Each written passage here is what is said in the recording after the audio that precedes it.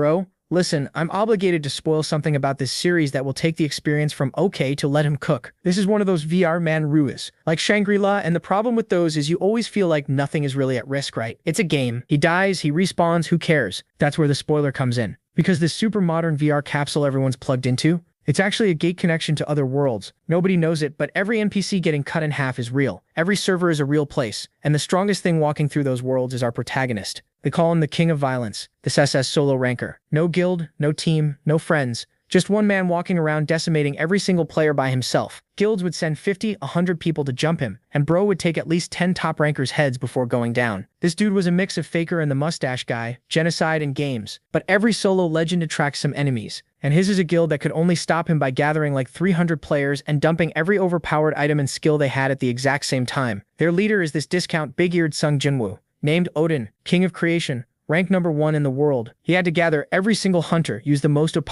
items, and made the dirtiest trap, but in the end, his crew killed Rokane. Not once, but 8 times, since every death stripped levels off him until the King of Violence wasn't even on the rankings anymore. On the last one, Odin looked down at my bro sitting at 2% HP surrounded by the strongest players alive and offered him a spot in the guild, out of pity. Rokane laughed in his face and promised to destroy him one day, so Odin deleted him. Rokane doesn't know yet, but the nickname King of Violence was given because he's actually a real menace, who thinks he's out there wiping pixels, not lives. He wakes up the next day depressed, ready for his regular problems like rent. But something's off. His capsule is gone. The room is wrong. He runs to a store and his friend is looking at him like he's insane, telling him it's 2021. 3 years in the past, the game hasn't even launched yet. Bro's first theory? This is an illusion Odin cast on him. So he stands in the middle of the street screaming Odin's name like a lunatic until the police drag him away. Gets released with a warning and maximum embarrassment. Still not convinced. He moves to plan B, running face first into a pole to wake up. Fucking Looney Tuwani's behavior. But now he's sure he's back on time. And this is where you see why this man was rank 1.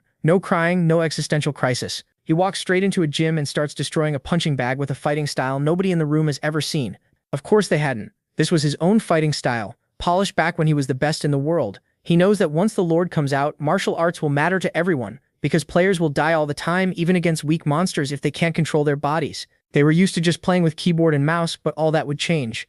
That's why understanding and mastering your own body was the most important thing. By now he has accepted that he returned 3 years to the past, and in 1 month the game will launch. So he's set on revenge against all those bastards. He'll make them pay. 1 month later he finally returns to the Lord. They ask for his name, and he proudly answers that he is Rokan. Then, as soon as he enters, he runs into a goblin attack. Even though this is only a tutorial, many players die, and when a level 2 goblin comes at him, he kills it with 1 punch, declaring that the King of Violence is back. Then Rokan earns a major title right at the start, and we learn about his plan. Instead of following the normal RPG path and hunting monsters just to level up, he'll go after something harder, the toughest achievements, starting in the tutorial. He's supposed to just flee the village under goblin attack, but he won't. Thanks to info from an old player named Tolkien, he knows the mission hides something more. The real goal isn't just escaping, it's wiping them out perfectly. So that's the strategy he'll use from the future to clear this tutorial. While the village is being slaughtered by goblins, a girl is running from 2 of them when Rokan shows up, kills both, and pushes the mission forward.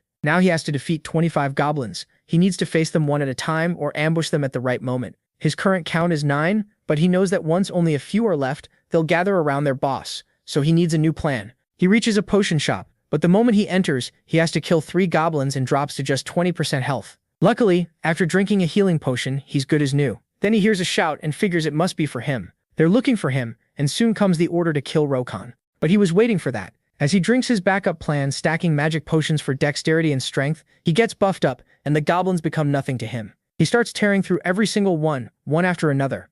And the game rewards him with a new achievement, Natural Fighter. He still doesn't level up, but his strength and endurance now match level 10. A few goblins are still left, and he wants to test his new power, ripping off goblin heads in seconds. But he gets careless for a moment, and the level 15 goblin boss attacks. Raikon takes the first hit, then starts dodging the boss's repeated swings, surprised by its strength. Still, he fights with excitement, sure he has already figured out its pattern. He dodges, goes in, and aims a killing blow at its head. But he actually misses. The goblin rid his move and only loses an ear. Then it grabs Raikon and slams him hard into the ground, leaving him at just 20% health. The goblin boss gets ready to finish him, but Rokan dodges and backs off, realizing he can't beat this goblin with his current level and gear. So he knows exactly what to do. He shouts out his next move, a fast strategic retreat. That only makes the goblin angrier, while the main guy screams for his life, baiting the goblin into chasing him to a house. Hurting from the game's hyper-realism, he pulls out option 3, a fire-resistant scroll, which lets him resist flames for 10 minutes. Now he just has to lure the goblin in,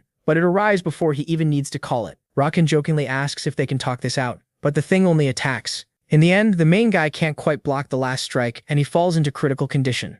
Desperate, he throws his axe but misses, realizing he shouldn't have been so overconfident. The goblin turns and the axe knocks down a support beam. At the same time, Rakan jumps out a window, flips it off in farewell, and the goblin boss never notices it has just dug its own grave. Rakan's strategy works. He used the environment. Even so, it bothers him because he hates relying on someone else's tactics to win. Still, he once again swears revenge on Odin, and the game rewards his crazy victory with 3 new titles: Descendant of David, 17-1, and the title Nothing is Impossible, plus Mystery Chests and Pandoro. His new skills bring extra perks, like getting along better with NPCs and having an easier time leveling up, while boosting his combat stats against stronger enemies. His defense improves too, and all that's left is opening the chests. Then, full of excitement and nostalgia, he arrives at the starting city, Pocket City, and sees it packed with new players. He thinks somewhere in there are the future Ragnarok members he wants revenge on. But he remembers that Odin still needs to get his title as King of Creation and build his group of loyal followers from the top ranks. That won't happen for another 2 years. For now, Rakan just wants to grow stronger,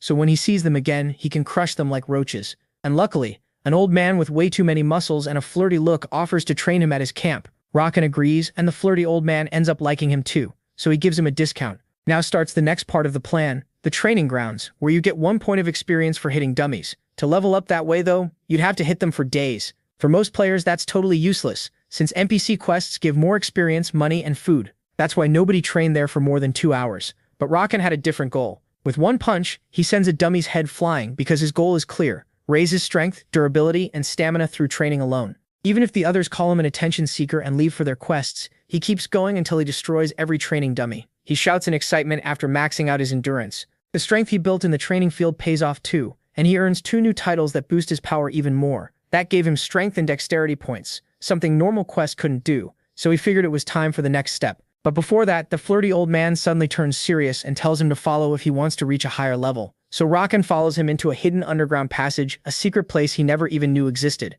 Something like this gets him excited to see what it is, but that excitement dies fast when he realizes the secret training is just more dummies. The old man explains these aren't normal targets. They move just like real people, and Rakan could even die there, especially since he isn't even level 10 yet. If he goes in, he only gets 1 shot. That only fires him up again. He sees it as a fun challenge, so he throws himself into the fight. He uses his own fighting style, but he barely slips away from the others' attacks and quickly realizes they're way tougher than they look. That just makes him even more excited, and with a grin, he heads right back into battle. 5 days pass like that, and when the room's door finally opens, one last dummy crawls forward in ruins until Rakan finishes it off and walks out victorious. Now level 10. His stats are pushed to the limit, and he also gains a new epic title: Unbreakable Resolve. He's thrilled because back in his old life it was much harder to get. Now fully decided, he moves on to the next stage, the great city of Kato. There, he heads to a huge castle to look for Berserker work. After a pretty interesting talk, they accept him, and just like that, he earns the title of Berserker. His level resets back to 1,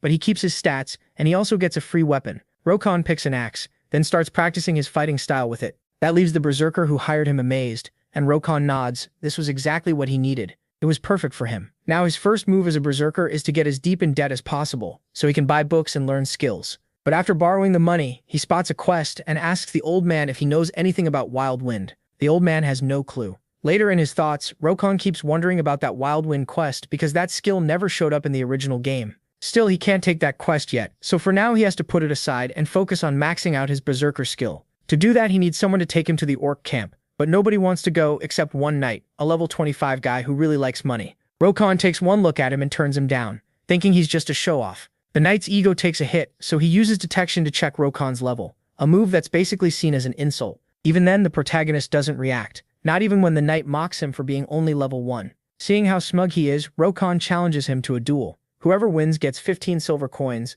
The knight thinks it's a joke, but Rakan's attitude gets under his skin so badly that he accepts, with all 15 coins officially on the line. The knight tells him to come closer, treating him like trash and a pest. Around then, a random adventurer party passes by and notices that a crowd is locked in on the duel. The knight, wearing top-grade armor and high-quality weapons, asks if Rakan really won't use any armor. Seeing how calm he looks, the knight curses him for being a stupid, arrogant fool. Then he rushes in, already getting desperate, but every strike hits nothing but air, again and again. He's shocked by Rakan's speed, but still thinks he's just a level 1. Then MC, with a single punch, smashes the knight's helmet, and follows up with a brutal hit that wrecks most of his armor while everyone watches in shock. Rokon yells that he's an idiot. His level is 1 because he reset, but he already pushed his stats to the limit. His real power is above level 50, so nobody should judge others by what they see at first glance.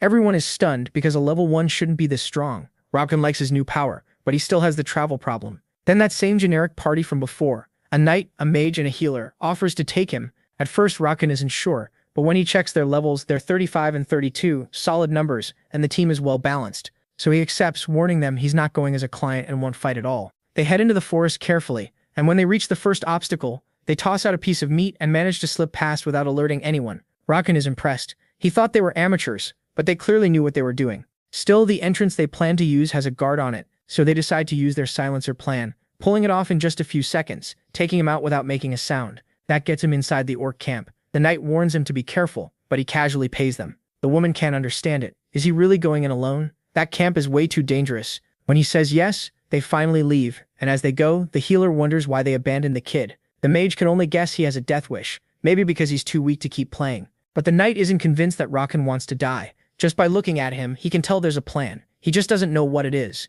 Meanwhile, the protagonist reaches the center of the orc's plaza with a secret he learned from the future, then shouts that he demands a duel with the strongest one, calling on the orc's pride. His goal isn't to level up, but to earn titles tied to legendary figures. The orcs are shocked that a human knows about their honor. That gives Rokon the edge, because now he can fight them one at a time. But all his courage disappears when the first one to step forward is the actual orc chief. Rokon knows the chief is far beyond his power. He has no chance of beating him. Luckily, other orcs interrupt, saying they need to test whether the human is even worthy before the chief fights. They convince the chief, so his opponent becomes Kalo, a rank 4 orc. That brings Rokon's spirit back, though he also feels embarrassed. How could he think like that? Was he really happy to face someone weaker? Snorting at himself, he puts his points into strength and dexterity, then tells the orc to start, and even declares to the orc chief that he will die today. That is Kalo, who charges straight in, but his axe is stopped in a clash of power, making him think he underestimated the human. So he uses his war cry, which lowers his enemy's abilities. Even so, to his surprise, Rokon still looks confident as he attacks. Kalo had taken Rokon for an arrogant human, and swings his axe, but every blow gets dodged. He can't understand it, even though his skill worked. He still can't do anything. He demands to know why the human is winning. Rokon tells him his attack patterns are easy to read, just like the rest of his kind. That only makes the orc angrier, but again, his axe gets stopped. Rokon leaps into the air and activates his axe skill, saying that thanks to Kalo, he'll be able to beat the chief. Axe of Final Judgment. With that, Rokon claims a new achievement, and his plan is going perfectly. The achievements he needed to beat the chief are ready, so now he plans to take the stat and level boost. But the system tells him there won't be any level up this time, because first he has to finish the warrior's honor quest. Since the orc gave him that challenge, he has to follow the warrior's honor path to the end, which means he now has to face the final boss with his starting strength. He figures this was all the plan of that idiot. The chief laughs. Rokon asked for a battle of honor, so now he has to face the result. MC knows the odds are against him. He even thinks that if he dies, maybe he'll still get the old rewards, but then he gets mad at himself again. Why is he even thinking about losing? He's Rokon, the king of violence. The orc laughs too, calling him a truly entertaining human, and agrees to fight him. He lets out a roar to the sky and activates his berserker skill, boosting all his stats for 10 minutes. Overflowing with power and excitement, Rokon says this is exactly why he'll never give up being a berserker. That surprises the chief, who gets annoyed that the protagonist was hiding his power. Rokon rushes in at once, but the strike is blocked by the chief. MC notices that the madness from his berserker state has eased a little, thanks to his new skills. Knowing the state only lasts 3 minutes, he uses all his speed to unleash a chain of attacks until one finally lands, shocking the orcs. Even then, the chief doesn't seem hurt. Still, Rokon's storm of blows keeps coming, but he's outmatched in strength and toughness, only managing scratches, so he decides to go for a critical hit. The moment he thinks it, the chief reacts, and with a single blow shatters Rokon's axe. He barely survives with 30% HP left, and only 80 seconds of berserker remaining. He drops to his knees, angry at himself for getting careless, while the orc looks disappointed that all that spirit led to nothing.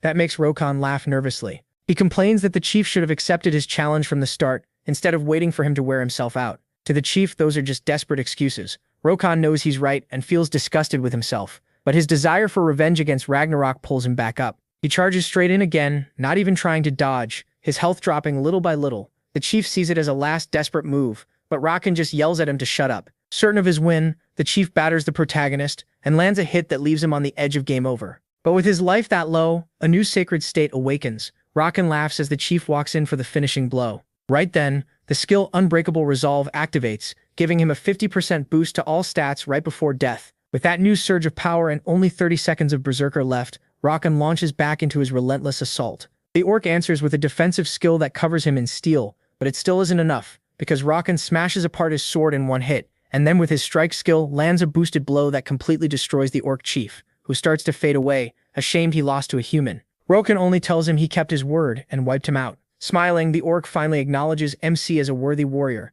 That leaves the other orcs in shock and admiration. They praise him so much that he starts feeling embarrassed, even while his ego swells. Then he remembers his berserker skill is almost over, so before the madness kills him, he drinks a couple potions. Now he can finally check his new titles in peace. Orc Chief defeated at level 1, which boosts his strength and powers up his critical hits. And he also gets the honorary orc title, which makes the orcs like him a lot. That helps keep them from hunting him down. But it also means he won't get any experience from killing them. Rakan hates that and asks to fight them anyway, but they remind him he's an honorary orc now. That ruins his leveling plan, though having the orcs trust him could help later. A loud, cheerful group of orcs sends him off from the village, and that's how Rakan heads back to the city, happy about gaining 20 levels in just 2 fights. Even if he's still annoyed, he couldn't wipe out more orcs. In the end, he decides to let it go and uses time to learn some side skills. First, he learns how to cut a clean piece of meat, planning to trade the meat and monster parts from the beasts he hunts for extra money. Then, through reading, he learns first aid, so he can save money on potions for small injuries. He finishes his trip with a stop at the blacksmith to repair his new orc weapon.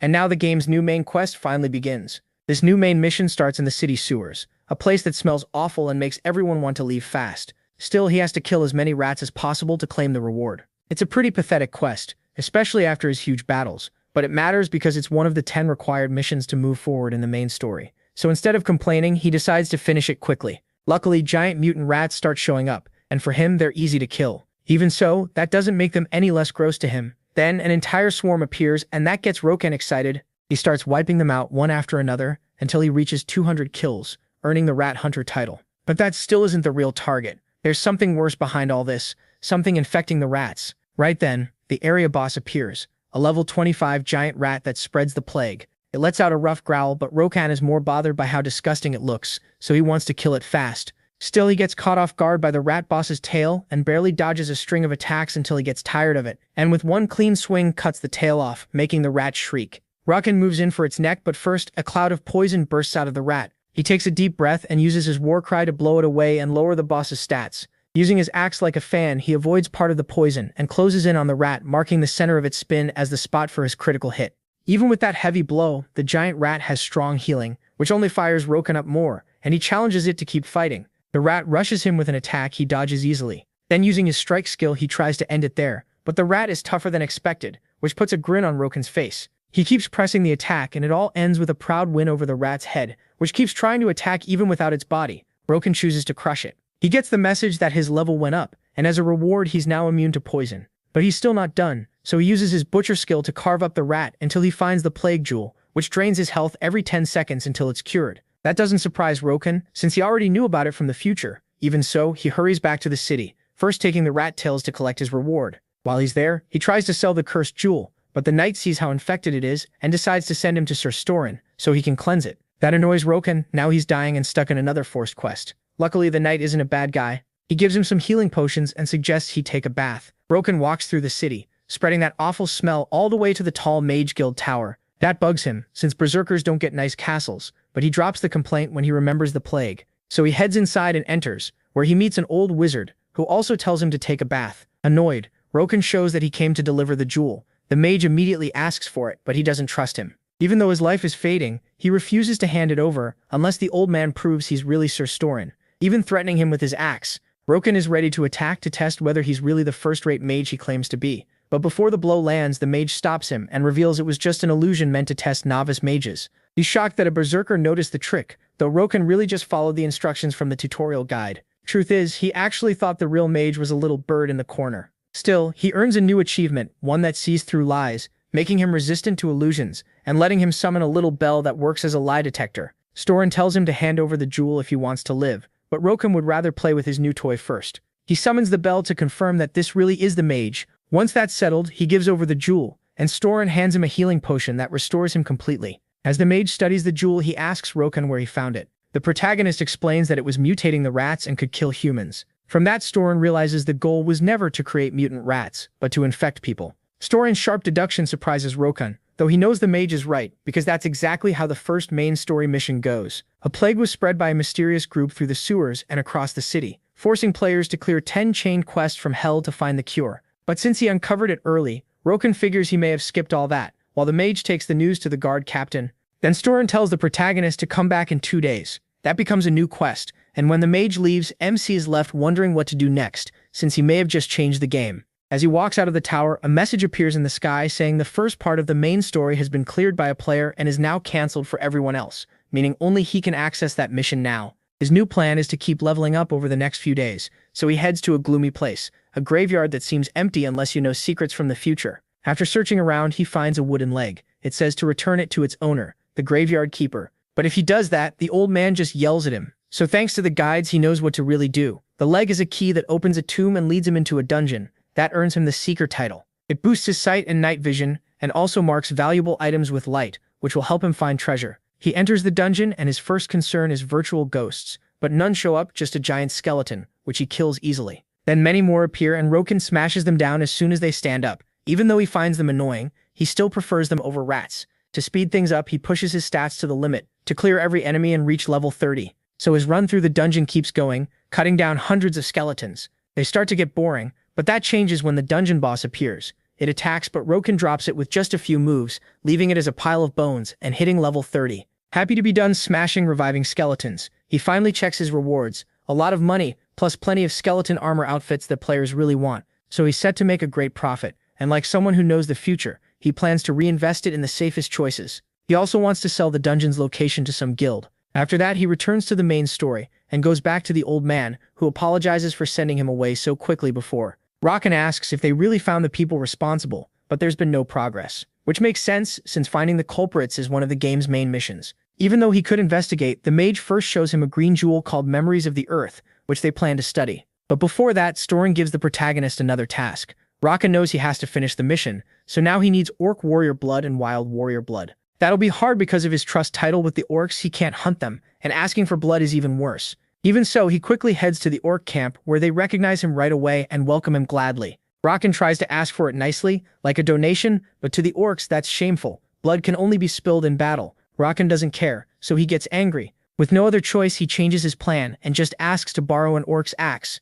Then he leaves with a cruel smile while the village happily sees him off. Roken complains about having to protect their honor, but his plan is already moving, so he heads to the wildling's village, where he throws the borrowed axe. A wildling dodges it in anger, but Roken kills him with ease, takes his blood, and leaves the body behind beside the orc axe. He explains that the wildlings are half-human beings with great strength, and they already have forest disputes with the orcs, so he plans to start the future war between both tribes early. The next step is going back to the orc village and throwing the wildling's sword. That scares the orcs, who take it as an attack. Roken arrives right after to stir up the coming war even more, pushing them toward a direct attack, a fight he'll gladly join. That leads the new orc chief to step forward, raise his sword, and lead the orcs into war. That puts a wicked smile on Roken's face, so the orcs march out hungry for blood through the forest. Some humans spot them from afar and panic at how enraged the orcs are, unsure whether to run or hide. Then they notice Roken in the distance, marching with the orcs. One of those humans is the knight. The protagonist taught a lesson before, so in fear, he decides to run as fast as he can.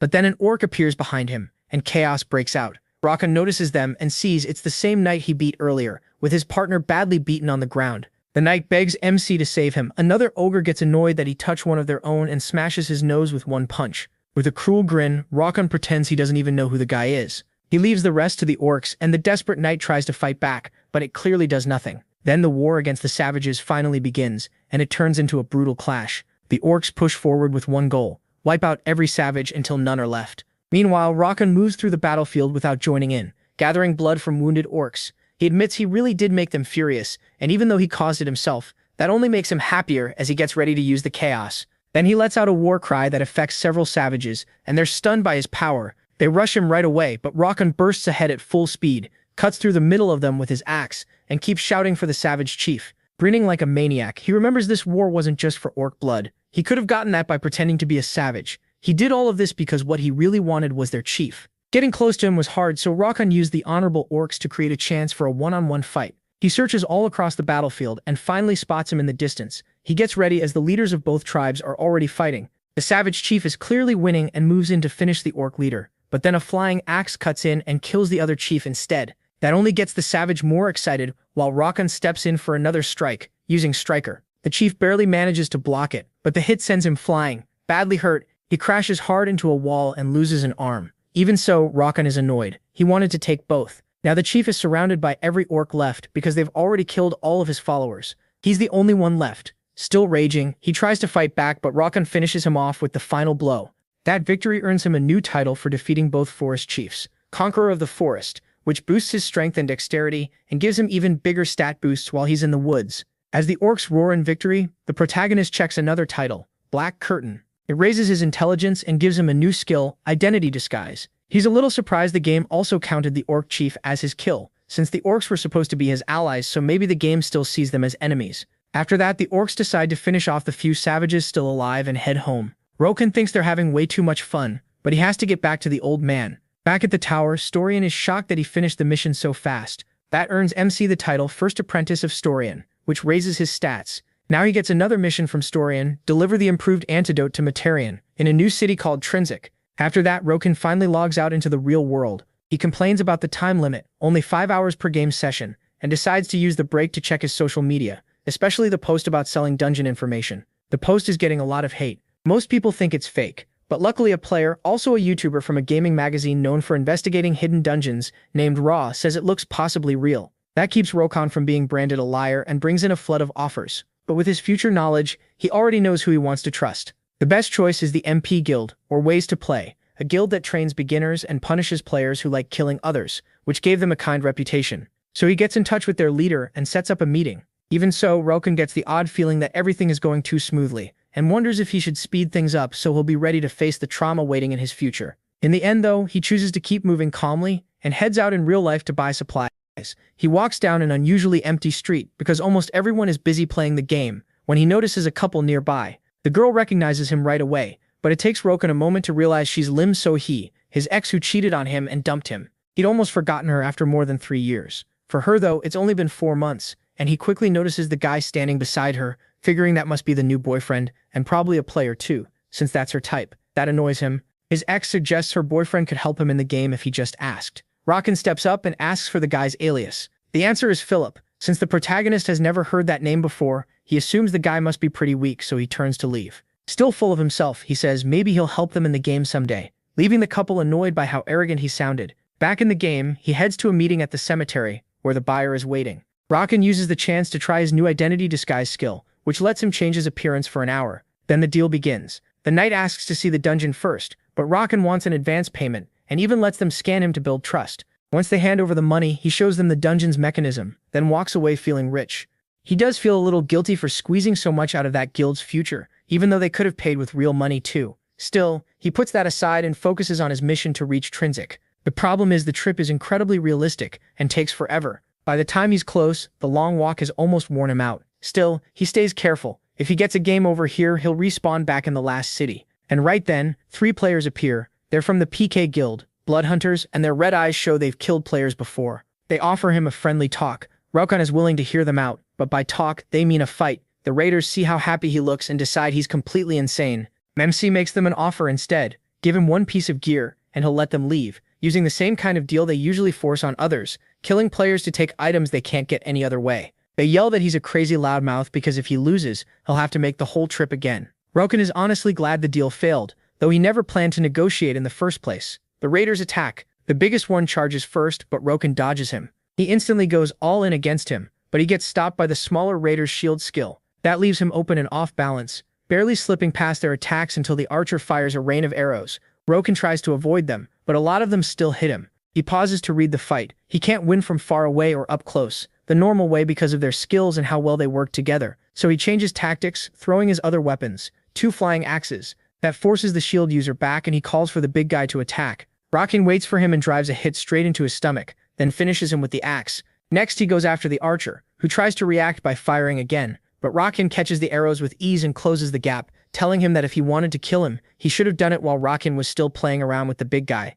Then he smashes the bow. The archer pulls a knife to keep fighting, and the protagonist answers by grabbing him and tearing off his arm. He even takes pride in how real the pain feels in the game. The shield raider tries to use his shield to knock Rokan down with a hard shove, but MC stops it with just one hand. He knows the only reason he struggled earlier was the reflection effect. There's no way this guy can match his strength. Rokan's attitude terrifies the shield user, who starts shaking and calls him a monster. He rejects that label. To him, they were just too weak. Then he sends the shield user to game over, while behind him the archer tries to run for his life. Rokan notices, but he doesn't feel like wasting more energy, so he saves time instead. The archer starts feeling safe because nobody is chasing him, but then a rock comes crashing down with a huge sound, which leaves Rokan thrilled by how fun player fights are. After that, he collects his reward, experience points and lots of loot. Even so, the protagonist thinks all of this could have been avoided if they had just listened and walked away. He's saying that for a hidden raider watching from behind the trees.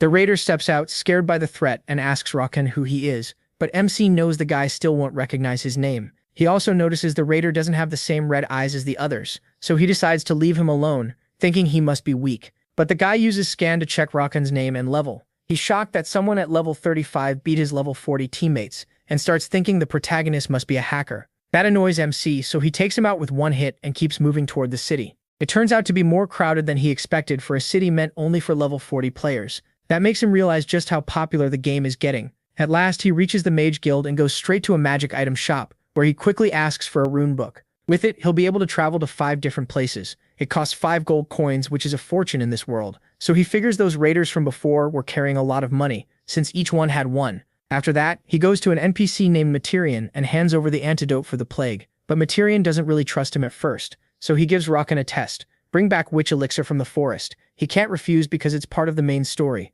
Still, he knows Materian is a shady NPC who sends people on all kinds of jobs for side experiments, not the main one. So he decides to skip the quest by using his money to buy everything from the item auction. Then he quickly returns to Materian with a bag full of ingredients, a lot of things Materian needed but never actually asked for, like this. Rokan earns Materian's respect, gets a bonus, and then receives a harder mission. Bring him the blood and heart of a forest, lizard man. That catches Rokan off guard since he couldn't find that item in any auction, and the only way to get it is by beating the level 80 lizard boss. He can't do that yet, so he decides to work on the city side quests instead. The first one he picks comes from a player who will be called Crazy in the future. That player found a clue hidden in the city's fountain, where a statue pointed toward the location of a dungeon. Following the clue, Rokan reaches the spot. Still, he couldn't find anything, but thanks to his seeker title, a light points out a hidden item. It's the key that opens the dungeon door, and with that, his new path begins. But it isn't like the story he heard. The route just keeps going up and down, and he starts to think the player who shared the info lied to hide the real dungeon. Before he can go any farther, his first mission begins, the level 1 trial, starting with a giant boulder right in front of him. It starts rolling straight at him. Caught off guard and with nowhere to run, Rokan has no choice but to stop it with his bare hands, pushing his stats to the limit. Even so, the boulder drags him for a long stretch before he finally stops it. He's totally worn out, loses a ton of health, and the trial still isn't over. The only way forward is up, so now he has to push the boulder uphill. The whole way he complains about this stupid test, until he finally reaches the end, and suddenly his attitude changes completely. Now he's bragging that it was easy. Next comes his second test, Wisdom. This time Rokan doesn't get careless, so he throws a stone down the hallway. It immediately gets hit by a storm of arrows. He realizes the challenge is to figure out where to step without setting off the traps, but that's not really his thing. So he turns on Berserker mode and charges through the hall. But the farther he goes, the more arrows start flying, so he uses dash. Even that doesn't seem like enough, and he keeps taking damage, forcing him to block arrows with his axe until he reaches the end and clears the test. By then, his body is full of arrows, and he's almost at game over, so he has to heal before moving on to Trial 3, the Test of Temptation. Here, the dungeon is supposed to show him his biggest desires, like gorgeous women, piles of treasure, or huge feasts. He's actually looking forward to it, but his unbreakable resolve cancels all mental effects, so he clears the level automatically. Now disappointed, he keeps going across the bridge but stops on the other side and rings his bell of truth to check if this is the right path. The surprising answer is no, confirming what he suspected. The player who found the dungeon lied about part of it, so Rokan starts searching for a hidden passage, which he finds by awkwardly falling right into it. Inside, he finds a lion helmet glowing with magic, which unlocks a new quest, the Lion King's Seal, where he must find the Lion King's armor. He already has the helmet, and it boosts his strength and defense. It also powers up Warcry, making him think the full armor set might raise him by 100 or even 150 levels at once, but he has no clue where the rest is. Luckily, the helmet can now guide him to the other pieces. With that done, Rokan gets teleported out of the dungeon, right back to the town fountain by the statue. Then the statue explodes,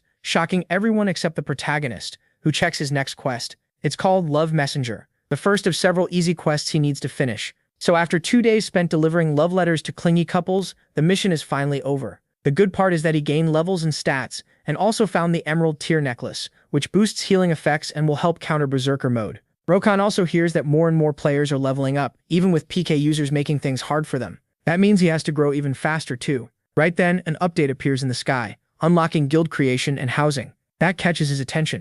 He explains that a guild creation stone costs 50 gold, which equals 200,000 won in the real world. So he figures guilds like MP will start forming soon, but the housing update interests him even more. Now players can buy a small house or a piece of land. So he quickly heads to a cellar, making sure no one else is around. Seeing nobody cares yet, he moves fast and uses 65 gold to rent every 3-bedroom, 2-story house in the area. He's trying to take over the housing market before inflation drives prices up through supply and demand, spending almost all his money. Excited, he starts thinking about doubling or tripling the price to make his money back, since he'll profit off the guilds that need a house to protect their guild stone and their members. But for now, the next thing is hunting. He arrives at the lizard habitat, which is emptier than he remembers, probably because the lizard boss is still around. Once inside, he decides to start with Warcry, which alerts the lizards, and they rush him. 2 of them attack Rokan, but he easily tears them apart, one after another. Then another shows up, but he drives it back too, using a move he still hasn't fully mastered. He doesn't want to kill it in one hit, because first he plans to rip off its tail. To him, that's a delicacy in this world,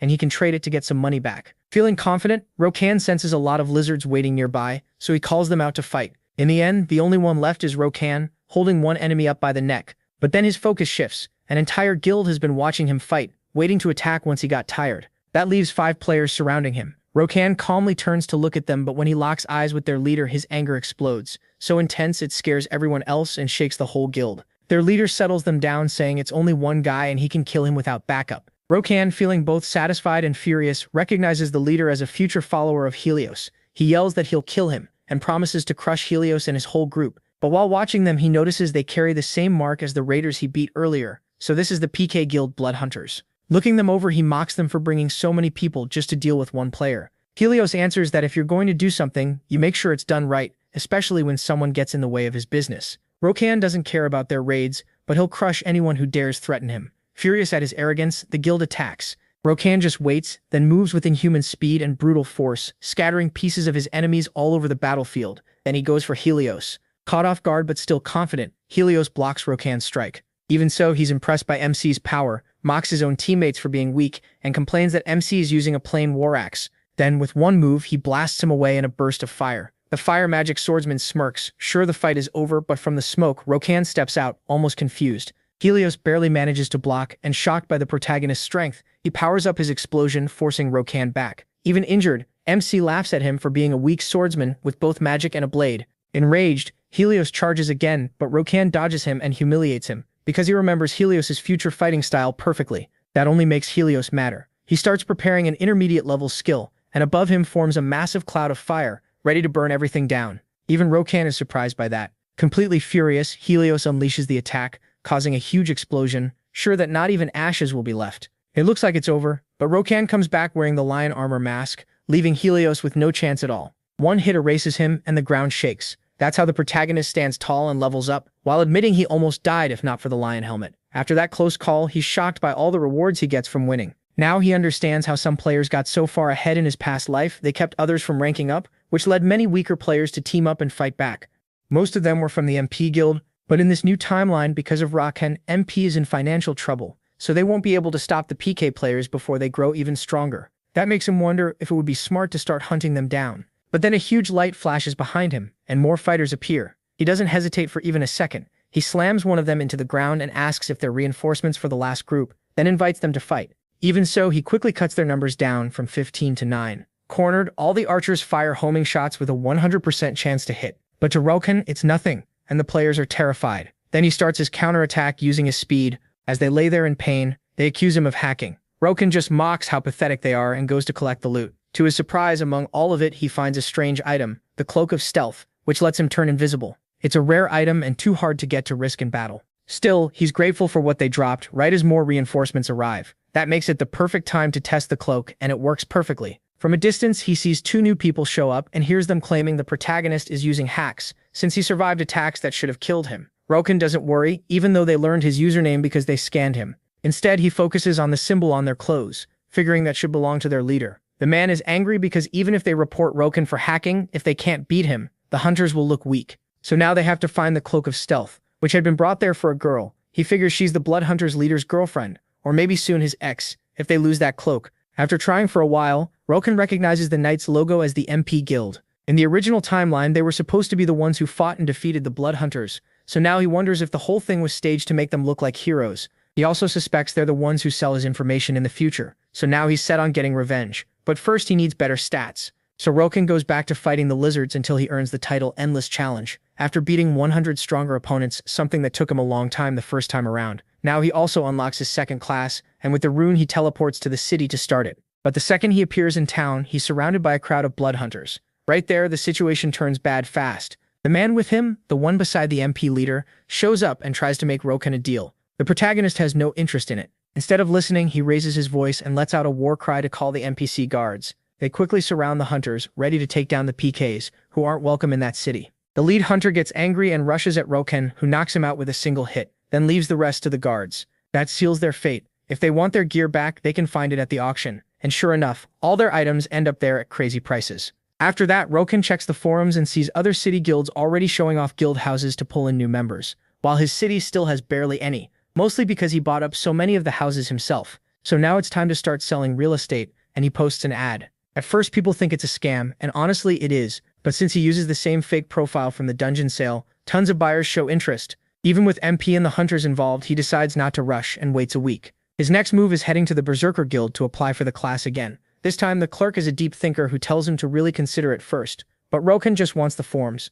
The clerk keeps going, and in a weirdly poetic way explains that while his current skills will get stronger, he'll lose the chance to learn new ones through a second class. Roken already knows that. He also knows hidden classes exist, tied to certain conditions or places, so to him, every choice comes with pros and cons anyway. He asks for the papers again, and at last they hand them over, welcoming him as a berserker. That comes with a free item, but there aren't any axes he likes, so he picks something better looking and more defensive, a male lizardman leather shoulder pad. The clerk thinks that's strange since everyone else only takes weapons, but Roken knows he needs defense. Next he wants more skills, but after spending so much he's broke, so he does the obvious thing and goes back into debt, asking for the maximum loan again. Between his face and his guild he ends up scaring the NPC teller, who still hands over the gold, and once he's back at the guild he upgrades his skills from dash to strike. He also learns new ones like shoulder charge, takedown, heavy slash, blade attack, and a jumping smash on the way down. And of course he keeps the last move he learned from the orc boss. It's not a huge set, but Roken prefers that. That's the downside of staying in one class. Only a few people really shine that way, like the mage Eris with his lightspeed casting, while others have unknown class combinations like the Creation King, Odin. Then Roken goes back to the Mage Guild and hands over the Amatherian Lizard Blood. The mage barely even looks at him and gives him another task. Tired of this, MC knows he only has 4 more left to finish the quest line, so he takes the next request, the Forest Monster Fruit. That leads him to the swamp, then back to the lizard habitat, where more hunters show up and try to bargain for the stealth cloak, offering to leave him alone if he returns it. That just makes Roken burst out laughing because he doesn't care about that offer. He tells them it'd be way more fun if they tried to take it from him. When the hunters manage to cut him off, more reinforcements arrive. Roken pulls out his lion helmet to use its boosted war cry. The effect is amplified, weakening them all at once, and then he uses his speed to attack. The man who had been with the MP leader can only watch in shock at the destruction one person can cause when that player is supposedly only level 35. Roken had gained 15 levels in just 2 days. Meanwhile, he keeps up the slaughter, even finishing off the ones who surrender and tearing through everything. Desperate, the leader gives a shameless order, a full magic bombardment from every mage on the battlefield even if it kills his own allies. Still, Roken dodges and fights back, throwing rocks to intercept the fireballs. Then a storm of arrows comes at him, but he uses the hunters themselves as shields. Even so, all that chaos only takes out 20 hunters out of 100, so he realizes he has to save his strength. While he rethinks his plan, squires come at him using their skills. He drops them easily, but the distraction gets him caught in magical chains, the same kind he once sold off because he thought they were useless in combat. Then he watches everyone start spamming fire attacks. Even now he stays sure he can beat them all, as the flames close in and explode in one huge blast. The hunters think they've won until from above the broken chains fall away, split by an axe, and there is Roken. He dives down and cuts one man in half, showing off his new skills. As his enemy's fear rises, the protagonist, fired up, attacks harder, levels up, and finally wipes them all out. That earns him the PPK title, a huge buff against human NPCs and players. It lets him finish enemies faster, and he gets so hyped he feels like killing 1,000 more. But for now, he marks the spot in his runes and heads back to the city. There he runs another huge gear auction and makes a profit. Figuring this may have scared the blood hunters, he uses that moment to tell the community they should hunt player killers and asks for info on where they are, though he knows they'll probably keep chasing him as long as he has the cloak. So he sets aside some money to buy expensive magic stones, which let him reset up to 2 meters into a safe zone where he can't be attacked. That'll be useful when Berserker leaves him drained. Elsewhere, the MP leader is furious, yelling at his men for failing. His girlfriend plays innocent and suggests letting it go, but the item is too rare and too expensive. He wants it back no matter what. Meanwhile, Rockin sees his anti-PK posts start blowing up. Some call him crazy, some wish it were true, and others start believing it when they spot hunter gear in the auction and realize someone really is hunting them. With that done, MC heads for his next mission in the swamp, where he takes down a giant tree monster. He tears it apart and pulls a strange amber stone from inside, but no fruit. So with no better option, he starts clearing the whole forest. And sure enough, he keeps smashing trees until he finally finds the forest monster fruit. With that mission done, he moves on to the next one at a lake whose water boosts mental ability. That's why so many players carry it around in bottles. But Rokan isn't after the water. He wants the plants and fish monsters there for Materian's next request, since Materian wants to know why the lake has been purified in such a strange way. Everything feels too quiet to him, and he wonders if he scared the hunters off last time. But then he hears voices, turns invisible with the cloak, and listens as the MP leader starts screaming at a subordinate for failing to kill Rokan, which is exactly why people were starting to fear them less, the very thing the protagonist wanted. But his thoughts stop cold when the subordinate says the leader's name, Pyrrha. That name stirs up old memories for Rokan. Meanwhile, Pyrrha keeps raging, asking about the hacking report they filed, but the admins denied any cheating. That only makes him madder almost enough to send his own man back to the lobby. He can't believe one person could really beat 100 players and decides it doesn't matter whether MC is a hacker or not. They need to turn the whole community against him. But Rokan is busy putting things together, realizing that Pyrrha is the new boyfriend of his ex. And she's also the one who lost the stealth cloak. That brings back memories of how he first started playing to impress his ex, only for her to dump him and send her brothers after him again and again. To him, this feels like the perfect chance to pay them back. So he keeps following Pyrrha while hunting nearby to learn his habits, until he gets bored and goes back to the lake. He thinks things are calm until several blue wolves and a blood bear appear, all level 80. Rokan has to deal with them even though the quest could be finished just by killing a rabbit. But he wants a real fight, so he pulls out his axe and leaves all of them in pieces almost instantly. Everything settles down again, but then a strange floating knight appears. It's the lake's guardian, a warrior who swore to protect it after death and became a level 100 monster. Rokan knows this is pushing it too far, because level 100 enemies also use combined skills. He plans to retreat, but then remembers the guardian drops an item called the Essence of the Lake, which might be exactly what Materian needs. It's risky, but he doesn't care, so he starts the fight against the powerful guardian. Soaked through, Rokan sees the lake guardian waste no time unleashing his power with a heavy attack, declaring that anyone who dirties the lake must apologize with their life. Rokan doesn't wait another second. With a huge grin, he activates Berserker State and tells him the only one who should apologize is him. Then their weapons clash, but Rokan's gear takes more damage, and he loses health with every hit. Thanks to the lion helmet, he manages to hold on, but not for long. So when the Guardian attacks again, Rokan dodges and charges in with a shoulder tackle, but the Guardian creates an energy barrier that drains health on contact. Rokan stops short and jumps, coming down with a massive axe strike, but it only hits the water. His opponent had shifted from liquid back to solid again. Rokan realizes this enemy is strong even for a level 100, but next time he won't let him slip away. They start trading blows again and he can feel how dangerous it is. Even with his Berserker buff, he could die at any moment. On top of that, if this keeps up, his weapon will break, so he decides he needs to end it in one strike. When he turns off his skills, the Guardian doesn't understand, was he ready to die? As Rokan closes in, the Guardian prepares to finish the battle with Water Slash. Seeing Rokan about to use a beginner skill, the Guardian is disappointed and raises his barrier. But the protagonist had other plans, switching skills at the last second, and creating an opening in the barrier before striking it with his shoulder charge. It got through, but it had no power left. Rokan laughed and turned his skills back on, combining the skill of dash, strike, and armor into one critical hit. Rokan is shocked it actually worked, then realizes his titles boosted the power of his critical attacks. His armor is completely wrecked, but he has no time to think about that. He has to finish off the Guardian, level up, and claim the titles Battle Hero and First Hunter. Before he can even check his rewards, MC turns off Berserker mode and sets up a safe zone, then collapses from exhaustion while the system tells him his new titles combine into a legendary one, breaking the limits, which gives him a huge buff when he faces stronger enemies. That alone makes him happy enough that he no longer cares if Materian rewards him. But he gets interrupted again by the hunters, who throw fireballs at him. When they see he takes no damage, they decide to make a video and once again call him a hacker. But Rokan ignores them and picks up the lake essence. After that, the hero heads back to town, repairs his axe, puts all the loot he got up for auction and goes to the Mage Guild, where he gets a new enchanted item, a very simple yellow little ball he'll use to get the last ingredient before meeting Materian, a lake fish. So he goes back there and uses that tiny yellow ball, even though it's expensive, tossing it into the lake. From it comes a powerful lightning blast.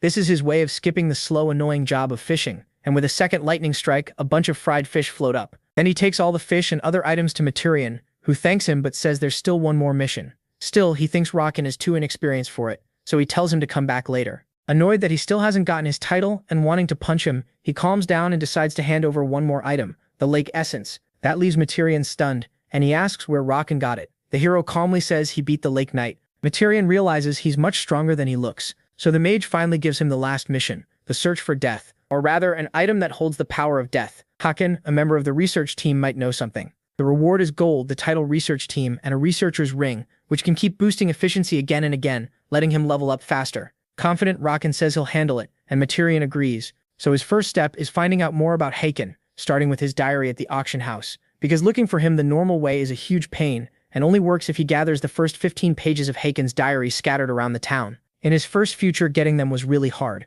but at this point nobody knew the diary was important, so by buying pages he manages to get 11 out of 15. Then he wonders if he should buy the rest or do something else first, like checking his real estate or wiping out the rest of the blood hunters. While looking through the listings, he notices the blood hunters have been active nearby, close to the goblin camp, so he uses the cloak of stealth and heads there at full speed, slipping through town like a ghost. In the forest, a group of hunters is threatening some players, who beg them to stop because they can't even play. The PK say they should get stronger if they don't want to be killed. For now, they demand their items, while Rakan watches from a distance. Even after he's killed so many of them, they still have no teamwork or care, so he decides to jump straight into the fight and smash the first one in a single hit, leaving everyone stunned. Right away, the others try to run, but Rakan holds them in place with his war cry, and the fight begins. Watching from afar, the normal players are shocked. The hunter warning was real, so now the hero clearly knows more than before, even if he only seems focused on killing more hunters and taking their loot. After the first fight, the hunter who had been threatening the players surrenders and says there's no reason to wipe them out. Rakan asks if he even needs a reason. Then he throws the hunter's own cruel words back at him. You should have gotten stronger, so this wouldn't happen. Right after that, he sends him back to the lobby. The players watch in awe, and a shy little girl walks up to tell him hunters are attacking her friend in the southern valley. Rakan, fired up, thanks her and heads off, saying he'll wipe them out in 5 minutes. That attitude completely charms the girl, and he keeps hunting hunters until, a few days later, the PK reports stop, which annoys him because his fun little hobby of exterminating hunters is over, at least for now. So he checks the game's blog to find out why, and learns that a lot of players have started using Rakan's name to scare hunters off, while others stopped fearing them, and even formed hunting groups, all because of the protagonist wiping out big groups of hunters by himself. He doesn't enjoy the achievement much though, because now those PK cowards seem to be hiding, which means his fun is basically over, so he'll need something else to do. Luckily, the property auction event is about to start, and he might be able to use it to draw the hunters back out. The next day, the square where the auction will be held fills up with guild leaders. Pyrrha is there too, looking determined to rank high as a lord. That ranking will likely be based on wealth and honor in both the real world and the game, so he has to win the auction no matter what. He's still annoyed at his girlfriend for losing the cloak that could have made him richer. Then, right in the middle of the square, an excited old man with a mustache appears, amazed that so many people came to hand him money. That old man is really Rakan in disguise. His camouflage only lasts an hour, so he starts the auction right away. Pyrrha, still suspicious, suggests scanning him to see if he's Krypton, the disguise MC used before when he sold the dungeon. But Rakan tells him that if he doesn't trust it, he shouldn't bid, and the auction begins. It starts at 12 gold and quickly rises to 20. When Pyrrha tries to raise it to 22, the hero shuts him down, because he isn't even participating, and the winner of the auction is a knight from the Steel Squadron Guild, who happily signs the contract right away. That makes everyone else trust that this is not a scam. Then comes the next auction, where MP gets blocked out again, which leaves Pyrrha furious and already thinking about getting revenge on the old man, while Rakan smiles, ready to sink the MP guild. Then they move on to more auctions, and Pyrrha keeps losing.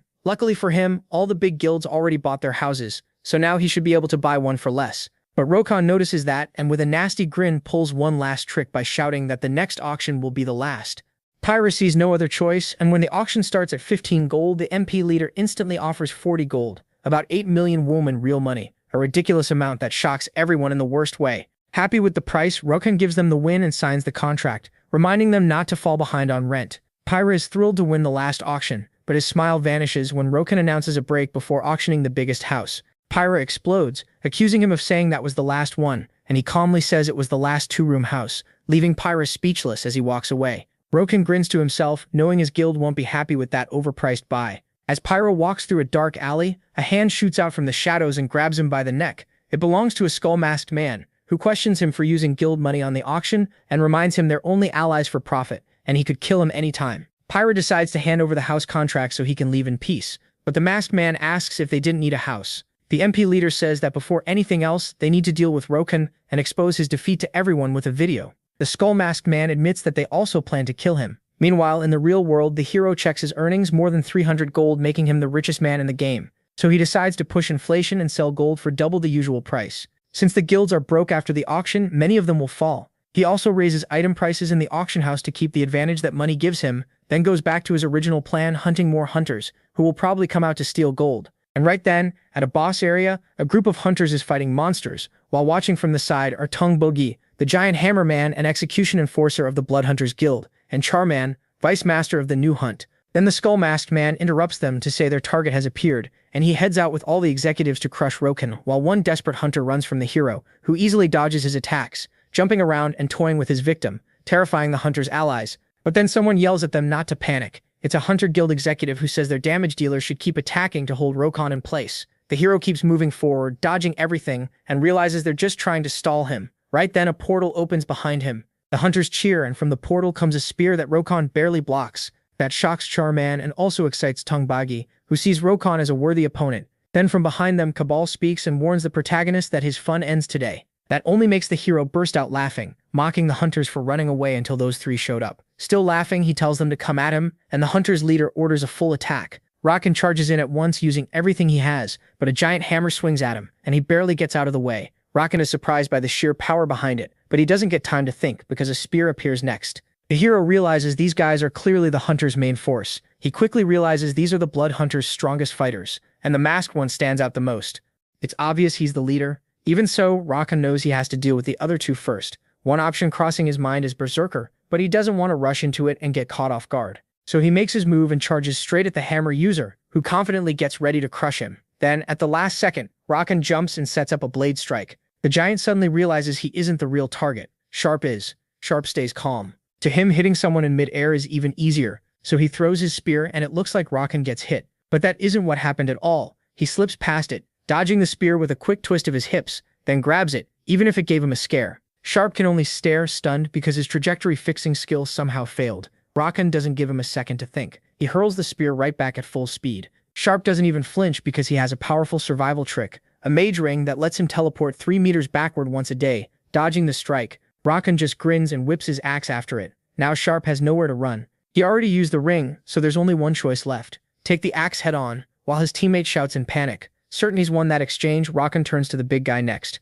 The giant comes at him in a rage, but MC already knows the problem with that kind of power. He's slow, so dodging him is easy. Rokan slips around and attacks from behind. The giant blocks it, but all he sees is someone relying too much on brute strength. Furious, the giant roars that he's the strongest in the guild and swings with everything he has, while in the distance, Cabal seems to be getting ready, drawing in the power of the shadows. Back with Rokan, he's got the giant by the throat now, and the guy is terrified. With a grin, the protagonist finishes him off and levels up as Cabal watches from afar. That annoys Rokan, who calls him a terrible leader for just standing there and watching his men die. Now he goes after the masked man, but stops when Cabal finishes his spell and unleashes the full power of the shadows. The masked fighter says he held back the entire fight so he could face Rokan at full power. While MC was busy killing everyone, Cabal was gathering every shadow nearby and taking over the field. That surprises him. This guy is a shadow mage, a hidden class in the game that's insanely hard to unlock. The requirements are so brutal that even in his first life he barely knew of anyone who got it. But he pushes that thought aside. If he wants to tear Cabal apart, he first has to find the real body. He attacks at once. Shadow swords jump in to protect him, but Rokan breaks through them, slashes and cuts the masked man in half. Yet there's no victory. It was only a fake made of shadow. Cabal appears behind him and says reading Rokan was easy, then lands a brutal hit that leaves a deep wound and cuts his health in half, while also inflicting sacred paralysis poison, a status effect that drains 30% of his life every 10 seconds. With that, the masked man gets cocky, looking down on Rokan and calling him a disappointment. Just a hacker with no real answer. But the protagonist moves with a grin, shattering every shadow tentacle around him and says the real show starts now.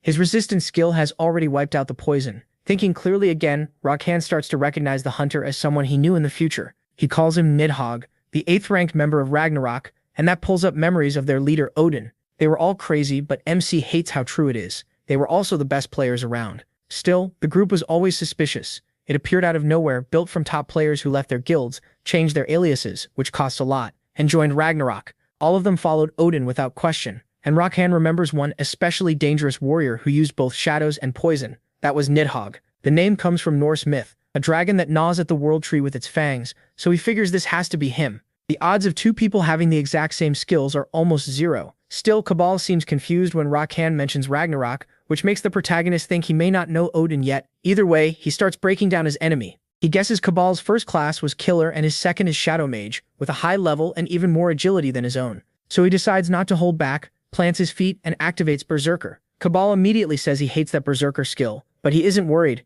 He doesn't rely on just one move, so he forms his Shadow Blades. Rockhan only gives him a cocky smile, then without hesitation rushes him. Their clash tears through the battlefield as they fight inside the shadows, and they move so fast that Cabal loses sight of him. Rockhan spots an opening and attacks, but it's only another shadow substitute. The masked man warns him that he still doesn't get it. The whole area is under his control. By absorbing all the shadows, he can sense every move Rockhan makes on the ground and react first. That annoys MC, who thinks he sounds like some cartoon villain explaining his evil plan. But Cabal talks like that because he's sure he's already won. Even if he doesn't kill Rockhan himself, the Berserker penalty will do it. He doesn't take that well and charges again, only to be met by countless shadows he can barely fight through. It reminds him of their battle in his first future. Both of them were stronger then, but the thought gets cut off by a line of blades he barely dodges, taking heavy damage to his helmet. Almost out of strength, Rockhan sees a giant shadow dragon coming straight at him, and for a moment he thinks this is the end. After the hit, he's badly hurt, can't get back up, and only has 20 seconds of Berserker left. All he can do is watch Cabal walk closer, annoyed that the only thing keeping Rockhan alive is the Berserker buff.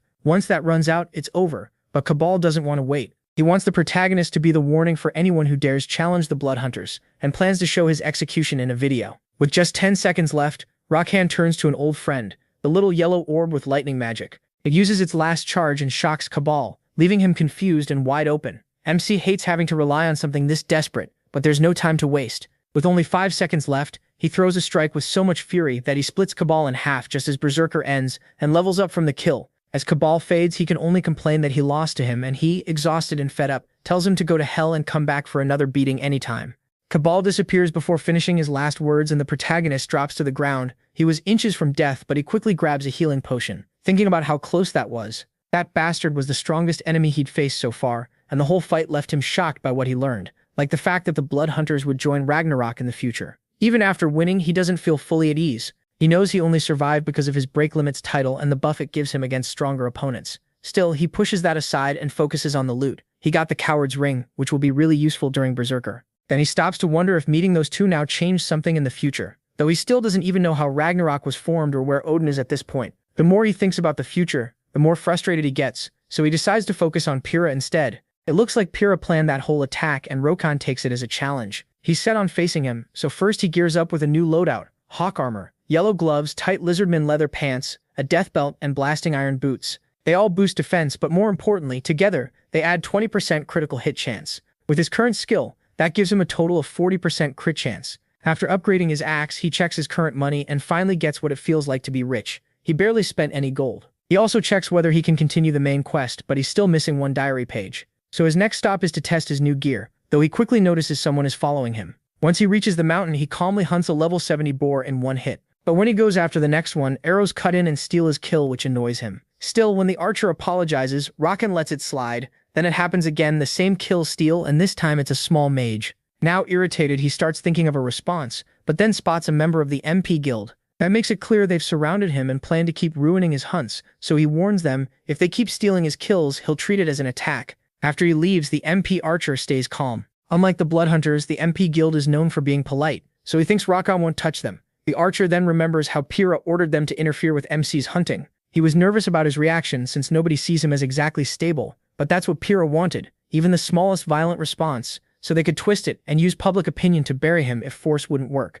Pyrrha also reassured his subordinate that Rokan wouldn't dare attack members of a refined guild, and that's enough to convince him. So he lines up another shot at a boar being chased by the protagonist. The protagonist walks right up to the archer, who pretends to play dumb again, but this time MC rips his head off, saying the talking part is over. The others are horrified, he just killed an ordinary player. He reminds them he already warned them. The mage from before, terrified, tries to cast a spell, fails, and gets wiped out by a critical hit. Another player tries to save himself by warning Rokan. This will look bad if he keeps going, but the protagonist doesn't care anymore and cuts him in half. Unfortunately, the game now marks him as a killer player. That means if he gets a game over, he'll lose a lot of experience and items. The game also says he can remove the penalty by killing other killers. But if his murders keep piling up, the penalty will grow too. Rokan expected all of this anyway. He already knows how to get rid of the problem by heading to bandit territory, a place that's dangerous for most players but not for him. Even so, he'd rather keep hunting. A little later, back in the real world, Rakan makes a deal over the phone and orders more modern game capsules. Even while resting, one question keeps bothering him: why nothing has happened yet. He figures Pyrrha might actually be scared of him. Then a YouTube alert pops up. Pyrrha is dragging his name through the mud. He says the man everyone treated like a hero for going after PKs was really just someone chasing free experience and loot from other players without taking penalties. That alone isn't the worst part, but then he adds an anonymous report claiming Rakan is a hacker with a program that lets him play without limits. He even shows edited clips of MC stopping arrows and ignoring magic damage. Worst of all, he says the MP members who tried to question him about hacking were killed before they could speak, so Pyrrha calls for everyone to publicly condemn him as a cheater. For a second, the protagonist looks shaken. Not from fear, he's trying not to laugh. He mocks Pyrrha for hiding this long just to come up with that, and between laughs calls him a clown. He still can't understand how his ex ended up with a guy like that. Still, he turns serious when he thinks ahead. This could become a problem later, even if Pyrrha knows he can't beat him head on. But Rakan has dealt with this kind of thing before, so he already knows how to handle lies like these. This time he'll go right at them, because people will always trust a so-called hero before a strong man they fear. So he heads to the bandits' guard post, and the bandits charge him in anger for daring to challenge them all by himself. Rakan acts like he has no idea who they are. Then he tells them they're nothing but worthless points with no experience. That sends the bandits rushing straight at him. Though Rakan had thought they looked like a bunch of cartoon thugs, still they were all above level 90. One of them swears he'll turn MC into dog food, while the protagonist thinks about how these bandits got so strong by robbing and killing adventurers, gaining powerful martial arts and gear until they became monsters in everything but name. They all jump in to finish him, but Rakan stays calm and activates Berserker, already thinking about the event he's preparing for Pyrrha. After wiping out the bandits, Pyrrha's video spreads across social media, with some people doubting it, others condemning Rakan as a hacker, some unsure whether it's even possible, a few believing him, and plenty more backing the public attack on Rakan. Pyrrha is thrilled. He's proud that he turned public opinion against a lone enemy, and thinks he should have started with this from the beginning. His plan is to crush him, then join up with the Blood Hunters. But the whole thing gets interrupted by a call saying the protagonist has appeared in cotton. That makes Pyrrha happy, and he sends the vultures to stir up a mob against him. But there seems to be one problem with that plan. As Rakan walks through the city, a pair of players notice him. The girl glares at him and goes after him, even though her partner tries to stop her. She says she'll only confront him and call the NPC guards to deal with him. She follows him and steps in his way, but when Rakan looks at her, his eyes are clear. She can't believe it, because no one should be able to lower their murder count that fast. MC knows that status usually fades after weeks, or by killing other PKs. What people don't know yet is that it can also drop by killing high-level monsters, or by racking up enough kills. Taking down strong creatures and bandits, let him clear it easily. That will become common knowledge later, but for now, it's enough to get him out of trouble. The pair backs off. Rakan is about to leave when a reporter from a website stops him and asks for an exclusive interview. He agrees, but only if they do it in a public cafe. The reporter accepts, because otherwise the protagonist would just walk away. So the interview begins. The reporter gets straight to it and asks if he's a hacker and a player killer. Rakan denies being a hacker and says he only attacks those players when they provoke him, and he has proof. That shocks everyone nearby. When asked how he'll prove it, Rakan asks if he's ever heard of a hacker getting reported just once. The interviewer hasn't. The protagonist goes on, saying the only thing against him is one video recorded days ago, and it was surely already reported. The reporter puts it together. If a report was filed and Rakan knows it, then the admins already decided he wasn't hacking. So he's playing fair, just using skill, not a program. And if anyone still doubts him, he even gives permission to report him again. The reporter does it on the spot to check. Then he asks how MC can catch arrows or ignore attacks. Rakan answers that in a game where a thief can vanish into a building, catching arrows is just one unusual skill, and the other trick comes from a magic item sold in shops. The reporter starts seeing him as honest, so he asks why MC made the video. He says he's worried they want him gone. When the reporter asks why they target him, the protagonist says he has a video explaining that and will upload it tonight. That leads to the last question. Did he kill the MP members? Rakan says yes. Without hesitation, they provoked him. And he makes one thing clear. Anyone who threatens him can expect the same. That night, the video he promised goes viral. It shows several clashes MC had with the Hunters and MP. In one clip, Pyrrha admits he's working with the Hunters. It also shows MP harassing him while he was hunting. He stays calm, watching everything turn in his favor. Because he's dealt with this before in the future, people trying to make up rumors about him. That's why he learned to record everything, even if it costs him a hard drive every month. And now he'd love to see Pyrrha's face after this. At that exact moment, Pyrrha is at home, furious, while Odin tries and fails to calm him down. Pyrrha can't understand how the protagonist found out about his connection to the Blood Hunters. Then his girlfriend says he might be Rakan, her ex-boyfriend, the one they saw last time. The username and appearance were clearly the same.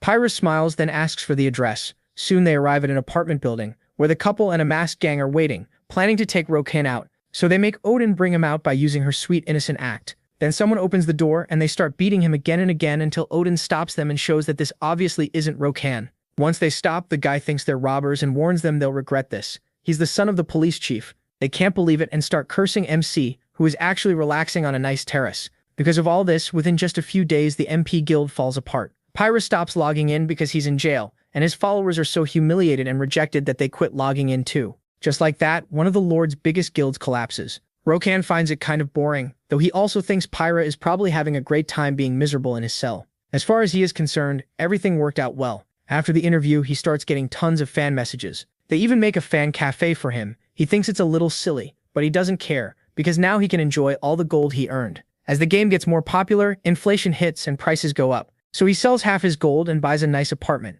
since he needs more space for his new top-tier capsule. After that, he goes back into the game to reach level 100. First arriving at a dark swamp. There, a one-handed bandit threatens him, saying his boss will come and wipe him out. Rokan's only response is to kill him in one hit, while complaining that humanoid monsters talk too much. Still, that means the waiting is finally over. Right then, a loud roar echoes from inside a cave. It's Gertu 10, the level 100 bandit leader, the enemy Rokan was waiting for. But when he sees him, he's disappointed and openly looks down on him, which only makes the monster furious. It charges straight in, and Rokan answers with a powerful war cry that lowers the boss's stats. It also reveals a hidden enemy, the bandit's vice leader, exactly as the protagonist planned. He remembers the past when fighting the bandits could unlock a battle against the King of Wrath, a fight that rewards an excellent fury axe for a berserker. Back in the present fight, he has to finish this first. He tells the vice leader it's nice to meet him, then cuts him in half. Gertodin is stunned and rushes in. The protagonist steps back, completely confident. A red flash bursts out, terrifying the boss as berserker mode fully kicks in. In that state, he lunges forward and sends the boss flying.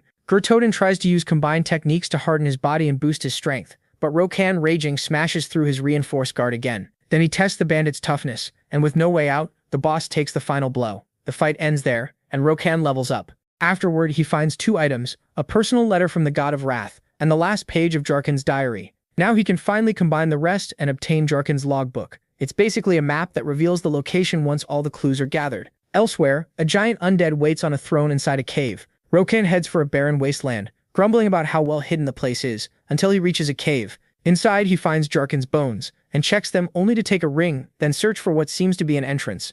He places the ring there, unlocking the Cave of Death. He got there earlier than expected, and Jarkan's ghost tries to block the quest, saying it's no place for someone at such a low level. But Rokan walks in anyway, entering the Cave of Death even at level 90. Almost at once, a huge swarm of undead appears and attacks. Rokan charges straight in, cutting them down with chain skills, but they're too strong, so he has to fall back and come up with a plan to face the giant horde of undead monsters. He actually jumps with excitement, at least he doesn't have to waste time looking for them. Then he starts smashing skeletons one after another, taking down as many as he can. With total confidence and raw power, he ends up blasting hundreds of bone fragments into the air. He's proud of how strong his berserker state feels, but right then, a sound catches his attention and surprises him. From deeper inside, a huge flash of light appears, followed by chains, announcing the arrival of the giant skeleton, who declares that at last the seal has been broken. Its name was the Forgotten Skeleton General, the boss of that dungeon. It wanted to make an example out of Rokan and show off its power, but MC moved right away, leaping in to cut it down. The skeleton boss stopped him by throwing undead in the way. To it, he was just a disrespectful fool. But Rokan saw his strike get blocked, and remembered the beast could flood the fight with summoned dead. Worse, it could buff them with death aura, so stopping those summons was a must. Even so, the skeleton charged in and their weapons slammed together. The protagonist gave ground. He stayed patient, waiting for the right moment to use his coward's ring. When the skeleton unleashed a huge sweeping attack, it assumed Rokan had been wiped out. Then it tried to raise him as undead but failed, because he wasn't there. That only made it angrier. It rose up into the air to cast death aura. Right then, behind it, dropping his stealth, Rokan appeared and smashed into it with everything he had. The hero kept pressing the attack, not giving it a second to breathe. But the skeleton boss tried gathering spirit energy to trigger spiritual transformation. That would start a second phase, and Rokan wanted to stop it before that happened. So the general used its necromancer class skill to summon undead, then mixed it with its knight abilities. It called a mount, combining both powers. From the jaws of the earth rose a huge skeletal horse named Ghost Coursel. That massive mount and the boss towered overhead while Rokan watched. The boss shouted at him to kneel before the Empire's power. Then it rushed forward, and the two clashed swords again. Rokan tried to hold on, but the sheer force overwhelmed him and sent him flying. He landed on his feet, barely standing, and badly hurt. It felt like getting hit by a truck, so he stopped to think while downing healing potions. He had more raw power, but the boss was so fast that its momentum made this a rough fight. That meant he needed a new plan. Still, Berserker wasn't the answer. He might crush the boss, but the penalty after would be too risky. so he'd have to win without Berserker, and his close-range bombardment plan clearly wasn't working. Instead, he decided to remove the enemy's biggest advantage first, its mobility. Pulling out his axes, he knew he could die, but went for it anyway. He hurled both axes.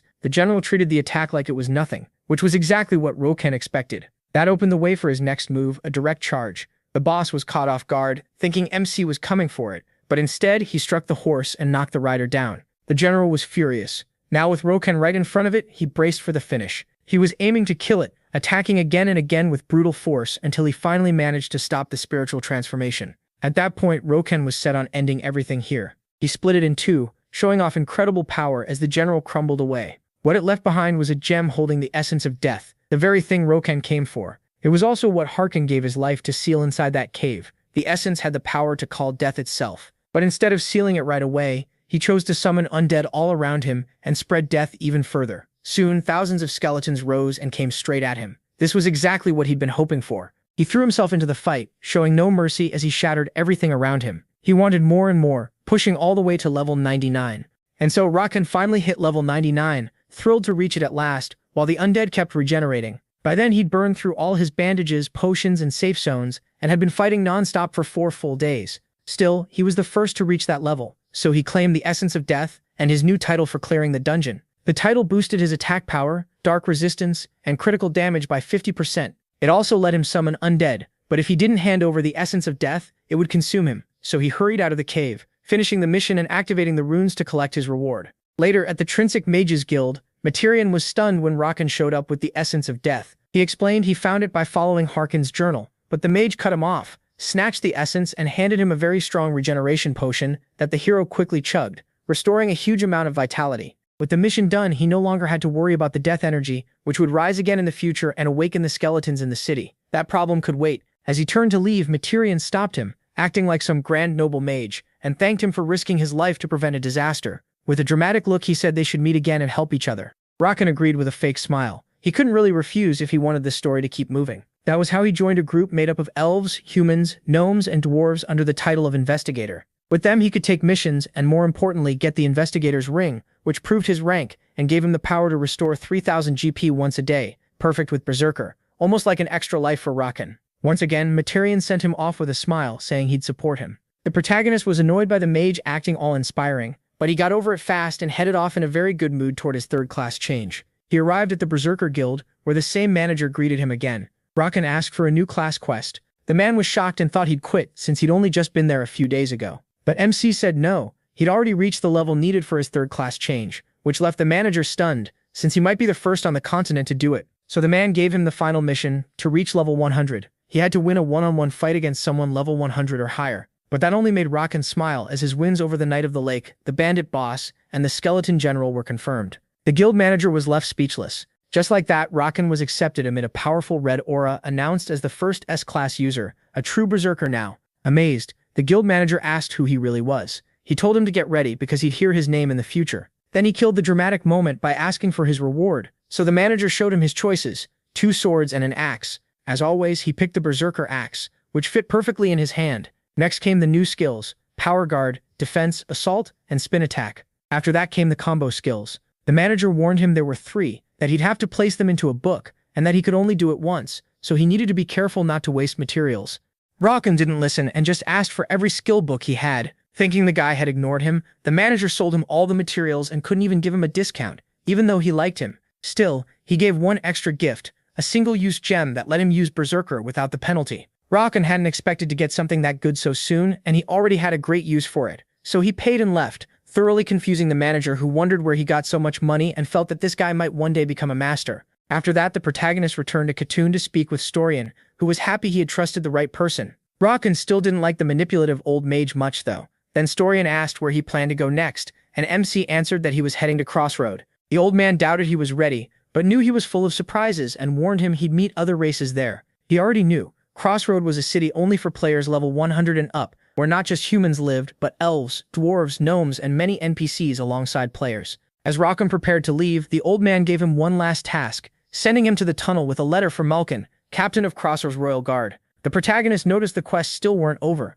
He left with a calm smile until he reached the tunnel. Then his smile vanished when he saw his ride, a cargo cart run by the gnome Lacombe. It looked about 100% unsafe. Rakan seriously thought about walking instead, but he'd lose the advantage of being one of the first to reach the city, and this was the only way in. So he got on the cart, which had never been used for passengers before. It took off at full speed and nearly traumatized the hero, who later ended up in front of the city gates, guarded by an elf. She stopped him and asked for identification. Still dizzy, he didn't get it and kept walking. The elf warned that she'd shoot if he came closer, but he was still messed up from the ride, so she fired an arrow which Rakan easily caught. Then, with an intimidating aura, he stepped toward the elf. She just shut her eyes and waited for the hit, but Rakan only held up his investigator's ring to identify himself and enter the city. Still dizzy, he hoped this really was the place, or he'd come back for revenge on that gnome. And that was how he reached Crossroad, a city far bigger and more amazing than the others. This was where everything truly began. He even got rewards for being one of the first to arrive, gaining a 5% bonus to his stats, while the locals still seemed a little hostile toward a human, even though his title should have made them friendlier. Still, it was better than in his past life when humans were openly looked down on in that city. But he was completely exhausted, so he logged out. That was how Rakan finally got the rest he deserved. And while checking social media, he saw someone was right behind him. Another player had reached level 99, and it might be Odin. Then a cheerful girl with glasses named Ruby, a reporter from Gain in Ven, introduced her guest, the first player in the world to reach level 99. She called him Sir, though she couldn't reveal his face or identity because those were the terms of the interview. The player seemed very humble, saying he didn't want fame, and his answers about how he reached level 99 so fast were humble too, or maybe just evasive. He said he simply understood the game and knew the most efficient hunting spots.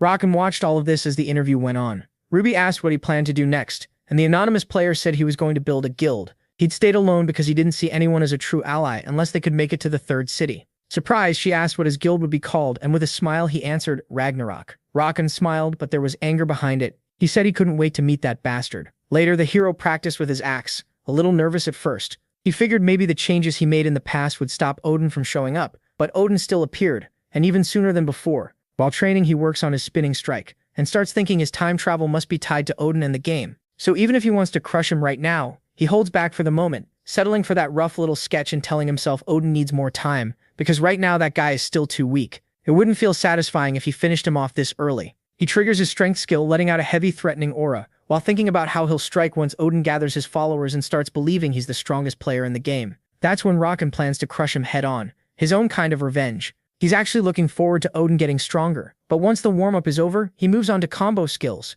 First, he mixes strength with War Cry, and the result is exactly what he hoped for. He names it Madness Cry. When those skills combine, the effect can range from stunning enemies to lowering their stats, exactly what Rakan wanted. Then he's caught off guard right away, because it looks like he now has 4 combo skill slots, even though he always knew there were only 3. That comes from his first-class user achievement, which gives him 1 extra slot. Rakan is thrilled. To him, achievements are one of the best ways to get ahead of everyone else, so he starts the next combo. Later, at the Dwarven Guild, the attendant looks at the hero strangely, like he's begging for the chance to help them. The dwarf doesn't trust him, but still lets him try. Rakan knows the dwarves can't handle this mission themselves. He thinks they should treat him better, but keeps his anger in check because he can't move forward unless he earns the trust of every race. He's already written off the elves for being arrogant and condescending, and now he tries with the dwarves only to find they're just as full of themselves, which annoys him. That leads him to the Oranon mine, where he has to gather strange minerals to win the dwarves over. The job is simple: collect 50 blue ores. Rakan knows a lot of players with the miner skill could do it too, but they'd waste more time by grabbing every kind of ore.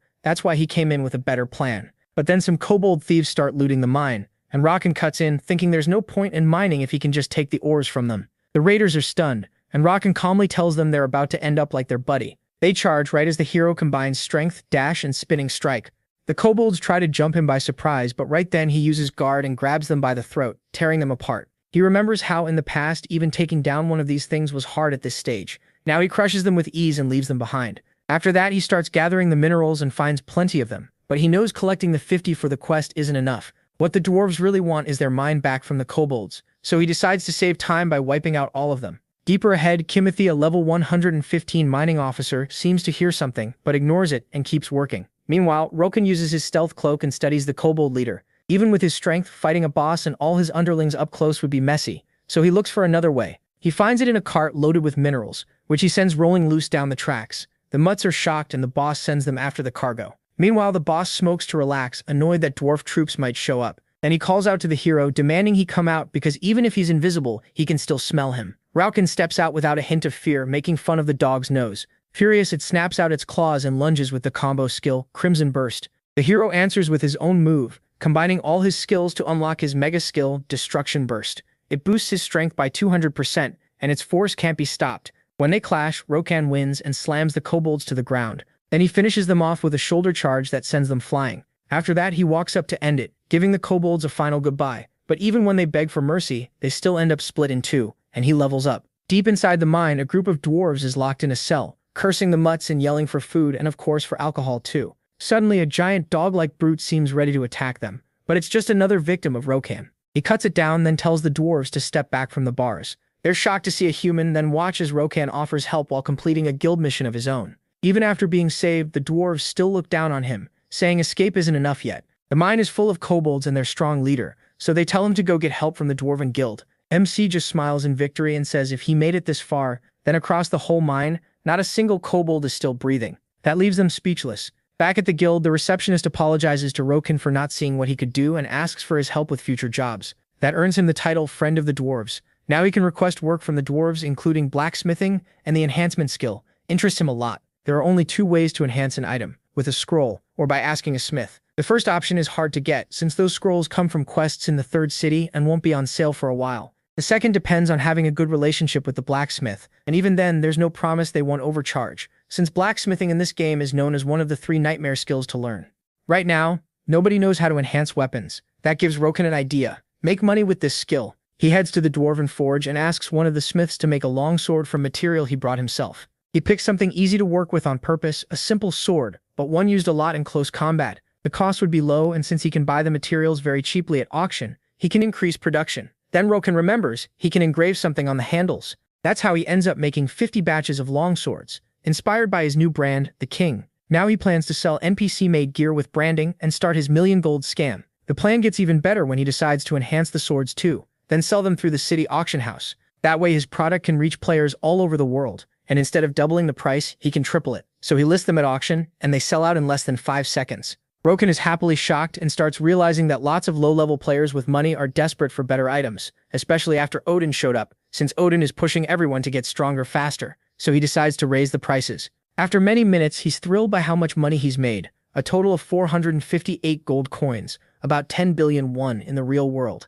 Even so, he knows leveling up still matters. Right now, Rokan is focused on earning gold, but Falcon, the company behind the game, notices a monopoly in enhanced gear sales and traces it back to Rokan. Sadly, the system doesn't let it last long because they cap his profit at 100 gold coins. He is furious because he only got to exploit it for 2 days, but at least no one else knows what happened. Still, he made enough that upgrading his gear didn't feel expensive, and he also forged an extra long axe, which he named Killer Axe. It gives a huge damage boost, and he can't wait to test it on his next mission. That mission takes him straight to the Half-Elf Guild, where he meets the guildmaster. She coldly asks why he's there, and Rokan answers with his nicest smile, offering his help. The arrogant girl tells him a weak human can't solve their problems. That irritates him, and he tells her she should be more polite, slamming and breaking the desk. Yet he's still turned away. So he has to try another method, showing his research club ring and his recognition from the dwarves. Terry doesn't care about the dwarf part, but the research club does get her attention, so she finally considers him for a mission, and Rokan celebrates like a kid. The mission is to rescue a gathering team that went into the forest and never came back. The guildmaster gives him an elf token so the team will trust him. Now he has to find them and escort them back safely, the exact job the protagonist was hoping for. He grins so hard that Terry gets a little uneasy but lets him go. Before leaving, he buys a huge black horse because the new routes around the city are so long. He needs something fast to travel there and spends only 100 gold on his new 4-legged friend. Right then, a massive corrupted forest spirit attacks them, only to be cut in half by Rokan's new axe. It works beautifully though. He admits these monsters are stronger than the mine mutts. Still, one swing is enough to kill them for now. So all along the road he leaves chopped up tree monsters behind until he reaches his destination. There, he starts searching for the gathering team and finds a trail they left while supposedly running from a monster. But the half-elves seem too light to leave tracks like that, so it could be bait leading him into a trap. He's surprised he still hasn't found them, and starts thinking he was fooled, right when an arrow flies straight at his head. He catches it with ease and smiles, glad he finally found his target. That only scares the group of half-elves. One of them rushes in to attack, until Rokan tells them he was sent by Terry. They don't believe him at first, but once he shows the guild seal, they agree to go with him. He then starts leading them through the forest. They're terrified of these monsters they've never seen before, but Rokan isn't worried. He already killed plenty while searching for them, which they still don't believe, since even together they couldn't beat a single one. Then a horde launches its attack, and Rokan tells them to keep their eyes open, because things are about to get wild. The monsters strike, but MC dodges and leaps, then cuts them down brutally. He smiles with complete confidence as he gets ready to go after the rest, leaving the half-elf girls staring at him in awe. The half-elves stare at him in awe. Rokon keeps crushing every last monster until none are left. Then he asks if they finally believe him, telling them not to worry about that corrupted firewood. That leaves the elves looking completely down as they drop to their knees, and Rokon just stares, confused. They apologize and beg him to help with something else. The group came here to figure out how to stop the corruption spreading through the Tekalon forest. For their people, this is the most important mission of all, so they plead for his help. Rokon smiles when a new quest window pops up. The task is to escort the elves to the heart of the forest, exactly what he wanted, so he tells them that from now on they follow his orders without arguing. That turns out to be a good way to keep them in line, as they start moving together. From there, he stays careful, hiding from monsters instead of fighting them, since that would only waste time. But before they go farther, one of the elves stops him. It looks like they finally found what they came for, a tiny glowing sprout that could become the World Tree, the symbol of the half-elf guild, and something sacred to their people. That was the reason they entered the forest in the first place. The elves ask him to stand guard while they gather it, but Rokon tries to remember how the tree is grown, and when something clicks, he stops them and pours a healing potion onto the sprout. The elves panic and try to stop him, even rushing at him, but one of their companions holds them back when the sprout starts growing.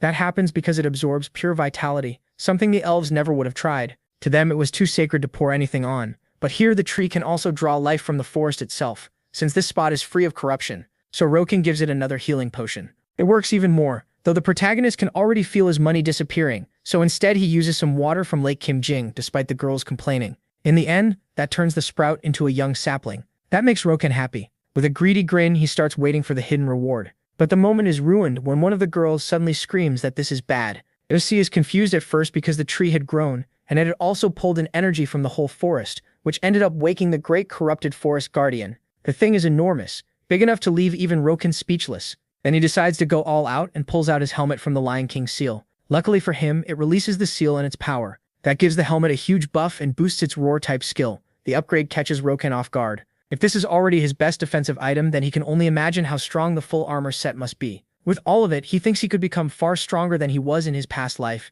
An elf yells, asking what he plans to do now. But Rokon calmly says he'll handle it, as he summons his killer axe and berserker axe, then starts walking forward. Still, the elf leader sees no chance against the guardian. To her, it's basically the whole forest made stronger by corruption, something no one person could beat. She says they need to retreat, but those words only annoy Rokon. To him, saying he can't win is the kind of thinking that comes from giving up too easily, so he charges in to prove she's wrong. In his head, he figures that thing was level 135, and the corruption had made it even stronger. So logically, the best he should hope for is to distract it while the elves collect the tree and escape. That alone would be enough to clear the mission. But right now, his instincts are telling him to test himself. The monster attacks but misses badly by a ridiculous distance. Rokon actually laughs at that, but his smile vanishes when he sees the giant hand of the guardian rip up the ground, sending a rain of boulders down like meteors. The elves barely block it with a shield, while Rokon rushes straight ahead as the monster strikes again. He dodges and uses his skills to slice off one of its legs. Even so, he can't avoid a massive hand that slams down on him. But with sharp exact cuts, he shreds the hand and climbs higher, spinning his strikes until another joint drops apart. Then Rokon jumps back. Confidently, he looks at the limbless guardian, but then countless cords of energy burst out, tearing up the ground and coming straight for Rokon. To his surprise, those cords are actually vines, and they quickly rebuild the guardian's joints. That frustrates him. To him, it feels like the thing is showing off. Regeneration should have a limit. Before he can rush in again, an elf stops him and says he has to destroy the core. When Rokon pauses, he sees she's annoyed, guessing he planned to keep chopping until the healing stopped, which was exactly his idea, since brute force comes more naturally to him than strategy. She tells him that won't work anyway because the guardian is feeding on the forest's energy. The only way it would stop healing is if the whole forest ran dry. After sitting through that lecture, the protagonist asks where the core is. Luckily, it's a giant purple spot in the center of the monster, though to Rokon, it still doesn't look that big. He doesn't get much time to think because a huge hand smashes him into the rocks. The brief silence breaks when red flashes burst through the air, unleashing Berserker's new beast state as he rises from the shadows with a fierce red aura ready to cut it down. Covered in blood and rage, Rokon growls a threat at the giant tree. He charges again, and once more the monster attacks, but he slips past it, using his destruction burst skills together, then heads straight for the core. He forces the monster back and keeps attacking at full speed, determined to find the limit of his own power. From a distance, the elf leader watches in shock at how reckless he is, because she knows that even if the damage can heal, the guardian is still tracking him with its gaze while Rokon keeps hammering away at it. Hurt but still fighting. The monster tries to use a war cry, though it barely works against someone stronger. That only makes Rokon angrier. He mixes his strength with war cry and unleashes a furious roar that shakes the area, stuns the giant and lowers its defense. Then, wrapped in a red aura high in the air, Roken prepares to strike from the sky, forcing several skills together with huge effort: strength, jump strike, and slash, all driven through his axe. From below, the Guardian can only watch as, out of that combined skill effect, an enraged Roken bursts forth with a massive axe, ready to land the finishing blow. The hit lands on the Guardian as a critical strike, splitting the monster in half. All it can do is accept its failure as the system announces the Guardian's end. It collapses into pieces with a huge explosion, while the elves stare in disbelief at Roken standing before the remains of the Guardian, smiling because he knows his reward is coming. After that, he returns to the guild, where Terrell gets excited at the sight of the sapling and asks how he got it. Acting fake humble, Roken says he won't bother telling the full story and claims the other elves found it. The guild master thanks him deeply, since now their people have hope again. This new attitude from the elf surprises MC, because she's nothing like her first arrogant self. Still, he doesn't care much, he just wants the reward. So the elf grants him the title Friend of the Elves and also First Friend of the Elves, along with the Blessing of the Spirits, which boosts defense and energy recovery. That'll be especially useful in a future war, mostly for using Berserker. Then to his surprise, the elf gives him something extra, a bag with 150 gold. Roken almost looks disappointed, but he figures that for someone so arrogant she already paid him more than he expected, so he leaves. He walks away like the elf's hero, saying goodbye with a cheerful grin. Even so, he knows that if they ever decide he's a threat to the tree, they won't hesitate to kill him. Putting that aside, he moves on to his next mission at the Gnome Guild. They don't seem very friendly, mostly because they dislike smart people. So for his test, he has to clean and repair a musket. Pretty boring for Roken because it seems easy. Later he puts it back together without trouble, but it's so old and rusty that cleaning it takes careful exact work, and he starts feeling like they're messing with him. Still, he remembers an easier method after asking the dwarves. Back at the Gnome Guild, Roken wears a big confident smile, but the gnome doubts the repair is really that good. He suspects he used some kind of trick, so he asks for a detail about the repair. Roken points out a tiny mark inside the musket near the trigger, and that's enough to prove he didn't cheat. He only knew that from a mission in his past life, and now he gains the title Friend of the Gnomes, a 50% discount on transport, and the side job Engineer. It's a solid reward since travel now costs less. He also learns engineering so he can build mechanisms like people did in his past life. Some became famous, like Krat the Mad Engineer, who used dark magic and this class to create battlefield tricks. With his wild and flashy personality, he basically became a rock star. That's why Roken wants to use technology to cover the weak points left by his berserker state. So he starts right away, practicing with blueprints and materials during his free time. When he leaves the guild, all three races recognize him, and that completes his main mission. He earns the title Honorary Resident of Crossroad, improving his ties with the locals and getting protection from the guards. With that, his search is finally done. Then he heads for another mission, the delivery of Storian's letter. He takes it to the captain of the guard and arrives at the castle, taking in the place until a man steps through a door, huge, imposing, and named Malkin, the head of security. Roken is surprised by how tall he is for a half-elf. They shake hands, and Malkin turns out to be cheerful, even praising the protagonist's build. That throws him off, since he remembers this elf as someone very serious. But after thinking about what Terrell said and the debt he owes his people, Roken understands why he acts this way. Honestly, it makes things much easier. This man is the strongest in the city at level 200. He asks if Storian sent him, and whether he's still a bit twisted. MC looks at him and hands over the letter. Malkin reads it right away. It says he is part of the research team, which makes Malkin happy since he is too, though the protagonist already knew that, and with that, Malkin keeps watching him closely. Malkin now sees him as someone worth respecting, recognized by every race and part of the research team. What really throws him off is that even with intangible magic on him meant to make him suffer, Roken feels nothing. Catching that reaction, he walks up with total confidence and asks if he passed. Malkin is stunned and goes quiet. Then Roken steps closer, looking much more serious, and suggests they make it a game. In his head, though, he knows that even a miracle wouldn't let him beat Malkin. Still, he acts proud and hostile, which wins over the elf. Malkin likes people with that same rough attitude. Seeing how serious MC gets, Malkin finally laughs and apologizes for the test. Roken accepts, but asks for a reward instead. Malkin offers money, weapons, or anything else reasonable, yet he wants only one thing: to be made a city guard part-time, of course, since he's still an adventurer. The elf agrees and says he'll send his information to Hir. After that, Roken walks on through the castle, thinking about the level 100 adventurers who would soon be here, and as a solo player he can't hold all of them back unless they turn criminal or fight dirty like Pyrrha. That's when he comes up with a fair plan. Just as a guard arrives with his badge. With it, everyone will recognize him as a guard, and what Roken wants most is power. Now that he has the job, he recalls the daily duties: patrol for an hour, kill 20 nearby monsters, and join the city forces if trouble breaks out. Annoying but easy. The real upside is gaining strong trust with NPCs, and their bonuses are also really useful. But the main reason he joined is simple. As a guard, he can take down players if they cause trouble. If a user disturbs the peace, they get penalized, and because he's acting by the law, he may even get a bonus. So this gives him a way to use real authority. Then a new thought cuts in. There should already be more users in the city, though he doesn't expect to run into Odin, so he checks the latest news. The biggest story claims an orc named Yu is supposedly the first player to hit level 100.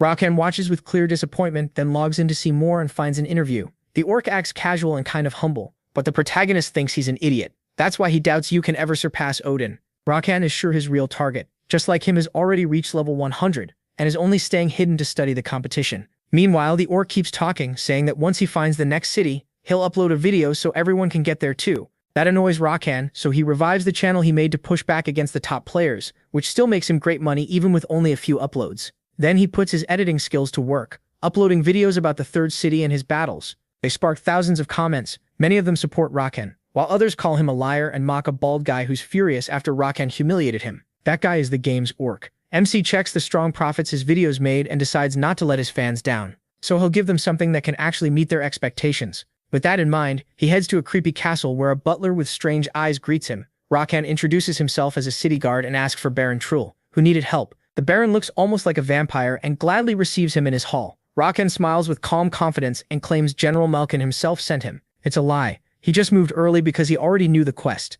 so he had to sound convincing. That works, and the Baron accepts him, then gives him a mission: collect blood from the trolls living in the cursed cave. He says he'll use it to heal his sick little daughter. Rakan agrees and promises to bring back the blood, while also planning to use the trip to finish a related quest. So he heads to the cursed cave, which he plans to use for a video on the third city's first public dungeon. As he records and walks through the dungeon, he explains the basics, like how monsters get stronger at night, and that this is the first time trolls have shown up in the game, though trolls won't be the only enemies in here. Right then one appears, a stone monkey, a small but muscular creature that's quick and agile. It's actually the easiest enemy in the dungeon, though it can still be dangerous. The angry monkey leaps to attack, but Rakan smashes it so hard it bounces off the walls before crashing down. It hits the floor and immediately comes back in a rage, only to be stopped again by Rakan, who keeps up his tutorial and says they're easy to beat with speed. Then he goes back on the attack while the frightened monkey can't do a thing as he slams it hard into the ground. Looking straight at the camera, he confidently says it's really easy, adding that these monkeys may move in packs but are still just prey for trolls. He says that just as a group appears behind him ready to attack, but Rakan greets them with his madness shout, dropping them all unconscious. Then he notices a giant bat flying away. It isn't very strong, so he lets it go and keeps moving toward the trolls. As he walks, he calmly says there are at least 12 trolls in the cave, but they stay in separate areas, so they won't attack as a group. While he's moving, a monster stalks him from behind, and Rakan just smiles. He also explains that trolls are a playable race, since no one had ever caught a wild troll on camera before. Right then, the troll behind him gets ready to strike. The protagonist shoots it an annoyed look and hurls his axe at full speed, leaving it fatally wounded. He keeps talking through the tutorial, explaining that trolls are a little faster and more agile than humans, but their most important trait is regeneration. Even while the troll is pinned by the axe, it rips free and charges again. Rakan does the same, rushing straight at it and saying there's no need to fear their healing, they'll go down eventually. Then he looks at the camera and says again that it's very easy while he tears the troll apart. Soon after, he seems to face another one head-on, sending it flying and finishing it in midair while explaining that unlike boss trolls or legendary ones, cursed trolls aren't that hard. He walks past the nearly vanished bodies of the trolls in the dungeon, and that's where the video ends because he can't show what comes next. After collecting the troll's blood, he goes looking for something else, and thanks to his explorer title, a bright light points him to the spot. In a crater, he pulls a bull's skull from a pile of bones. It's called the Beast's Curse, and it's the source of the curse affecting the trolls and the other cave creatures. He knows it didn't end up there by accident. It was planted. Rakan figures the ones behind it are probably the same people who spread the rat plague and polluted the forest. They're closely tied to the game's main enemies, but even with future knowledge, no one in that time ever figured out exactly who they were. Leaving the cave with that on his mind, he starts to wonder if maybe the reason Odin attacked him from the very start was to sabotage his progress in the main quest. Later, he brings the curse to Malkin, who is shocked to see it because he had studied the mutated monsters but never thought the cause was this. The elf has no answers, so he gives Rakan the task of investigating the bones, opening a new quest where he must find the 3 monsters that fed on the cursed beast before they mutate. Rakan walks through the city, truly confused, trying to understand why Ragnarok's attacks began. Back then, he thought it was because he was ranked number 1 and they wanted to humiliate him. Now he thinks they may have been trying to stop him from advancing the main quest, though he still can't see why Ragnarok would ally with evil NPCs. Then he decides none of that really matters because he's already made up his mind. He'll ask them after he tears them apart. The story shifts back to the Baron and Rakan hands over the troll blood. The man thanks him and gives him another mission, warm sheep blood. This time he needs to hunt a devil sheep. MC leaves the castle laughing at Troll's words about saving his poor daughter, since for now he plans to pretend he doesn't know the truth. He walks out smiling, and in the middle of the night 3 devil sheep wander nearby. When Rokan spots them, happy to start his herding job, he leaps into the air and comes down, slashing one of them. The other sheep freeze in fear, and Rokan guesses that as herbivores they lock up when a predator is near. With that in mind, he attacks using his lion helmet, landing a solid hit. But then he's shocked to see the blow get absorbed by the sheep's wool. The sheep hits back and sends him flying. He lands on his feet and prepares a combo skill, charge and headbutt, striking at near light speed. The sheep still manages to meet him, but Rokan moves fast enough to slip behind it. Then he says they're about to find out who's stronger, and throws a blow so huge it doesn't just destroy the sheep, it wrecks a huge part of the area too. The last sheep is terrified and tries to run, but a slightly tired Rokan tells it he only wants 2 things if it wants to live: its blood and its skin. That only terrifies the poor thing even more. Later, Rokan returns to the city, complaining about the night hunt, when he hears that new players arrived sooner than expected and were already fighting with the townsfolk who looked down on them because they had low trust with those races. So the angry players start making a mess, even hanging a dwarf. The victim's pleas are cut off by Rokan's arrival. He was testing his guard armor and his disguise skill. The newly arrived adventurers try to explain themselves, but Rokan doesn't wait and uses his authority to throw them out of the city. The dwarf thanks him, while Rokan thinks those players really lost control by turning violent against an NPC, especially a merchant. Still, he gets it. He knows how frustrating it must be to buy nothing in the city, be ignored and get looked down on by every race. Just remembering the humiliation he went through makes him mad. As he keeps walking, an idea hits him, a way to make a lot of money from that information. So the first thing he does is buy an entire building in a busy part of the city. Remembering his old business days, he remembers his old real estate days and knows exactly how this works. In Crossroad, property prices are only going up.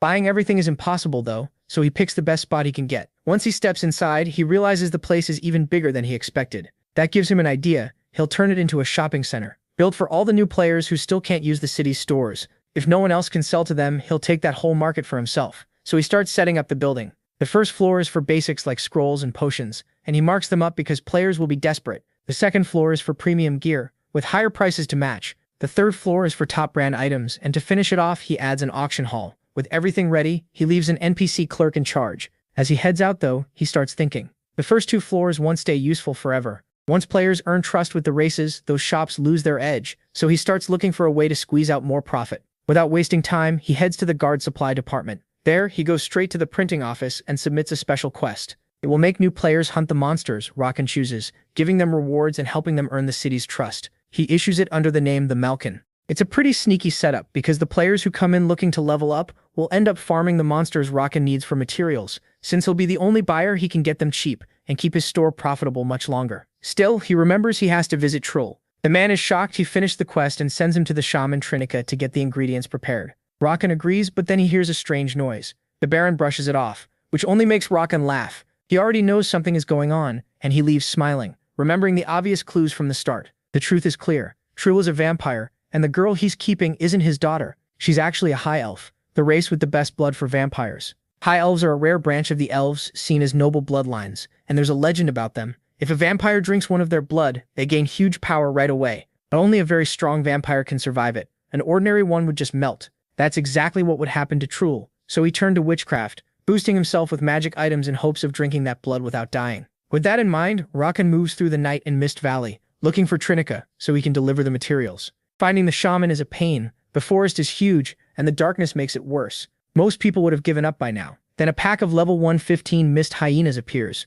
Rokan spots them, but instead of stopping, he speeds up. He wants to finish the quest first. That annoys the hyenas, so they chase after him. Since they seem slow, he relaxes and moves even faster, until his foot finds no ground at all. Pale and embarrassed, he drops into the void below, blaming the fog for the mess. When he gets back up, he sees he's surrounded by hundreds of hungry hyenas. Rokan looks around, plants his axe in the ground, smiles and wonders how many monsters he can kill at once. He's about to find out, then he charges in. As he fights, he remembers a berserker's biggest weakness, dealing with lots of enemies. They usually don't have moves that can wipe out a crowd, so he has to handle them one at a time. That gets tiring fast, so to make up for it, he uses his mega burst of destruction, tearing through the pack and crushing 80 of them. That proves the combo skills he created can partly cover his lack of area attacks. Even so, he knows those moves would only work against normal players. If he fought Ragnarok again, he'd still be at a disadvantage. The reason is simple. Burst of Destruction works best on targets lined up, not on groups spread all over the place. So he needs a real area attack if he wants to face them. Thinking that over, he swears to Odin that he'll create a technique strong enough to wipe them out.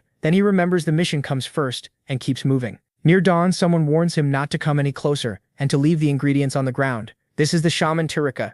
Rakan tosses them over in a box and the shaman's whole mood changes. Using the ingredients and a pile of spell leaves, he starts chanting a powerful spell. The magic sends hundreds of objects flying all around them. Rakan watches, curious, and asks what kind of magic that is. When it's done, the shaman hands him a blood imprint, one that boosts vampiric strength. Rakan remembers he's supposed to deliver it, even though the Baron only wants it to reach elf blood. At that moment, it becomes clear that he never cared about the quest reward. He wanted the blood imprint itself. The shaman warns him not to do it, but the protagonist takes it anyway and gets marked. He receives the best imprint for close combat, life absorption. Rakan studies the change in his body, thinking that while he has plenty of power, he still lacks toughness. That's why he chose the strongest close-range imprint, one that lets him drain 3% of an enemy's energy based on the force of his hit. Later on, this gets nerfed, but anyone who gets it before then keeps the full effect. Right after that, Rakan takes a heavy blast of energy to the face and it barely bothers him. The shaman curses him for stealing it, so MC decides this is the perfect chance to test the imprint. He moves in a flash and tears the shaman's head off with ridiculous ease. He gets the energy bonus too, along with the goblin's head. Rakan wants to keep testing the skill, and his grin says he already knows where to do that first. He starts by heading to the Berserker Guild, where he buys a set of skills to combine. The key ones are Strength, Charge, Spinning Attack, and Solid Body. After practicing the motion, he finishes the setup and creates a new move, Wind Wheel. It lets him spin non-stop, shredding enemies as long as he has mana. Excited to finally have his first area skill, he runs off to test it. His destination is the Cursed Cave. There, he starts searching non-stop for monsters to fight, happy when he ends up surrounded by a crowd. Perfect time to test his new technique. The cave werewolves rush him, but Rakan stays calm. He lets them land bite after bite all over his body. He actually enjoys it, waiting until his health drops to 20%. That's when he gets ready to carve through them. Moving just like he practiced, he slips through the wolves with a huge grin, and his new skill erupts. It creates a powerful tornado that throws the wolves away while slicing them apart. When it ends, everything around him is destroyed, and only Rakan is left standing. He's surrounded by torn-up wolf corpses, and his health is fully restored. Even with only 3%, he's shocked that draining all those enemies healed him that much. Thrilled with the result, he realizes this is exactly what he needed for Odin and Ragnarok. But now he also knows that after taking the scroll and killing the shaman, the quest line is basically over. His next move is to wipe out the vampires and claim the High Elf reward. So he brings the goblin's head to a shaken Malkin, who asks where he found it. Rakan explains that Trul is a vampire and is keeping an elf prisoner. That makes Malkin furious, and he decides to bring the whole guard to attack the noble. Rakan calms him down, warning that striking at night would be too dangerous. He convinces Malkin to wait until dawn, but that's really part of his plan. He wants to reach Trul's manor first, rescue the High Elf, and take the reward for himself. Back at the manor, the elf girl lies asleep, racked with terrible pain, while Trul bares his fangs, ready to taste her blood. At the same time, Rakan arrives at the villa, grinning because he managed to fool Malkin, who now has the quest thanks to him. That also gives the protagonist a chance to test his new techniques on a stronger enemy. He climbs up the manor to a window, but when he gets there, Trul is gone.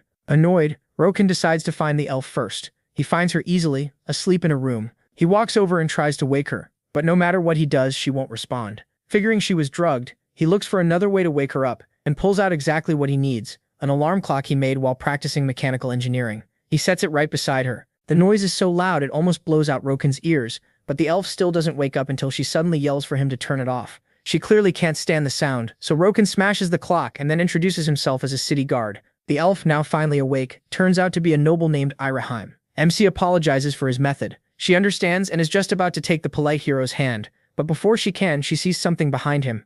Rakan turns and finds Trul standing in the middle of the room, furious, calling him a rat. Iraheim is terrified, but he is glad he finally showed up. He had planned to get the lady to safety first and deal with Trul after, but since the vampire came to him, Rakan is more than ready to welcome him with a fight. The elf asks if he's really going to face him. He is. Trul lunges in rage, and the protagonist prepares too, suggesting they move somewhere else so they don't damage the prize both of them want. Then they launch into battle, clashing over and over until they crash out of the tower. They keep fighting in mid-air, and Rakan gains the upper hand, beating the Baron down until both of them slam into the ground. Trul drops to his knees while MC stands over him and asks how it feels for a human to hunt a vampire. Enraged, Trul unsheathes his claws and screams that he'll suck him dry. Rakan raises his axe, ready to take his life force too. That claim rattles Trul, and Rakan charges straight in. The vampire manages to block him with his nails, which surprises him because they're that tough. Trul stares at him and notices something strange. Rakan smugly shows him the blood imprint on his body. That's when the Baron connects the dots and realizes the protagonist was after that power from the moment he approached him.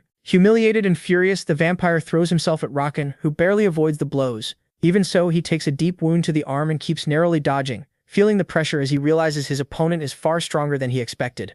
So the rumors he heard about Truel in the future were wrong. Truel beats Rocken down to 20% health. That throws him off, but it still doesn't change his plan to kill him. Jumping back in, MC asks if he's tasted his blood yet. Then, he unleashes Windwheel and rushes in, slashing hard at the Baron. He thanks him for the blood mark. That heavy hit just restored all his health. The Baron actually laughs at that. It doesn't bother him at all. Draining life force is a basic part of being a vampire, so there is no way a human can use that against him. While Rocken tries to process that, the Baron confidently starts pouring out a huge amount of energy, then appears right in front of him, now transformed into a giant bat monster. Rocken doesn't even flinch. If anything, the form looks more like a werewolf, but that changes nothing. He only wants to test his strength, so he waits, ready to strike. As the creature comes in, the protagonist greets the Baron with a massive slash, which only makes him even angrier. The vampire fires back, darting around at top speed and tearing at him with powerful claws. That catches Rocken off guard. Not only is he taking damage, he also can't heal with his blood mark the way he expected. The Baron explains that the mark isn't enough for humans.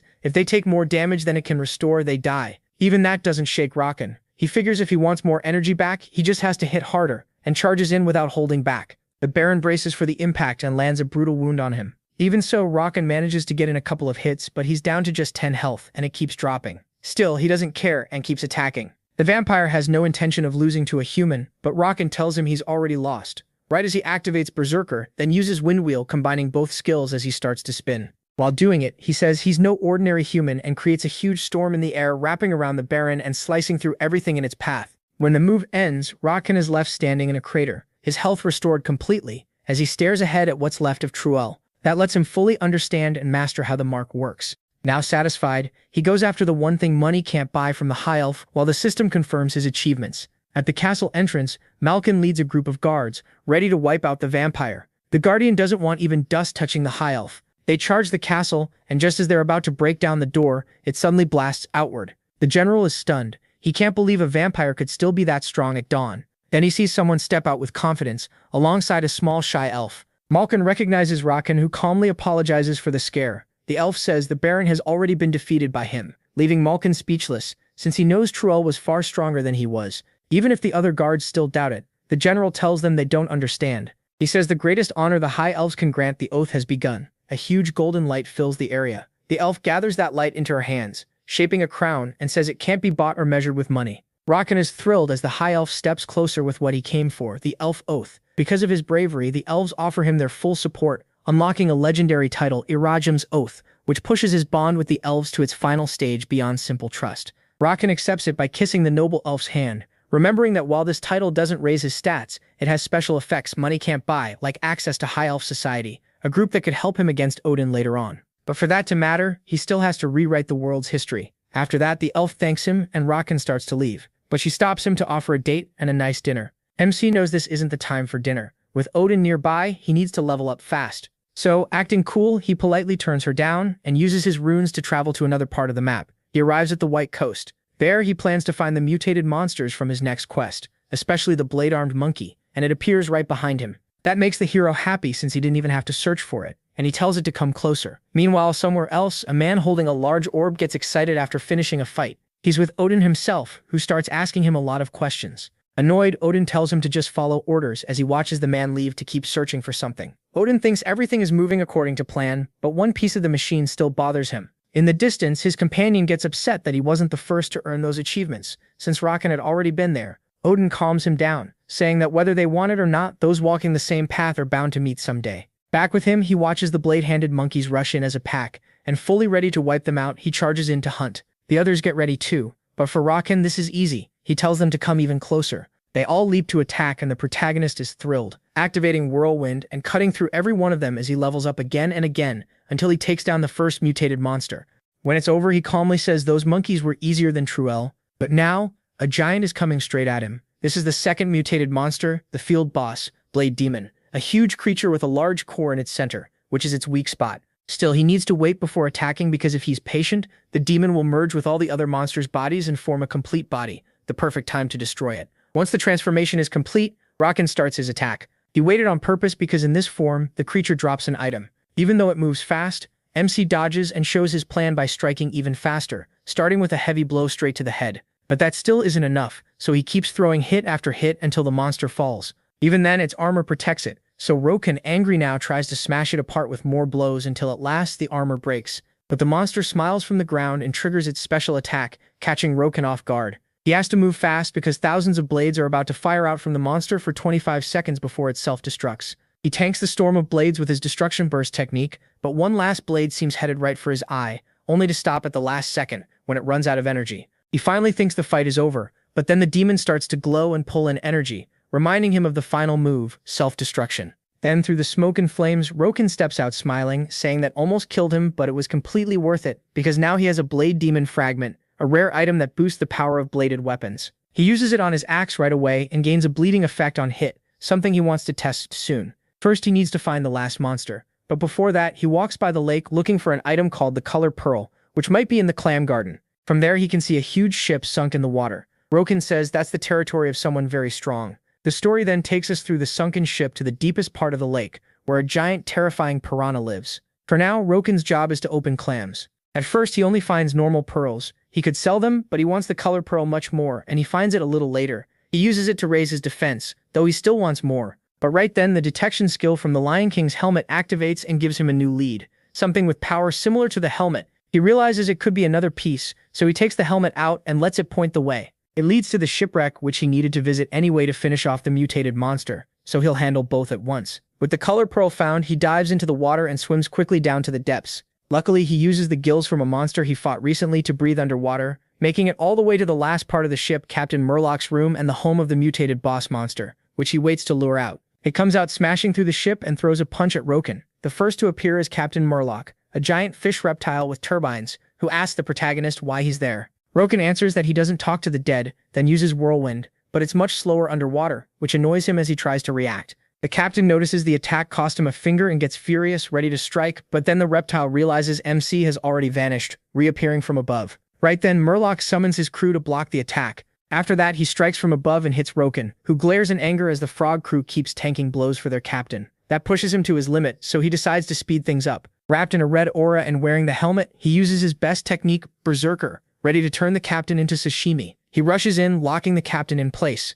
Murlock tries to defend himself with his swords, but they're shattered. Then he tries to keep up with Roken, but can't even see him at that speed until he appears behind him, unleashing a storm of crimson-lit strikes that tears the giant frog apart into countless pieces. With that, Malkin's mission is complete. For now, Roken can barely crawl, admitting that he likes the Berserker state, but running out of energy, not so much. As he drags himself along, he finds a pirate coin. It meant nothing in his first future, but when he takes it, a giant lion head activates, and inside it, there's a chest. The moment he inserts the coin, the chest opens, making the helmet shine. Inside, he sees what's there and smiles. It's a strange circular piece. He picks it up, and it keeps glowing until he realizes it's the Lion King symbol, which must belong to that armor set. Roken, thrilled, stands up in victory and is even more shocked by the 100 points of intelligence and endurance it gives him. But that's not all. Inside the chest, he also finds a cloth engraved with the Lion King's story, showing him giving the upper part of his armor to the frogmen of the area. Roken gets excited, thinking it might still be there, but he finds no clue nearby, until he remembers an event from the game where those pirate frogs were robbed by the Pirate King, making him think that piece of armor should be with him. Since that enemy is level 300, the protagonist figures he should wait a bit. He's not strong enough yet, so he decides to rest. For now, he tells himself this is still a good win. Then he gets ready to hunt down the rest of the treasure. On the way back to the city, he's so tired he thinks about logging out for a while. Before that, though, he spots a loud crowd fighting over something. It's his shop. Apparently, all his customers are battling over the items. Roken loves the sight. At this rate, he'll be rich soon. Still, he decides to turn in his quest first. So he puts on his most proper expression, as noble, honest, and humble as he can, and reports to Malkin. Malkin is surprised, then happy to see him. Now he knows Roken really took down all 3 monsters. Bowsy asks if he knows who's corrupting the monsters, but Malkin says they're still looking into a mysterious force and don't know much yet. What matters for now is getting stronger. His next goal is reaching level 150. That's the requirement for the locked quests, so he decides to hit a dungeon. After getting ready with a defense scroll, he heads out. He starts moving southwest from the city. A moment later, he gets to work, cutting down trees until he gathers 10 logs, then moves on. But he suddenly stops. Other players are fighting nearby, and he can't believe it. No one should have found this dungeon yet. Then he sees the mess, a cocky dwarf with glasses introducing himself like he's hot stuff. He's showing off in front of 2 players whose hunt he seems to have ruined. The little guy mocks them for being weak, and that sets them off. They rush him at once, but the tiny glasses-wearing player is crazy fast. Even from a distance, Roken recognizes him. Little gnome Mitty. He's a gnome-class player who made his character as small as possible, so he'd be hard to catch. His best move is dodging enemy attacks, and now he fires a beam at one of them. That only makes them madder. Then a guard shows up, or rather, Rakan disguised as one, to stop the fight for attempted murder and hand down a sentence, sending them to detention. Every player who attacked Midi gets dragged off. Midi thanks him, but Rakan tells him to get lost too, so the gnome runs off scared. That cheers him up, and he relaxes now that the fight didn't get worse. If it had, they might have uncovered the secret entrance only he knows about. He smashes a tree hard, and a huge portal-like light appears, opening the dungeon. Rakan steps inside as the first player to discover it, earning a 30% bonus to experience. First, he crushes a 5-colored pearl to boost his strength. Then he starts throwing the logs far ahead, straight down the path. As they land, they trigger the hallway traps and set off huge explosions, which tells Rakan he can clear this place fast. While tossing the last log into another trap, he explains the big difference between magical dungeons and normal ones. They're packed with insane numbers of traps, enough to kill any newbie, and even players above average could end here. Even with all his memories from his past life, he chose to use logs to find the traps first. But now he's out of them, so the rest will be pure reflexes, and at least he's halfway through. He starts running, weaving past arrows, giant axes, huge rocks, and explosions. Still, he was expecting something else. And right on cue, it appears, a massive beam of light. Rakan is shocked because he practically summoned it just by saying it. That's how the Spectre appears, a level 120 enemy that attacks him at once. Rakan knows brute force won't work against it because it has a physical body, so he prepares something special, a fire enchantment scroll, making sure all his attacks now carry fire. With that, he strikes the ghost. The Spectre tries to defend itself, but the protagonist is sure this will be the last fight here, and he finishes it with a huge explosion.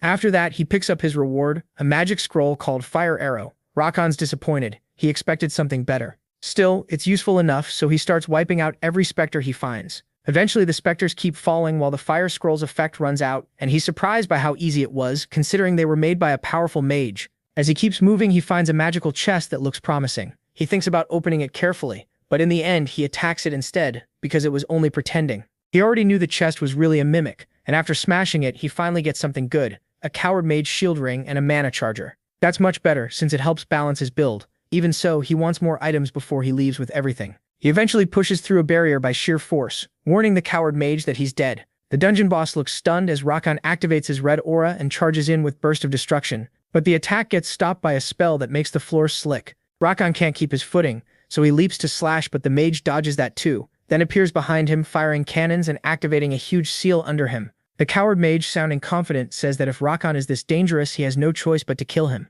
MC just says those were the mage's last words and jumps at him, only to realize he was fooled by a decoy Spectre. That annoys him, so he yells for the mage to come out and fight himself. Then from the ground, a giant golem rises up and delays him even more. Luckily, Rakan spots a magic circle behind it, probably what's protecting the golem. Since the golem is just there to defend, he decides to go after that instead. He changes his sword with a combo called Heavy Strike. The golem braces for the hit, but it's a fake out. Then Rakan rushes right past it, straight to the magic circle, and smashes it open, revealing a portal. It looks like the one at the entrance, and it leads to Chorgi's hidden room. Rakan studies it for a moment before he's met by a huge flaming crossbow bolt flying straight at him, causing a massive explosion that seems to wipe him out. The level 140 Coward Mage smiles. Sure, his best move worked, but his face changes at once when he sees from above a massive red aura. It fades, revealing an enraged Rakan in berserker state, cursing the mage for almost killing him. Terrified, the mage desperately calls for his golem, but it's too slow. He dodges it easily and goes straight for the mage, hitting him and sending him flying.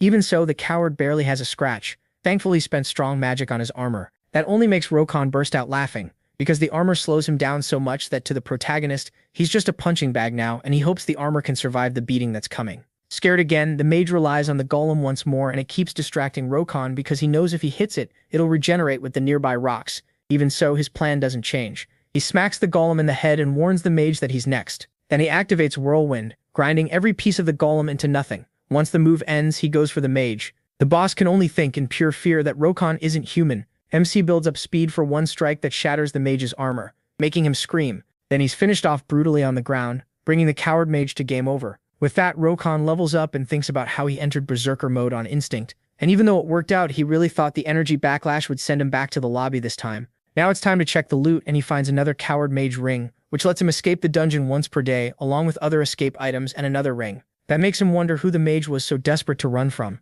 As he digs through his memories for a clue, a door opens, leading him to a hidden room. The place is a total mess, and while complaining about it, he notices a box with something shining inside. He grabs the item, and it excites him so much that his face almost twists when he sees it's a shield skill book, the first really good reward. Now he can learn skills outside his class and make new combos. There's one skill in particular he wants, skill change. It lets him swap a physical attack for a magical one, which will be really useful against enemies who don't understand magical defenses. Nearly drooling, Rokon adds the skill to his inventory. After that, he keeps searching the room and finds another glowing book, The Coward Mage's. This might explain what he was running from. So Rokon starts reading with a serious look and learns the mage's story. It says he was forced to create something that corrupts monsters and maybe causes even worse damage, a creation that could ruin the world. But the mage couldn't do anything. If he ran, the people watching him would erase him. So the only choice was to go along with them until he used an assembly in the city as his chance to escape. He lost magical items along the way, and now that they no longer need him, he knows too much, so they'll come after him to make him disappear.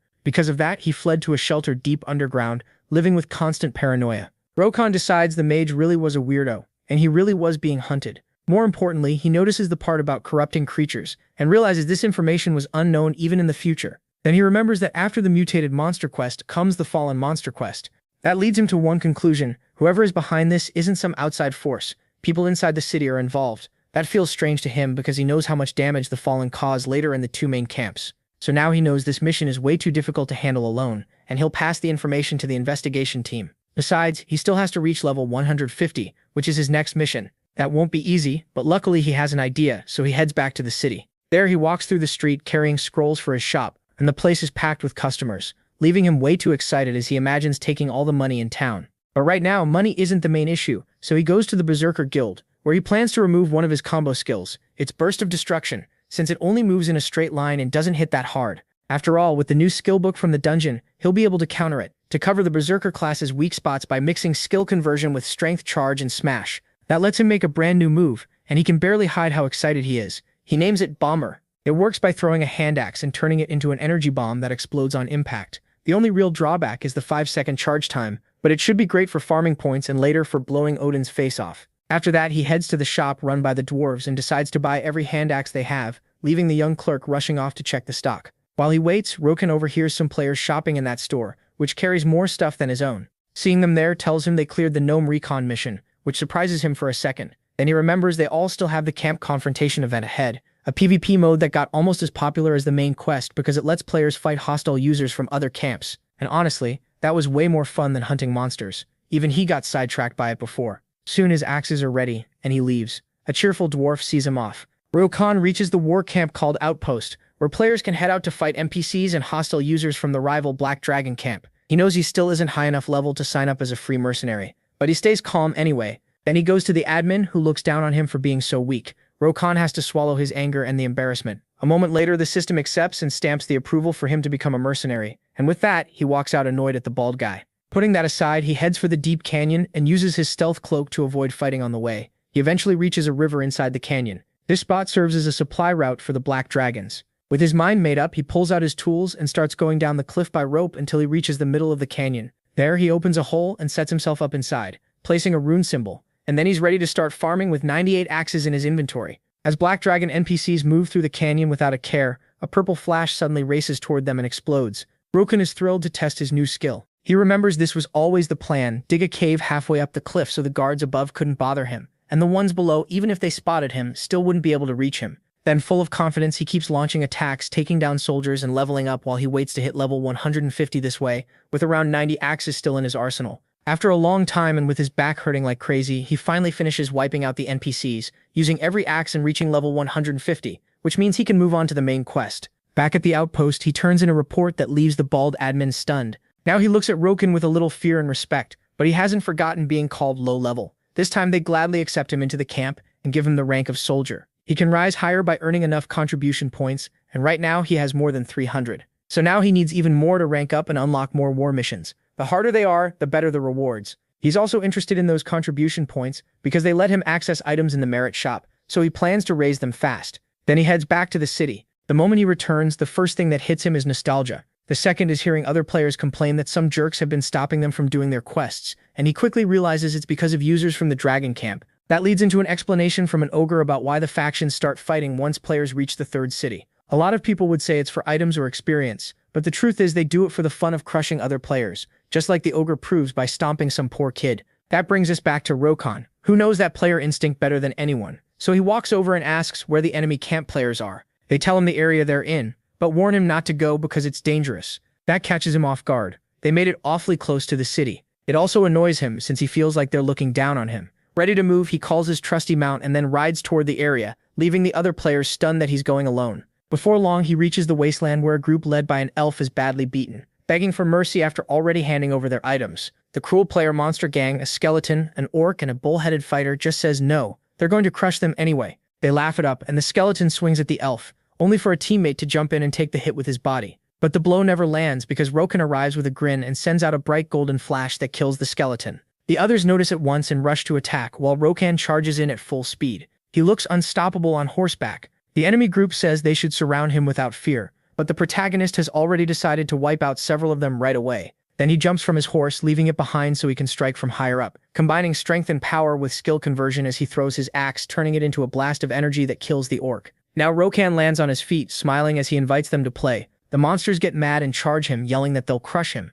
Roken just grins back and cuts down one of them while shouting that he's the one who'll crush them. He launches himself forward and attacks with spinning strikes so strong they terrify the monsters. They barely have time to react before he wipes them out, earning 1 point for each enemy he kills. That isn't much though, so he'll have to keep hunting. For now, he decides to rest and return to the city. He goes straight to a temple and, feeling generous, donates 3 gold, earning a priest blessing. Just like in real life, the nice thing here is that it slightly boosts all his stats. The effect depends on how much you donate, and only lasts a few hours. Next, he sets up his gear into lethal strike, defense, and endurance sets, then moves on to gathering all his prey in one place. He starts by using an online post to ask for info on enemies from the other camp. That immediately sparks a hostile fight between players backing Roken after he took down those PKs and the rival camp users who swear they'll kill him. MC likes that, so he decides to start a live hunt, now with way more support and way more viewers. At the battle camp, he spots a small group from the rival camp attacking a band of adventurers, but Roken steps in and proceeds to cut them down, slashing straight through each of his opponents. When he sees how scared the rest are, he gets annoyed and even tells them how they should line up to attack. The slaughter starts there and ends fast. He gains a lot of experience and levels up. Then another black dragon group comes at him. Roken waits for them so he can use his combined skill Whirlwind and shred his enemies to pieces. They get trapped inside a giant tornado until he finally decides to stop it. Once he wins, he starts feeling bored again. So he turns to his front camera and throws out a challenge to the enemy camp, saying that if anyone can beat him, he'll give them a solid knight-class sword. The chat goes wild. After reading all the fan comments, he figures that stirred things up nicely, but he still has to be careful because his own camp might come after him for the prize too, though if they do, he'll wipe them out. Then he calls his horse and heads for the northern plateau. It's a long ride, so he picks up speed. Meanwhile, the chat keeps arguing about Roken and his hunting quests, with even whole guilds fighting over who gets to hunt him first. He sees all this and stays calm, barely scratched. He just hopes they aren't all talk, because ending things too fast would be boring. Soon he's sitting there calmly among a pile of enemy bodies fading away. Now level 157 with over 500 merit points, in what used to be the Black Dragon's northern plateau, now marked as wiped out. An orc watches the scene in fear, then nervously looks for an answer from his brother. The leader tells him to relax. The ones Roken killed on the plateau were weak. Their group came much better prepared. That calms the younger orc a little, as he looks back at the army behind them and starts believing they can win. Meanwhile, the bored Roken hears them coming and quickly sees it's a big determined force of around 40 high-level warriors. This is exactly what he wanted. Now he starts his plan by switching gear, this time to more defensive equipment that weighs him down but lets him run in without fearing damage. Then he taunts them to come closer. The group advances carefully, trying to spread out around him, but their plan gets cut off when a huge spinning purple blast drops from the sky and blows away the entire third line, while the front line stays untouched. Roken moves in, forcing them back. At that point, one orc realizes he's trying to bunch them together in the center. The protagonist jumps into the attack, proving him right as he cuts through enemy after enemy on his way to the middle of the battlefield, where he finally arrives. The enemies think that with all of them together he'll be easy prey, so they rush him. Roken takes a deep breath and gathers momentum to unleash Madness Roar. The attack leaves the orcs frozen and stunned, making them think it's some kind of trap. Annoyed, Roken tells them they haven't seen anything yet as he prepares his finisher. It catches all of them inside his tornado of slashes and destruction, and then someone calls his name from above, catching him off guard. He looks up and sees a warrior diving straight at him. Roken manages to block, but he's left off balance, shocked by how powerful his opponent is. The newcomer introduces himself as the Black Dragon's ranker, the Swordmaster, whom Roken recognizes as Tides, the orc who bragged about being the first to hit level 100. Remembering that, MC mocks him and asks if he's ready for another humiliation. Furious, Tides snaps back that he only wanted the sword and could have let him live, but now he'll fix his attitude with the power of a ranker. Then, in a flash, Roken attacks first, moving behind the orc. Tides can only stare, while the protagonist proudly shouts that this is what a real ranker looks like. MC starts celebrating, calling him a slow pig, or maybe not, because he instantly freezes in confusion when he sees the orc vanish at incredible speed. He looks everywhere for him and even wonders if he logged out of the game, which only makes him more annoyed. In the end, he throws a tantrum and yells for him to come out while the cowardly orc hides behind his followers, choking down potions. Then he comes back, acting confident and telling Rokan they should keep fighting. He just stares at him confused, which makes Tides even madder, until someone points out that his beard is covered in potion stains, the same potions he needed just to stay alive. Childishly, the orc insists they belong to Rokan, only looks at him with second-hand embarrassment and keeps humiliating him, reminding him this is live in front of around 30,000 people, and they're all cringing just as hard at the orc. Ashamed, he decides to come back with a combo attack called Dancing Blades. Rokan sees it coming and drops his weapons, planning to take it with only his hands. To the orc, that looks like surrender. His confidence turns into confusion when the protagonist lifts slightly off the ground, grabs him by the face and slams him into the ground, earning a single merit point from that pathetic win. Even so, Rokan finds it funny. He thinks about how ridiculous Tides looked calling himself a ranker, and remembers a real ranker from the future, someone he hates so much that even thinking about him makes him feel dirty.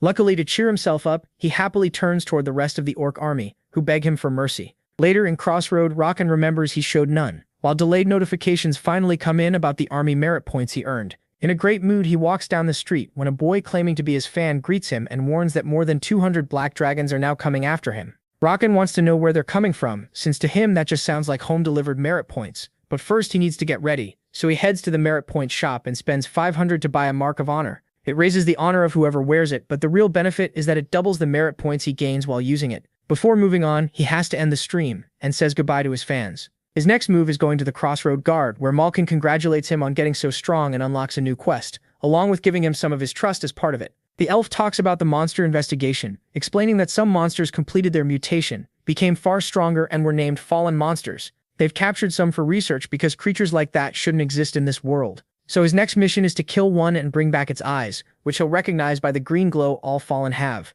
unlocking the new hunting quest against fallen monsters. If he also brings the remains to the research group, he'll get an extra reward. That makes Rokan think about money again and of course better gear too. Still, the main quest reward is just more information from Malkin, which annoys him. He looks at the elf with distrust, realizing that even at level 150, the captain of the guard still doesn't fully trust him. So without wasting time, he decides to go bring back a fallen, while Malkin cheerfully sees him off. But before leaving, Rokan comes back because he has something to tell the elf, whispering into his ear and making him furious. Outside the outer fortress, a group of black dragon orcs comes looking for MC, but instead they run into an enraged Malkin, backed by an army. The moment he sees them there, he orders them to kill every last one. Meanwhile, Rokan starts his stream again. Now he's at the Black Dragon's third city, which he says has a beautiful view, so he's going to take his viewers along while he raids it. Then he jumps off the cliff, landing right in front of two guards. The second he sees them, he knows they're the weakest ones, since all the stronger fighters probably left to face him in the city. He doesn't enjoy taking out weak enemies, but he has a mission, so he cuts them down easily, with a quick little apology. That's how he keeps hunting black dragons. But the place is empty, so he calmly decides to hunt the camp's fallen monsters instead, since they're easier than the ones back at his own camp, where Malkin is still dealing with the invaders. As for Rokan, he remembers turning off his stream when he got there so he could hunt without any worries, right as he runs into a level 140 gray-fanged wolf, a normal monster he doesn't want to waste time on. That's not why he came here, and he's definitely not here to get killed. But before the fight can even start, both of them freeze in surprise when a giant reptile appears nearby and announces itself with a huge roar. It's Teeler, Jarrus's pet dragon dinosaur, level 181, exactly what Rokan was looking for. He isn't even surprised that the pet turned out to be a fallen. He does feel a little worried, knowing that once he beats it, he'll have to deal with Jarrus, the area's security chief, basically the Black Dragon's version of Malkin. The little wolf immediately runs for its life, and Rokan laughs, though he admits no sane person would fight that thing except him. Set on fighting, he takes his stance and calls out to the reptile. The dragon answers right away with a tail strike. He jumps in surprise, caught off guard, left hanging in the air as he watches the Rex turn instantly and try to eat him. Biting into his leg, Rokan can't do anything except get shaken around and then thrown far away. But he comes back right away, covered in the Berserker's red aura with Bloodmark activated, determined to finish the lizard by rushing in with a blade slash straight for its head. But that threat turns into nothing when the dinosaur avoids it with its tail. So he switches plans, moving into a defensive setup, dropping his weapons and charging the dinosaur, grabbing it by the tail and starting to spin it around. The reptile ends up on its back, and with those short arms it has no choice but to take the hit from the furious Rokan, who moves at top speed. The blow is brutal, but the reptile knocks him off with its tail, and now, wrapped in a green aura, Rokan realizes this is only the beginning. Then the dinosaur starts changing form and begins growing out of control, completing its mutation and entering phase 2, leaving even Rokan genuinely shocked as the short-armed dinosaur turns into a massive dragon. The protagonist hears its roar and remembers that every fallen monster has a special skill. Telera's is Gigantism, The dragon wastes no time and attacks with its giant tail. Rakan dodges it, but the tail keeps tracking him, smashes into him, and slams him into a wall. Nearly knocked out, Rakan remembers he's not just fighting a giant dino anymore, it's also way stronger and faster now. He complains about getting turned into a human donut from just one rebound hit, even if he hates admitting it, while staring at the huge dragon and realizing it's the strongest enemy he's faced since coming back. Tyler's eye shines brightly as it roars. Rakan, still caught in the reptile's green aura, watches it start dragging the ground with its tail. But among the rubble, MC doesn't appear until a huge red aura rises against the dragon's green one. Now wearing the Lion King's helmet, Rakan realizes his opponent is level 200 and decides to use this chance to test how much power he has now, charging back into battle.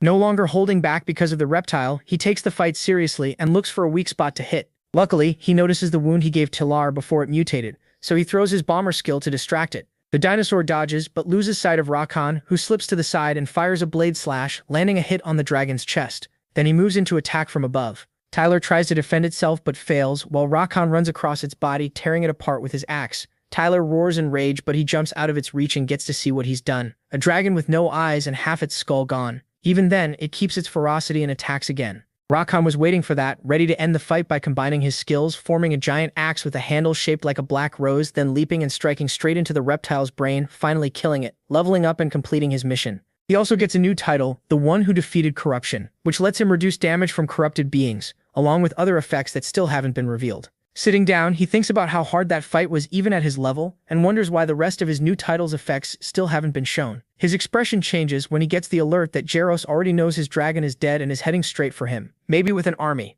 So Rakan picks the oldest strategy there is, run straight to his next destination. Now in the Grave Forest, the hero searches for something in the home hunting grounds, which hide a secret. He throws 2 axes at a pair of trees, triggering a bright light, and from it rises a huge rock with a seal on it. Rakan smiles. This is exactly what he was looking for. He uses Bomber to destroy the rock and reveal a passage. According to legend, this is where the hunter's story began. As he walks down the stairs, he remembers how hard it used to be to find this dungeon, especially with all the quests and skills it once required. But now that he already knows them, getting here is much easier. His first stop is a familiar chamber with a symbol. He remembers this trial is different from the Lion King's because the one who made it is still alive, a living legend, Kiaris the Troll Hunter. As he summons a hand axe, Rakan thinks of that brave warrior who crushed his enemies from the ranks of the Black Dragons, and probably never imagined the first person to find this place would be a human berserker. Still, even if it shouldn't be his, the protagonist plans to take it. That starts the first trial. Suddenly everything goes dark, and his first and only clue is that he must find the light in the darkness. It sounds way too simple, which annoys him.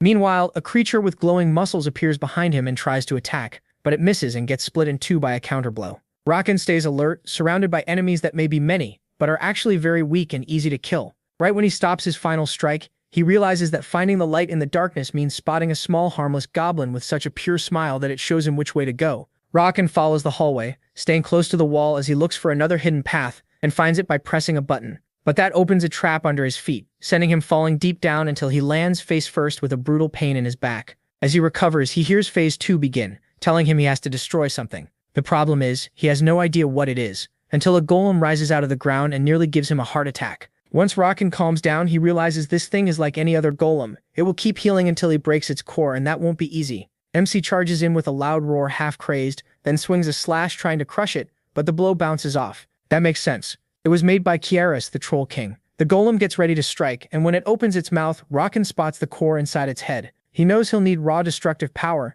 so he hurls a bombarder with everything he has. The explosion is huge and blows the golem apart. Just like that, Rakan clears the hunter's second trial. He does note this would be easier if he were good with a bow. Still, nothing is stopping him, so he asks for the next challenge and starts the third phase. Since everything is moving so fast, he waits eagerly until he sees a small troll walking straight toward him. Right away, he remembers this is the final stage. He watches as the little troll starts getting corrupted by dark energy. Rakan doesn't hesitate and rushes to attack, but he's stopped by that same dark power. Then it turns on him, trying to kill him. He backs away as best he can until he's far enough away to see the little green troll enter a massive sphere of dark energy. This is Kiaris' killer release technique, a kind of cocoon, and from it the transformed troll slowly begins to emerge, revealing its full form with a dark crescent floating above its head. So the last phase is defeating Kiaris, who smiles at Rakan. He quickly charges again, but the troll doesn't even flinch, and from a distance summons a giant wolf from the darkness, Pantans, leader of the Frost Wolves, and sends it straight at the hero. Rakan barely blocks it, and now the wolf has its jaws locked on his axe, refusing to let go.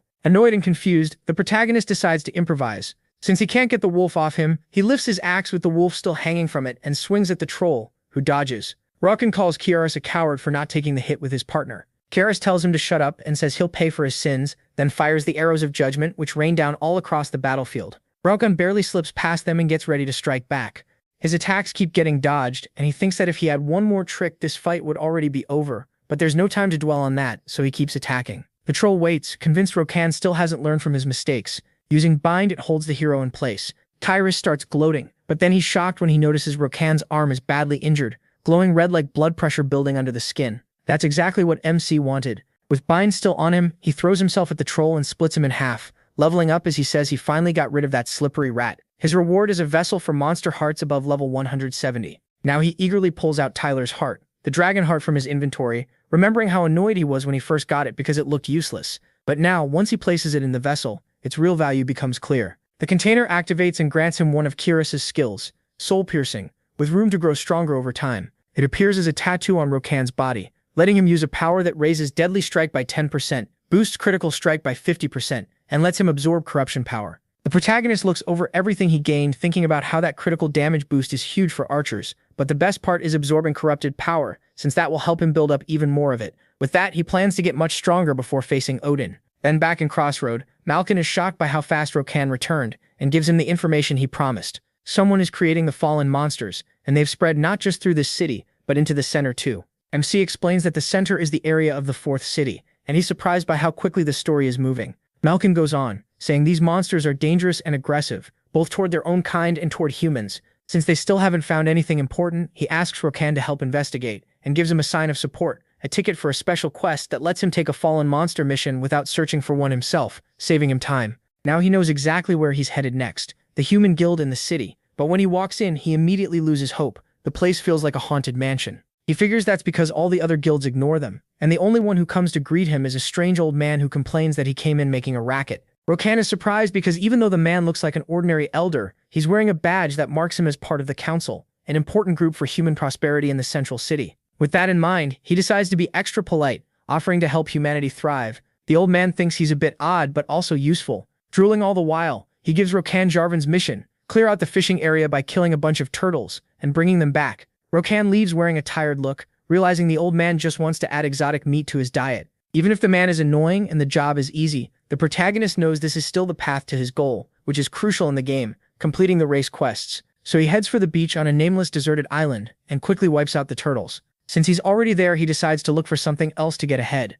While digging through the ground, he finds turtle eggs. With that, everything is ready. He starts a turtle barbecue to lure the island's only intelligent being. Kind of weird but not scary, and sure enough, it gets drawn in easily by the smell. It's a giant bird with a huge red aura. The eagle stops to stare at the turtle meat. Rokan is grilling and praises his cooking. A little uncomfortable, MC recognizes the bird as Taemin from the Join clan, already drooling over the food, just like he planned. In this quest, he has to tempt the bird to earn a favor, and that can be done with words, or, like now, with a perfectly cooked piece of meat. The bird can't take it anymore, and asks if Rokan wants something, but the protagonist ignores him on purpose. The eagle quickly gets worked up and starts pressing him, but MC still doesn't give in, which only makes the bird more curious. He keeps playing hard to get to improve his odds until Taemin finally gives in and offers any favor Rokan wants, even a ride back to the continent. His grin says he's gotten exactly what he wanted. He turns and asks for a pass to the sky, which shocks the bird and makes him feel tricked. Rokan keeps acting casual and throws on more firewood, making the hungry bird worry about the meat cooking too much.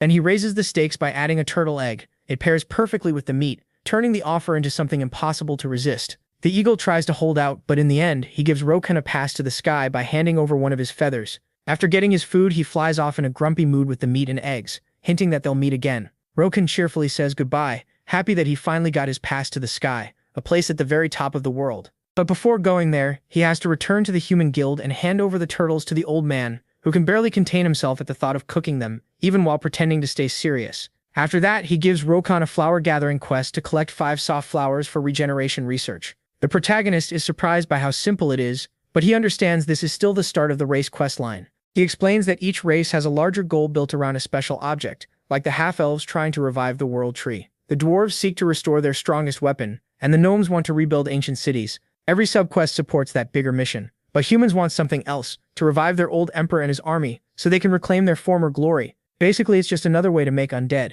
Rokan can't help feeling a little condescending about humanity, and its goal in this world. Still, he has to accept if he wants to move forward in the game one step at a time. First, he needs to get into the land of regeneration, which is far away and belongs to the half-elves. It's a herb garden where they grow plants, and luckily he has an idea. Go to guild leader Terrell, who gets chills just from being in MC's thoughts, while MC only thinks about how useful she is. Determined and confident, sure that everything will work out, he heads to the land of regeneration and finally arrives at the half-elf village, where the guards stop him right away.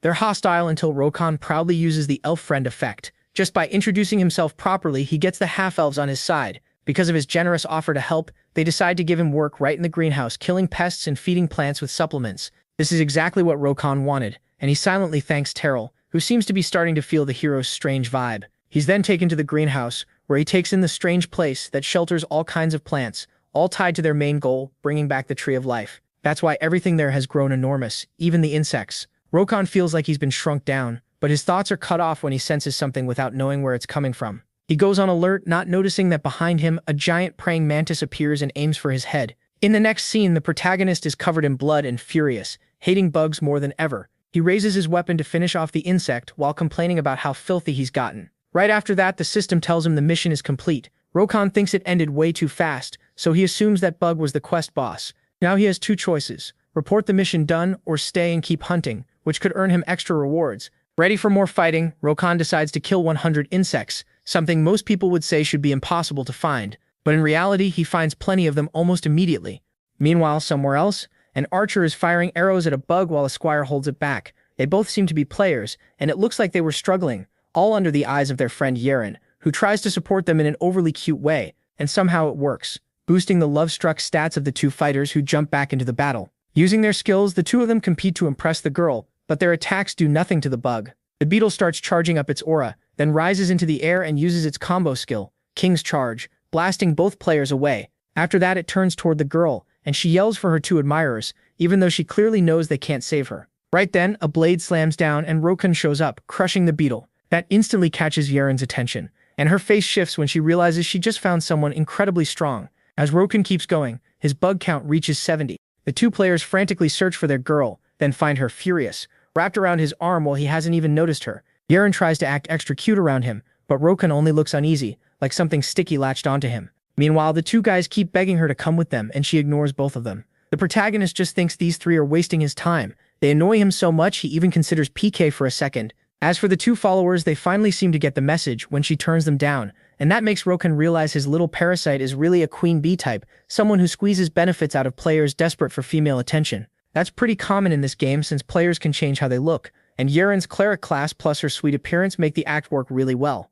Even knowing all that, MC still doesn't know what to do with the clingy girl on his arm, and PK isn't worth the penalty. So he switches plans at once and completely changes his attitude, turning into a smooth gentleman who seems worried about the poor girl. He introduces himself and invites her to join his party. Yeren says yes right away and walks off with Rokon, leaving the two guys looking totally crushed. At the same time, the girl's manipulative side comes out, pleased that she got rid of the useless ones and found someone better, not knowing Rokon plans to toy with her instead. Later, Yeren mostly watches as he fights through more insects, taking them out at crazy speed and leaving her stunned. She realizes she'll need to put in some effort to keep her new ride happy, so she starts acting sweet and gentle, offering to help him. Rokon answers with a fake smile, while thinking about how annoying she is. Now that she's fully committed to playing helper, the protagonist decides it's time to use his plan, asking for her help with the next boss. He lies and tells her it's a job only a cute little cleric like her can do. That scares her a bit, but she can't let a strong servant like him slip away, so she pretends to agree. Exactly what Rokon wanted. He decides to disguise Yeren so she can lure out the greenhouse's final boss, a giant bird, by using her as bait in a flower costume, while she holds a huge apple and waits for the bird to come so MC can kill it. She's furious about being humiliated like this and starts thinking her usual charm doesn't work on him. That only pushes her harder to try to seduce him and turn him into her loyal servant. Meanwhile, the bird spots the food and flies straight at her. Tired and irritated, Yeren wonders when the stupid bird will finally show up, and then it lands right behind her. She turns around and sees the massive bird, then runs off crying, remembering that Rokon said the bird would chase the fruit, not her. Even so, she keeps trying to lead it around, waiting for the protagonist to step in, but the bird keeps chasing her and Rokon is nowhere to be seen. In panic, she starts screaming for MC, who from high up in a tree with snacks in hand is enjoying the whole thing and mocking how fast the self-proclaimed queen bee can run. Yeren keeps sprinting in terror until she falls to the ground and the bird stops behind her, looking ready to kill her. But that isn't actually true, because the whole time the bird only wanted the fruit, and now it finally gets to eat it in peace. From the tree, Rokon bursts out laughing, making fun of the queen bee's face and calling her a rookie, who's clearly never hunted before.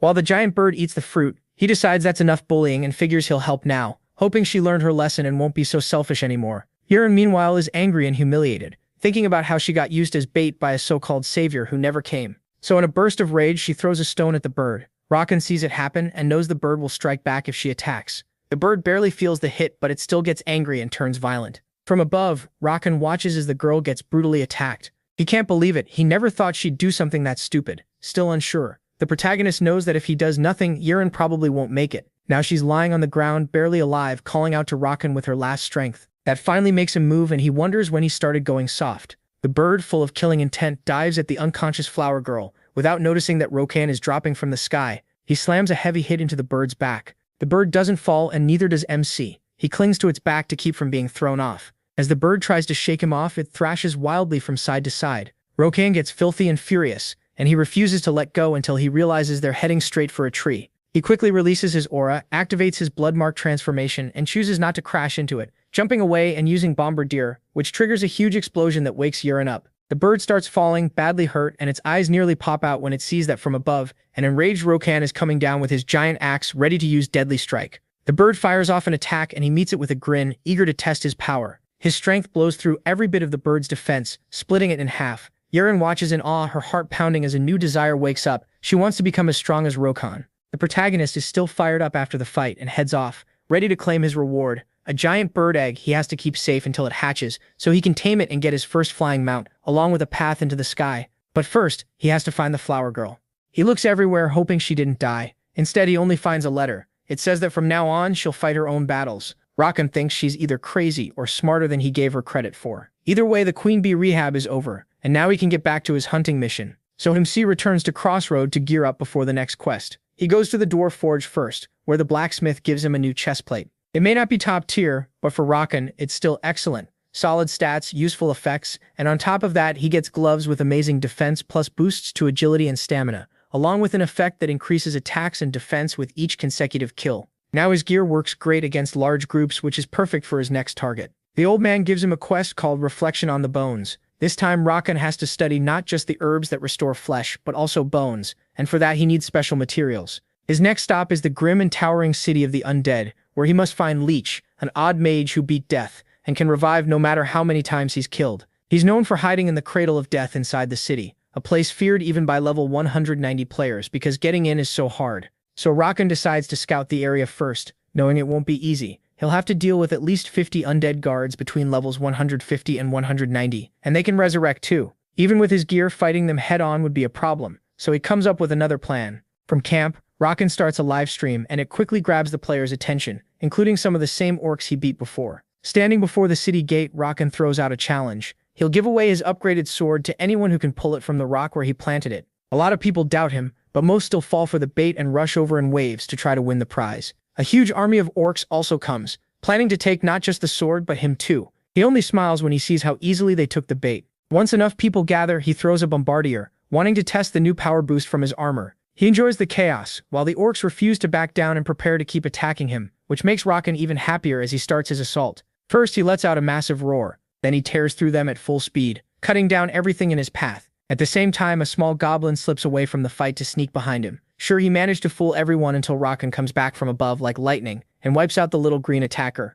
After the slaughter, his attack and armor stats reach 200%, so he moves to phase 2. One orc curses while barely getting back up. Then Rakan launches a bombardier, but not at the orc at the city. That activates a magic seal and releases the city's defenders, the Undead Legion. The orc gets cocky when he sees them and thinks the protagonist is finished, but the protagonist waits until they're close enough, then raises his hands and calls down a huge electric force. It crashes down as a giant lightning strike that sweeps through the undead. The orc can only stare in shock as Rakan tells his audience the fight is only just getting started.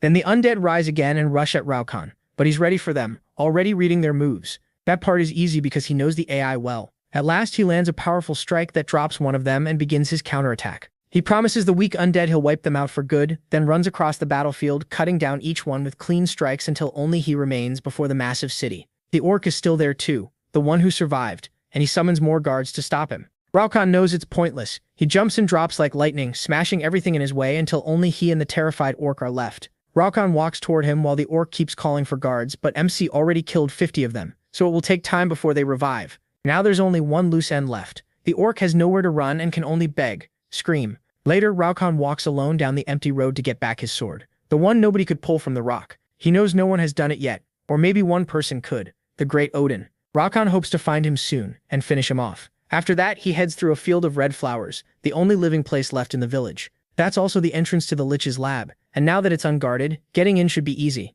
Before going inside, he cuts his arm a little and lets blood fall onto one of the roses. That triggers a mechanism and opens a huge door in the ground, and then he steps into a strange, brightly lit passage. He figures the lanterns are special somehow, but ignores that for now. Right now, he only cares about finding the materials for the mission. He reaches a locked door that seems to be the Lich's lab. Right then, the Lich appears, rambling like a madman, while Raukon gets warned that if he came here, he'll end up as a human sacrifice. The protagonist answers with a bombardier. It looks like that finished him, and then Raukon rushes in to end it. But when he goes for the final blow, an energy barrier stops him. Stunned, Raukon gets thrown straight to the ground with full force, leaving him badly hurt and bleeding. The skeleton is thrilled, saying MC is trapped inside a magical engineering field. Meanwhile, the Lich revives some servants to finish off an exhausted Raukon, who can't even stand and realizes he badly underestimated his enemy. He thought he'd just kick him around and erase him, but now as the army closes in, the air fills with a red aura, and the hero's eyes turn white, ready for a furious counterattack. Raukon keeps moving, smashing several glowing orbs that light up the dungeon. That scares the Lich, who thinks Raukon is trying to run away like a coward. But he keeps breaking the orbs because he knows one of them is really the skeleton mage's life vessel. If he breaks it, the Lich dies for good, so he keeps destroying more orbs, but still can't find the right one. With no better option, he pushes on, ready to wipe them all out until he finds the real one. The mage, shaking more and more, tries to pull Raukon's attention by lifting a huge stone shield that starts giving off powerful purple flashes. As the protagonist runs, he notices out of the corner of his eye that the Lich is getting ready to strike, making giant stone spears all over the cave, and they move like tentacles.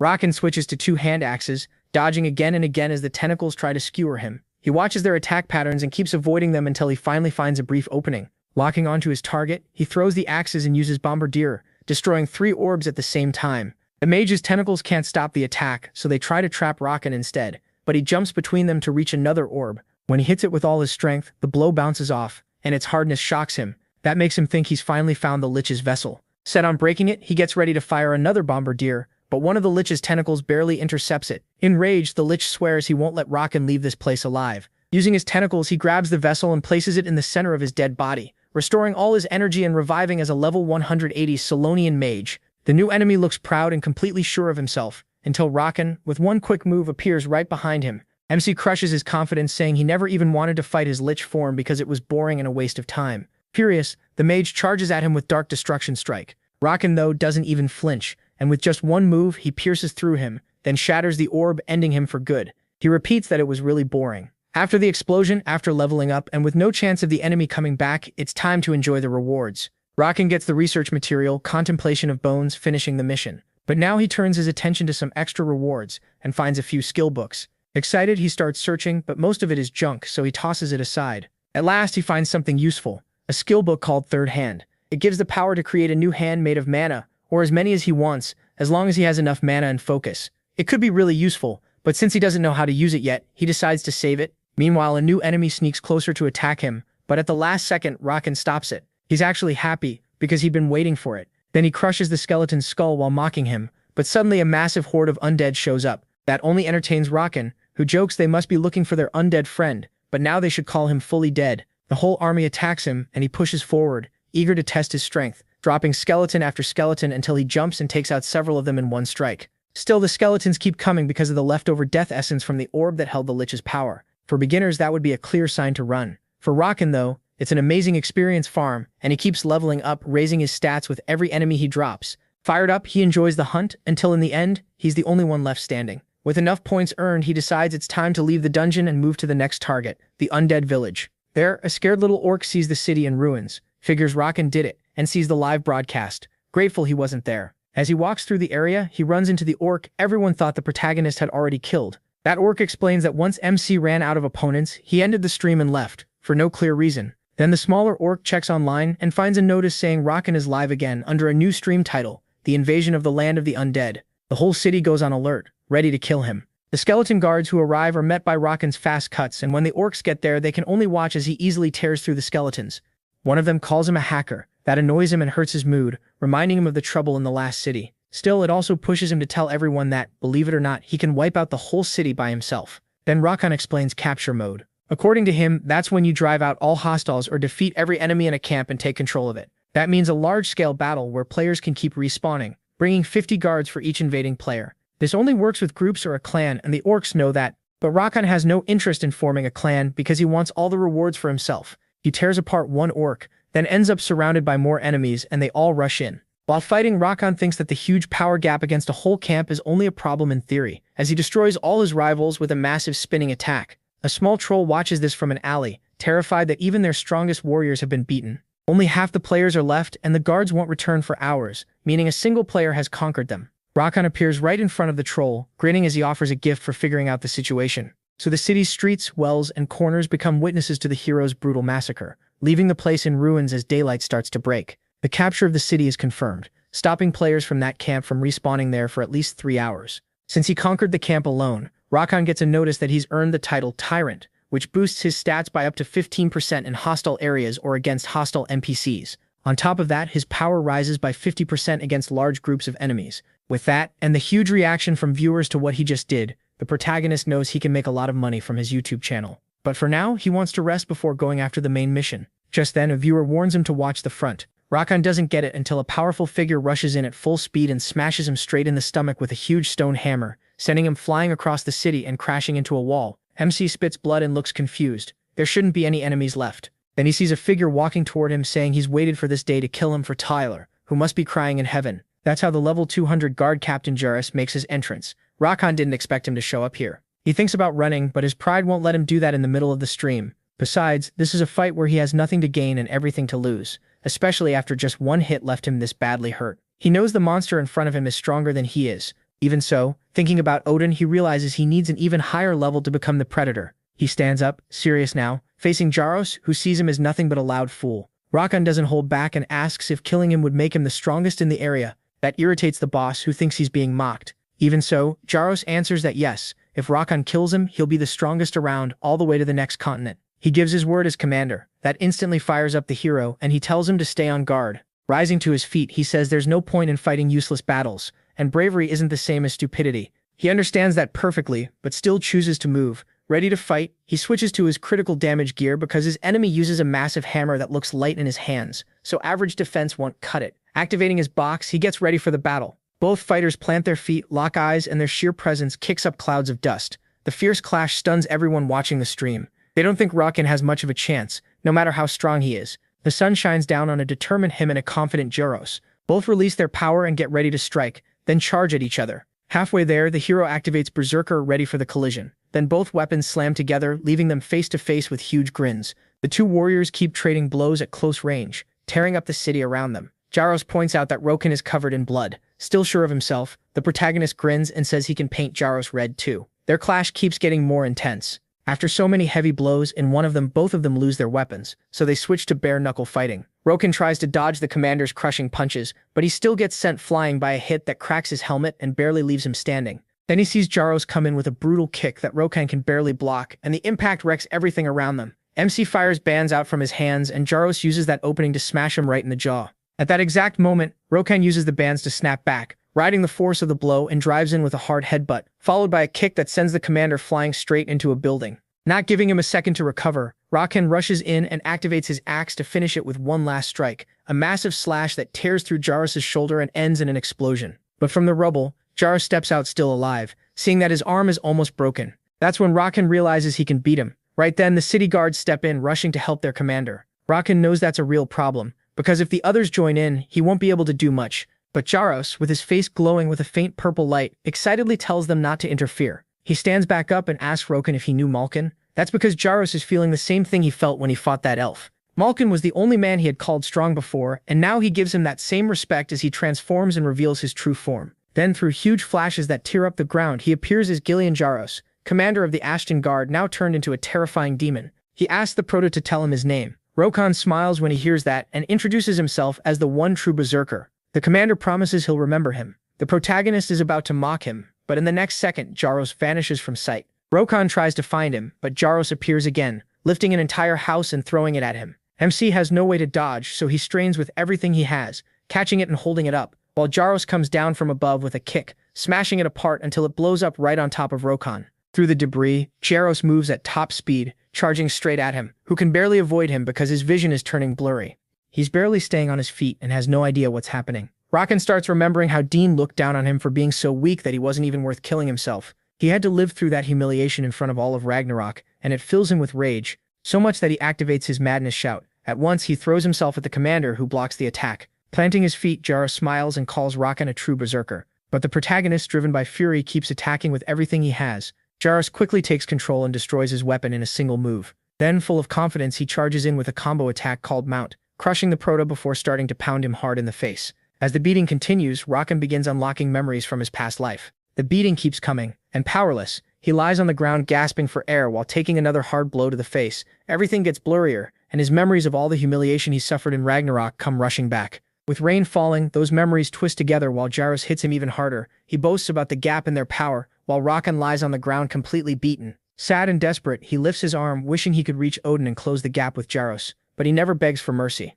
Without giving up, he pulls out a hand axe right in front of Jaros' face and activates Bomber, setting off a blinding flash and an explosion. Jaros gets blasted away, his arms hurt from blocking the blast, and he thinks Rakan has gone crazy trying to blow himself up. Then he sees MC coming after him with everything he has, chasing him down with pure fury in his eyes and only one goal to kill him. That makes the commander happy, and he calls him the best. Digging his feet into the ground, Jaros says he'll answer with a strike worthy of him, gathering power in his hand and forming a huge seal full of fists called Destroyer Fist. Rakan doesn't hold back either, activating his giant axe for one last move, Mortal Blow. Both of them yell as they brace for the impact. Jaros' fists slam into the massive axe of Rakan, and a huge shockwave explodes out.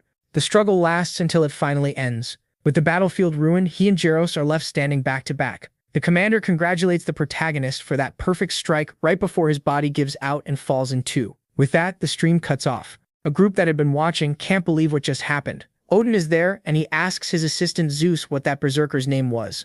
Drinking potions just to stay upright, Rakan thinks about how close he came to dying because of Jaros' power. The good news is that the fight gave him amazing footage, and between the stream payout, ads, and videos, he's going to make great money. So once the berserker penalty ends, he can get back up and move on to the next mission. He returns to the old man, who says he always believed Rakan would pull it off. Then he hands over the scroll and says they've made progress on the mission, so now he gives him another one called Blood and Magic, where he has to collect the blood of 44 monsters. The rewards aren't that exciting, but what matters is that this is finally the last species quest available in that city. It sounds simple, but there's a catch. He needs blood from 44 level 160 monsters, all from different species. Sounds easy, but each hunting ground only has 20 species, so he'd still be short by 4. Those could be players from the Black Dragons, but very few of them are level 160. Desperate, he even thinks about taking over the city and fighting the guards, wondering if those would count, while the old man just wants to go to sleep. Then Rakan gets an idea, and that's how, northwest of Crossroad, MC slaughters monsters until he finally gets rock-type blood.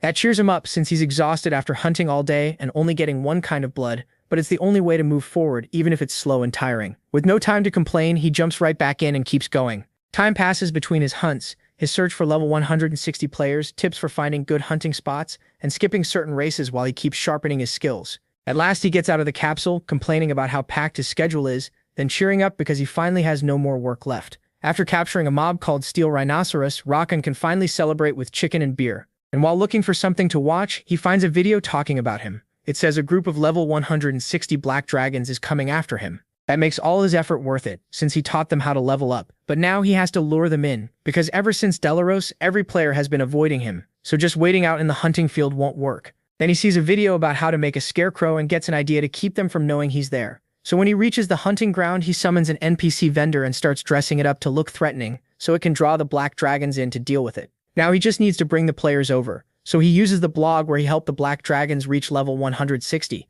convincing them there's a secret shop outside the city in the Red Moon Forest. Because they trust him, they head there, while Rakan waits eagerly. Soon, a pair of orcs arrives at the spot with a bad feeling. They hide when they spot what looks like Rakan standing in front of the creepy disguised NPC, then watch him disappear in a flash, leaving the orcs confused. They carefully approach the NPC and get a shop window. Surprised, they see the weapons and assume that's where Rakan gets his gear. But the prices are high and there are buying limits, so they go back for their whole clan, falling right into his trap as he watches his plan work exactly the way he wanted. Later, the orcs come back with the whole guild rushing to buy everything. Excited, they focus on the items and start shopping without noticing that Rokan has appeared right behind them. While the leaders keep checking the goods, they finally turn around and see all their allies already down on the ground. with Roken behind the vendor telling them they fell for a hunter and bait trick. After the screams of pain, the protagonist appears with a victorious smile and blood from troll, orc, undead, and goblin, getting all four at once. Then he calmly dismisses the NPC vendor and wonders if he should go back to the old man now. In the end, he does. He goes straight to the human guild, where the old man happily thanks him because Roken's work earned him a promotion. The mission ends there, and he hands over a letter of thanks. MC takes the letter. Happy on the outside, though inside he thinks it's just a piece of paper that won't raise his stats. Even so, he already knows how to use it later. He casually says goodbye, and the old man asks him to keep helping the human union. Now he gets ready for his next mission, the Central City, the fourth city he can enter without a level cap. But that doesn't make it easy, because to get there he has to cross the ocean, and it's full of dangerous creatures trying to sink him. Still, nothing he can't handle if he prepares well. So first he heads to a certain place, reaching the southwest side of Crossroad, where the ruins sit. They've already been looted clean, but no one knows the last secret there is still hidden. People say that around the ruins, the gnomes Gookie and Miyuki keep watch. They're the little NPC mercenaries Roken hired for a high price, but he'd rather rely on them than other players. He goes into the ruins and reaches a crossroads, where Roken sends the gnomes down different paths to find a room with floor tiles arranged in a pattern. Before long, the little ones find it and activate the tiles, which reveals the secret of the ruins by unleashing a swarm of stone guardians that Roken has to defeat to recover the key, a battle he will obviously enjoy. He charges in, cutting down every enemy in his way until he reaches the end of the room. He feels incredibly light on his feet thanks to all the training he got without even meaning to, now that he's level 190. He feels stronger than ever and gets ready to smash every golem into pieces, setting off a huge blast. After a while, the gnomes come back calmly from the room, saying there was nothing dangerous, only to freeze in shock when they spot the remains of all the golems. Roken has them help open the door since he's carrying all the keys. He sets them in place and opens the real entrance to the ruins. With that, the three head down. Roken figures the place is around level 170 because of all the traps and monsters, but he stays calm knowing his gnomes are level 180, so they should make it. They soon reach a hallway packed with monsters and traps, and Roken wants to see the gnomes in action, so Miyuki takes navigation while Yuki handles combat. Miyuki uses her skills to map out a safe route through all the traps, checking each one with her senses and leading them along the secure path. Then, after crossing a long maze, they finally reach the exit. The little gnome tries to open the door with magic. It's a strong spell that should break in about 10 minutes, which Roken thinks is no time at all. He tells her to focus while he and Yuki deal with a massive wave of ancient monsters. While Roken tears through the slimes, Yuki uses a freezing skill to chill a bunch of enemies. Right as Miyuki finally opens the door, they reach another part of the ruins, and the little ones stop when a green aura forms, and from deep below a dark stairway, a being says he was going to come find them, but they arrive first. Now that they're in his domain, he'll show them the power of corruption. Roken wastes no time and pulls out his axe to face him, recognizing him as the ruined boss and the second fallen he's met after Tillar. The mage, still a little sane, praises him for making it this far. Then he channels power into his skull staff, declaring their end as a huge cloud full of green lightning covers the whole area. A giant flash drops down, and the mad mage calls forth his disciples. Roken sees a massive eyes moving in from a cage, and realizes the fallen monster power this mage has is mind control. That lets him turn other monsters into servants, and right away he releases a horde of sharks and bulls, all charging at once. Roken quickly lines the gnomes up, ready to face the threat. As the wave rushes in, Yuki moves first, while he meets them head-on. With a single move, he knocks monsters out with his bare hands, but another group leaps at him. Still, he activates his combo technique, Turboline, turning the sharks into sushi. Feeling completely in control, he mocks the mage who, scared and furious, calls Roken insolent. The protagonist wants to finish him now, but a shield of corrupt power around the mage blocks every strike. To beat him, he'll have to force the mage to burn through all his power, so he gets ready for every coming wave. He asks the gnomes if they're tired, and both agree the fight is actually easy. Even so, Roken warns them there are still 4 more waves. Time passes, and after dealing with hungry tigers and wolves plus endless corrupted monsters piling in behind them, they push past the 3rd wave. MC stays calm, noticing that thanks to Blood Imprint, he doesn't lose health or tire out no matter how long he fights. With only 2 waves left, he asks the ugly, crazy mage if he's getting scared. The mage pretends to stay confident and says Roken won't be talking much longer. Then he fires his power into the sky to summon beings even stronger, his so-called masterpieces. From the darkness of the ruins emerge a half-elf and an orc twisted by corruption. Roken can tell the mage is truly angry if he's sending those two out together. Wanting to speed things up, he sends the gnomes after the half-elf while he takes the orc. That starts the 4th and 5th waves. The orc gets wiped out fast by Roken, who even complains that something that big was way too weak. Meanwhile, the gnomes, even with some trouble, manage to use their combo skills, clearing the corrupted half-elf from the area. With that, the mage's shield fades, leaving him open and helpless before Roken, who rushes in at once. But the mage reacts with his technique, Light of Extinction. Roken stops cold when he sees a giant wave of green power coming at him, knowing one touch means instant death.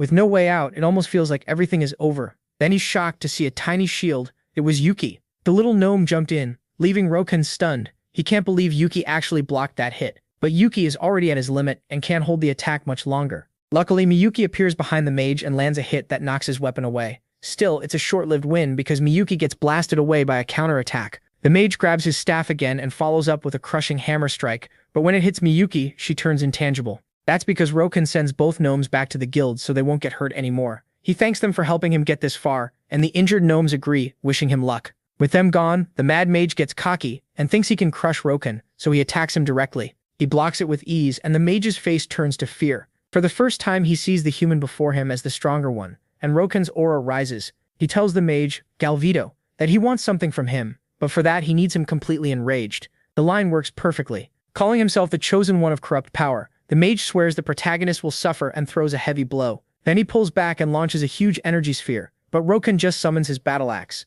As the attack seems about to hit in a massive explosion, the mage, still furious, says Imsi's pride won't save him, but in that exact moment, Rokan appears behind him. The mage has no time to react, and he sends him flying with one hit, saying that strike was payback for his friends. Then he steps in and lands a blow so strong it cracks the ground. Still, this isn't his real goal yet. Rokan lunges again, grabs the mage by the throat, and slams him hard into the floor, but he doesn't stop there, piling on one humiliating hit after another, until the mage is in terrible shape. Out of options, the furious mage, angry at Rokan's insolence, decides to take him down with him as green light starts pouring from his mouth and eyes. That only makes the protagonist smile. Then a huge explosion tears through the area, and from the rubble, MC steps out calmly, a little burned but happy he survived by using Berserker State, and even happier that his plan worked as he starts looking for the item that only appears when the mage destroys himself. And there it is, a new green sphere called the Corrupt Orb. This item can only be obtained that way because if Rokan had killed the mage outright, it would have been destroyed. With his goal now in hand, he heads back to the city for his reward,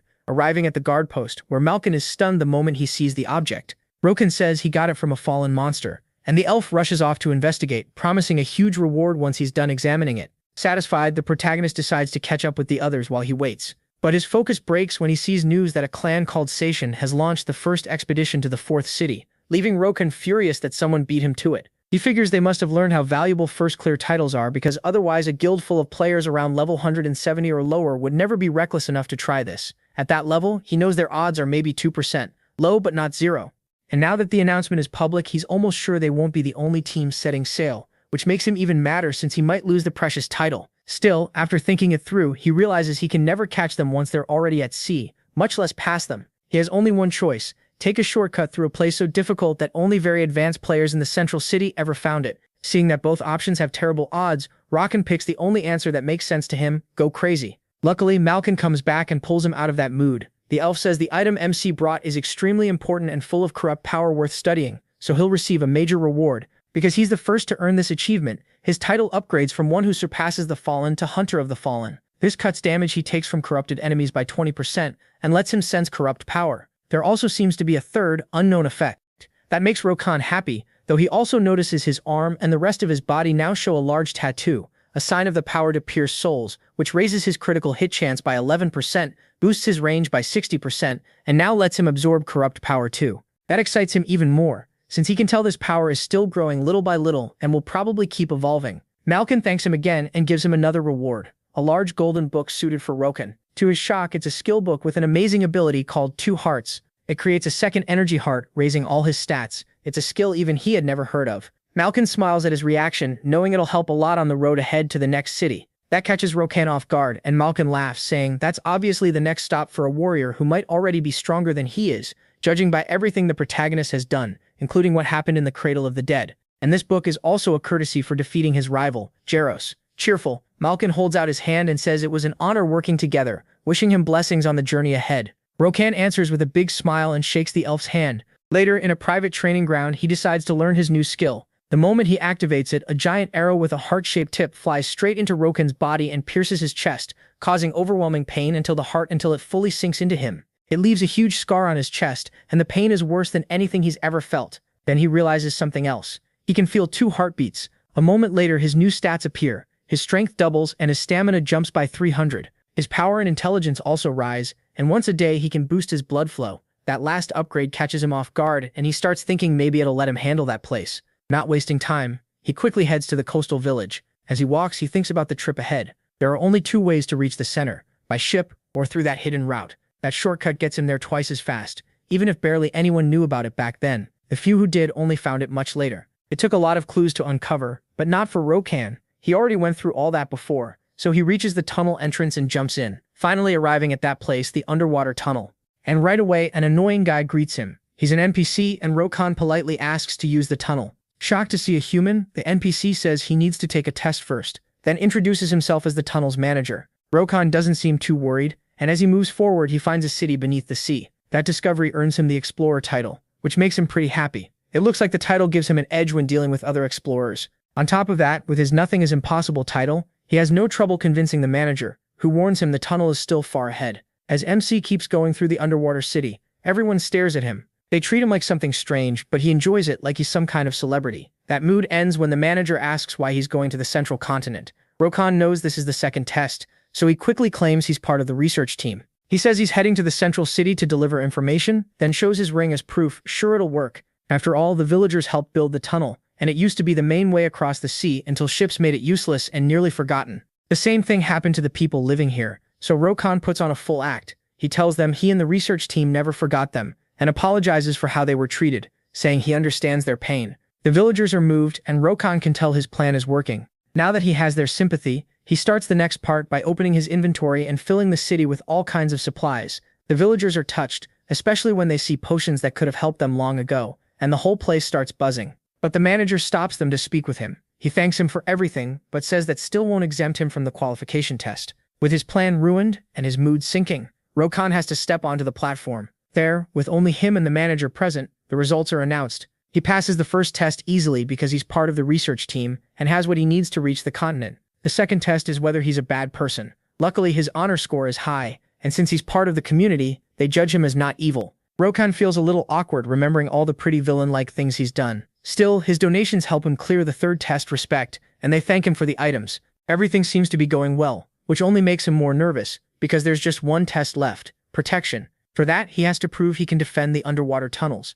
The final exam is hunting a trident. It's a powerful underwater fighter, a close-range specialist that's almost unbeatable in its own territory. Dragging it onto land won't work, because then the test wouldn't count, so Rokan has to fight it head-on in the water. Once he's underwater, he's given the job of luring it out. Even though it's tricky, he has a conch shell to call it, and it works perfectly. The trident rushes straight at him without hesitation. Rokan thinks the thing has terrible manners. The furious trident only spits out death threats, and the fight begins. Using its speed, the trident overwhelms him. It strikes from the front, and right at that moment, Rokan uses Madness Shout, stunning the trident. But before he can finish it, the creature slips away and starts swimming again at crazy speed. Rokan is left confused as the trident declares that no one in this dark, deep sea can defeat him, then drives his trident into the protagonist. The trident believes pain is exactly what arrogant people deserve, and since he just pierced Rokan's heart, he decides to end it with one more charge of his trident. But MC's other heart reacts and knocks the attack aside. The trident can't understand how he's still alive, and Rokan activates Berserker, saying that he's finally got him. The trident still can't figure it out. How is he alive? He just laughs because of his double heart, then summons his axe and declares the trident's death. Later, while recovering with potions, Rokan figures he ended up sacrificing one heart after all. Still, he can fix that once he reaches the central continent, since there's a temple there that can even regrow severed arms. Right then, the manager appears and congratulates him. After proving his strength, he's now qualified to use the tunnel. Rokan thinks it was way too easy. But then they mention one problem. The missions may be over, yet since nobody uses the tunnel anymore, it's packed with monsters, so they ask him to clear it as he passes through. The protagonist lights up at the thought-free experience. He accepts the quest, moves on, and looks at the tunnel like it's heaven. The monsters are pretty scary, but on land they're incredibly weak, so he dives in to enjoy the feast, attacking again and again with a huge grin for all that experience, and keeps going until he even has time to make a plate of food. Later, he starts yelling like crazy because of the wild speed of the cart carrying him, once again cursing the gnome who built it. He gets launched out, then slams headfirst into the ground. After getting back up and finally reaching dry land again, he at last arrives at the central continent. That earns him an achievement, a boost in reputation at the camp, and plenty of other rewards for discovering an entire continent. One reward that catches his eye is advanced training. He doesn't remember what it's for, so he decides to figure it out as he goes. What matters now is the continent mission. If the first and second cities were tutorials, and the third was a beginner zone, then this is where the real system is fully active. He figures he needs to go for the job exchange, and for that he needs to collect 300 Emperor pieces. Right then, a giant ogre appears. Level 199, exactly what he was looking for, since he needs 300 enemies like that to finish the quest. Rokon knows it doesn't matter how many titles he has if he can't get past level 200. So there's only one thing to do, fight with everything he's got. He charges in and the ogre thinks it stopped him, or at least that's what the ogre thought. Then it watches a mere human land one strike that splits it in half. Rokon, pleased, collects his reward and senses another presence. Only 299 left, he thinks, officially starting his hunt. A few hours later, he decides that even though they were strong, they only relied on brute force. He leaps in, cuts them in two, and when another shows up, it isn't a match for Rokon either. At last, MC gets all 300 king tokens and rises to level 200.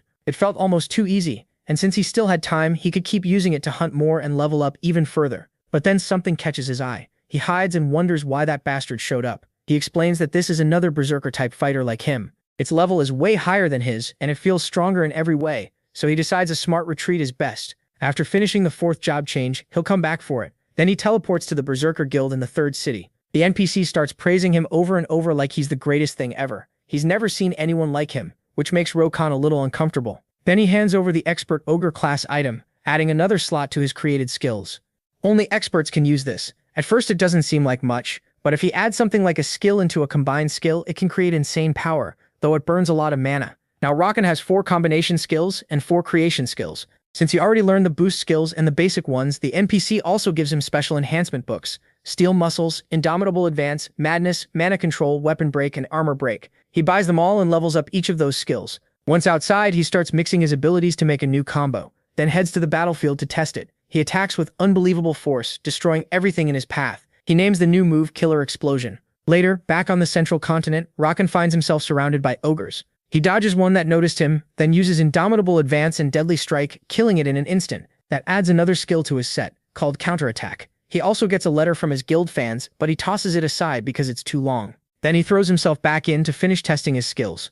About 2 hours later, he comes face to face with a 2-headed level 200 ogre. He tells it to come closer. The monster roars at the sky and jumps at Rokon, but he barely dodges and thinks it's nothing special. Then an axe is already slicing toward his neck, but his counterattack skill activates and takes one head off instead. Seeing the danger, the creature enters berserker mode and attacks with everything it has, but Rokon cleanly avoids every swing. Their weapons clash, and when he gets a small opening, he uses Disarm, a skill so strong that black spikes shatter the axe into thousands of pieces. The ogre panics and tries one last strike, but Rokon is already gone. He used evasion, mocking the creature for calling itself a berserker. To him, it's a disgrace to its race. He brings his fingers together and calls out Killer Explosion.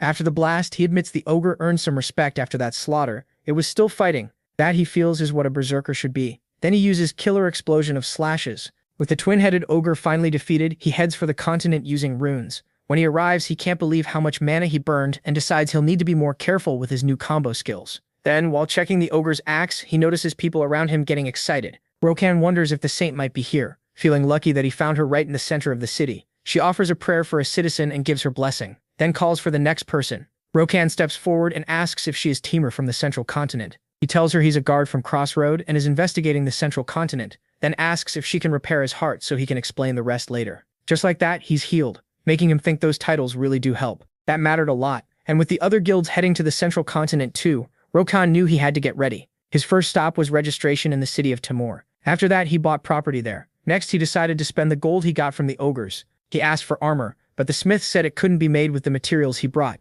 That changed when Rokon pulled out the ogre's axe. The man lit up and got excited about both the materials and the amount the protagonist was willing to pay. MC explains he picked that place because its 5 forges each offered their own kind of custom work. It was expensive, but worth it. He wanted more critical hit power on the neck, shoulders, hands, chest, heels, and shoes. Once everything was decided, they told him to come back tomorrow. With that done, Rokon headed to the city's most important place, the Tower of Trials, where they asked for his ID. After checking his rating, they charged him 5 gold and wished him luck. Rokon says the Tower of Trials is a place of honor and challenge, where players prove their strength. The higher you go, the stronger the monsters get, and you have to kill every enemy on each floor to move up. It gives no normal rewards, but the top players each month get special items. Soon, he spots some little squirrels and figures it's time to begin on floor 1. He attacks, almost feeling bad for how weak they are, and then the tower gives him a choice: continue or repeat. He picks the second one. Normally, he'd just move on to the next floor, but this time he wanted to clear it 999 more times. And sure enough, Rokon ran that same floor 1,000 times to squeeze out the maximum experience.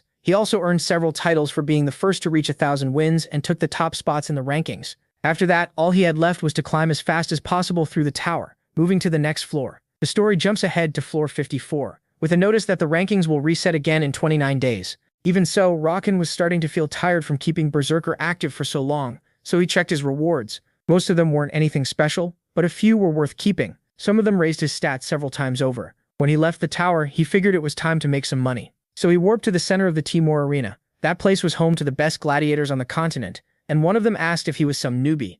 Rakan ignored him and signed up for the arena at soldier rank. The others laughed at how low his rank was, and the NPC handed him a token for his turn. Rakan explains the rules were simple. 2 fighters enter the center, and they battle until one dies. There aren't many penalties, and best of all, Berserker resets every match. Then his alarm went off. It was his turn. He was glad his opponent would be an NPC, because if it had been a real player, his level 190 power would crush them right away. He teleports in and meets his first opponent. It was a level 150 assassin swordsman named Machine. Machine calmly talks at him and steps close. Already sure he'd won, but in the next second his body was split in two. Rakan gained 10 arena points and the crowd erupted. Word started spreading that he'd beaten his opponent with a single strike. Pleased with that, Rakan asked for his next challenger. Then came one after another and another. As his win streak grew, so did his fame and skill rewards, and the difficulty of his opponents started rising. The protagonist realizes that once he passes a streak threshold, he can move up to the next tier. So he throws himself into it, thinking all he has to do is what he always does. Fight, and keep fighting. For hour after hour, building 3,276 reputation, with 300 straight wins. He picked up more titles and spent his points on improving his skills, locking in his first-place spot in the Hall of Knights. Once inside, he asks to be promoted to Knight rank. After meeting the requirements, he signs the contract. The guard keeps talking about the benefits while Rakan only thinks about one thing. He's halfway through the promotion. To become a true knight, he still has to find a Lord Knight and take a knight's oath. That's why he still doesn't have the real title. He needs one more person. So he heads for his next destination, but before that, since he was already there, he decided to pick up the race's quest, and now that he had reached knight rank, the mission ought to be something interesting. When the NPC heard Harvin had sent him, he felt he already had plenty of good knights. But when Rakan offered a reward for the mission, the man still refused, saying he wasn't that kind of person, until he saw that the reward was jewel minerals worth about 3 times more than gold. After that, he quickly changed his mind and accepted, telling Rakan about the legend of the pyramids. People said they seemed to be home to living beings that never rotted, no matter how many years passed, so his task was to investigate them. That activated his new quest, but Rakan wasn't sure what to do next, since it was a very hard one. Thanks to the bribe and his titles, he'd been given a very high-level search mission. The level gap wasn't huge, but those monsters also had titles and special abilities. He decided to think about it later. Then he headed to the Timur Colosseum. Because he was now a knight, his class there rose too, giving him access to more recognition points and a wider shop selection. As Rakan leaves, he says that if he earns too many points, he could catch the attention of nobles, and that might become a problem, because his real priority is the main quest. He then arrives at a building where they ask him to state his affiliation. After confirming who he is, Rakan goes in and asks for information on corrupted monsters. When he hands over the map, they give him a quest. Bring back 3 corrupted beasts and he'll receive a reward. After accepting, he takes care of a few small things and activates the Timur Circle. Once he repeats his destination to the transporter twice, they finally let him go, even though the place is dangerously poor. But Rakan was set on going there. Still, that wasn't his real destination, just a point even farther out in the fields where teleporting couldn't reach. That brought him into Linai territory, near a kind of fortress, where a guard asked what he was doing there. The moment he heard Rakan had come to become a knight, he ran off to announce his arrival, and an excited lord came out. He was thrilled that someone wanted to serve as his knight. MC thought the man's state looked miserable, but that's exactly why he chose him. He says the first reason he picked this territory was its fallen nobility setup, and the second was its potential. The whole land was about to be swallowed by Remington territory, and a great treasure was hidden there, one Rakan couldn't let slip away. So he confirms he wants to become a knight of Lanai territory. The lord invites him inside, and once they're alone, he's honest. They don't have the means to pay him. He says that's fine. They can pay him with land. He isn't asking for much, just a small part of the mountain. Seeing the man's hesitation, Rakan adds that if there turns out to be a mine in that area, he'll hand it back right away. He doesn't want the minerals, just the hunting ground. After thinking it over for a long time, the lord agrees and even gives him soldiers to help subdue the monsters. With the deal made, Duke of Durkham, Bon Lanai, names him his knight. Rakan just smiles, thinking that land of gold would soon be his. Now that everything was set, he went to inspect those lands. Seeing the agreement go through, he still couldn't believe they would let a free knight join so easily. In another territory, no one would do that with a stranger. He also remembered that the monsters there should be around level 240 at most, not too high, but still very profitable. So he told a soldier to gather as many troops as possible. Once everyone was assembled, Rakan carried himself like a real general, saying they'd be back soon. His plan was to make a big impression and win everyone's trust. The soldier's job was to guide the beasts and keep them from escaping. Before long, they found level 213 wolf beasts. Rakan shouted that it was time to hunt, declaring that those lands were under his protection. He cut down one and wiped out the rest with an explosion. The Duke couldn't believe he'd cleared out all the nearby monsters. He thought that selling the monsters' drops would help the territory. Rakan had expected that, so he agreed, but not before packing away the useful loot and experience. Then the Duke asked him to share the news with the neighboring lands. The protagonist smiled. This would be the start of getting everyone to follow him, and with more trust he'd have more freedom. Then he headed to the battlefield, speaking proudly for the city he served, and at the end he handed a bag to the guards and told them to spread it around. It was one of Rakan's tricks to stop more monsters from spawning there, making the area perfect for mining and for the town. Everyone would focus on that place, but his real goal was elsewhere. First though, he began the public dungeon achievement, the Cavern of Silence. He earned titles just for being among the first to enter. Rakan was thrilled to see his plan coming together, believing the most important thing was near Timur, which he knew about from a ruins book. After everything he did, they thanked him, because thanks to him, they were able to open their second mine, and now they could start thriving. In return, they gave him freedom to act. Rakan bragged a little about how honorable his work had been, and said he'd now patrol the area, eventually reaching his own land. There, he uses a blueprint he bought, and it turns into a large structure, perfectly blocking the area, so no one could see what he was doing. After walking a bit, he finds the exact spot and discovers the entrance to the secret dungeon. He breaks the seal, and a crystal appears, warning him that 2,999 entries remained. Rakan was delighted. He could still enter 2,999 more times, and of course, he planned to make full use of that fortune. Once inside, he explains that this place holds a stone found only there. These are enhancement stones, split into general upgrades and high-level stones, which can sometimes push gear as far as level 6 and even 9 in defense. Normally, all monsters can drop stones, but the chance of a high-level one is around 5 to 1. In this place, it rises to nearly 20%. That's why the entries are limited, and later on they'll be sold for insanely high prices. So for now, he was going to strengthen his own gear. The first enemies were stone spirits. They had a few weak points. Rakan used his bomber attack, hit the core, and got an item. It turned out to be his first enhancement stone. He kept hunting, taking down the fire spirits next. After that, he ran into water spirits and dealt with them just as easily. When it was all over, he wondered if that was the end. But then the rock spirit boss appeared. That thing had to be carrying an enhancement stone, no question. Rakan dodged, hacked it into hundreds of pieces, and exposed the ore inside. Cornered, the boss summoned rocks and hurled them at Rakan. But that was nothing to him. He activated Mortal Strike, then picked up the mystery core. He says the boss's drop was a top-quality stone. Rakan figures he'll get rich if he can collect 3,000 of them. Then he finishes off the boss. After that, he activates the Book of Runes, and later heads to the dwarf's workshop. There, they plan to use the enhancement materials to power up his gear. Some of them turn out to be nothing special, just basic stones, so he tosses the useless ones aside. Once luck is finally on his side, he brings the minerals to the blacksmith. The smith is stunned by how many stones Rakan brought. MC wants every item pushed to grade 7, telling him it doesn't matter if some crystals break. He has plenty. But then he decides he wants everything at level 9. The odds are terrible, and they burn through nearly all the crystals. Only a few pieces of gear actually make it to level 9.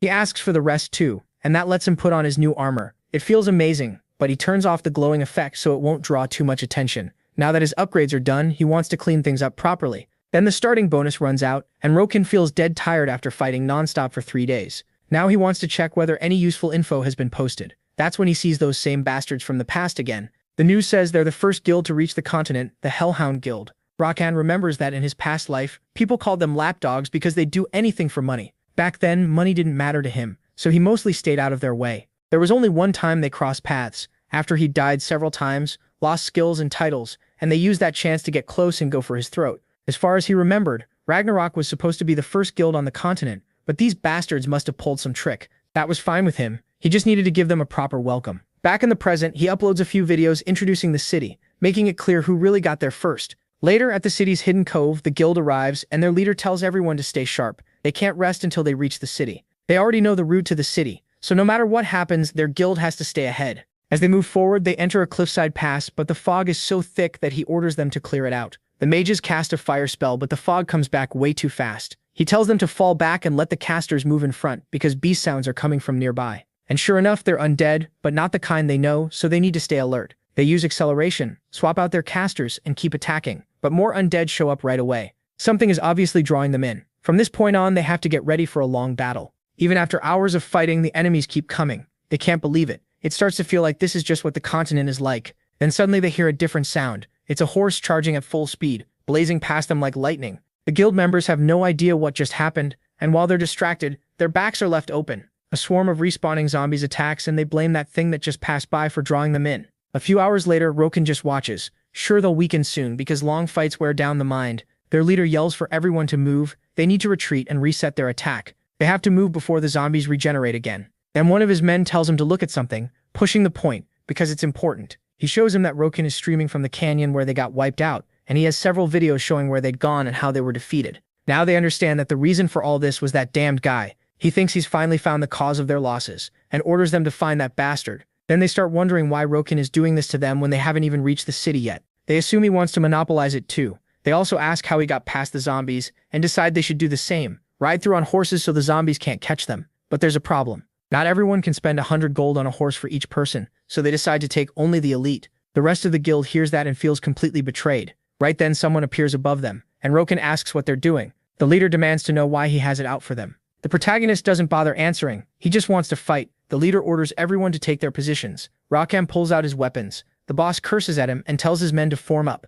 MC now sees how they made it here so fast. It must be that group skill that lets them bring down strong monsters together. And seeing the leader standing at the front, Rokan can tell he's overconfident. Most bosses stay in back and only step in for the finishing blow. The moment he charges, he decides to break that confidence. He detonates his bombardier. When he spots their hesitation, he unleashes his berserker roar, freezing them in place before cutting down their soldiers and then going for their leader. The boss shouts for everyone to spread out and attack together, but Rokan won't let any of them get away. He leaps forward at insane speed and tears them apart one by one. Even barehanded, he smashes them down, snapping heads around and throwing the whole group into panic. Now they just want to run from him. One of the leader's men begs him to retreat right now, but he refuses. He still thinks they can beat Rokan if they stay calm. Then that ally is killed on the spot. The leader can't understand it. Even without using any skills, the protagonist slaughtered them all. He finally realizes he was wrong. They can't beat him. Wrapped in a terrifying aura, Rokan tells them that from now on, he'll kill any hellhound he sees, so they should leave that guild and stay in the third city until he moves to another area.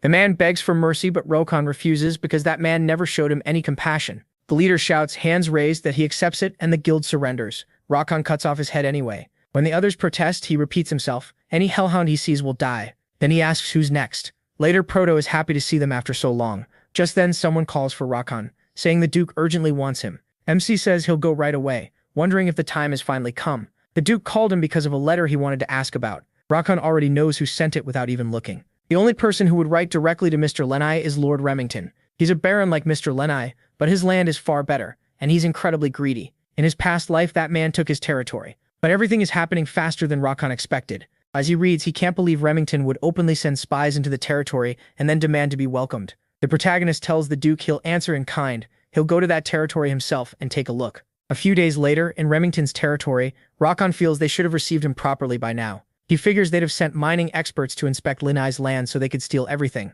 Then a guard asks if they're from Linai's territory. If so, they should follow him. He's just a regular level 200 guard. That makes Rokan furious. They didn't even send a captain, just an ordinary guard. Still, that works in his favor. If they look down on him, they'll drop their guard. Even better, the guard seems nervous, so they make their introductions. The man acts polite and asks to talk more over dinner. Then after a long conversation, Rokan apologizes, but says he wants to look around first. The Duke agrees and signals the guard. As they walk, MC doesn't care about the village or the farms. He wants to go to the dungeon. He explains that there's a cave there where Mystery sleeps and its entries are limited too. It brings in a huge part of their income, and there's something hidden there. The guards give him permission to enter. Rokan nods, acting like he's being treated well, while sensing they want something from him. Then they head toward the nearby mountains. They explain that the honey made there is Remington's specialty. When they arrive, they tell him how the process works, shooting the hive out of the tree. It drops, and that opens the dungeon portal. Rokan is pleased to get a free pass, so he registers it in his book of runes before enjoying the gift. Once inside, he earns the proper titles, and they stop him to give a quick explanation of the plan.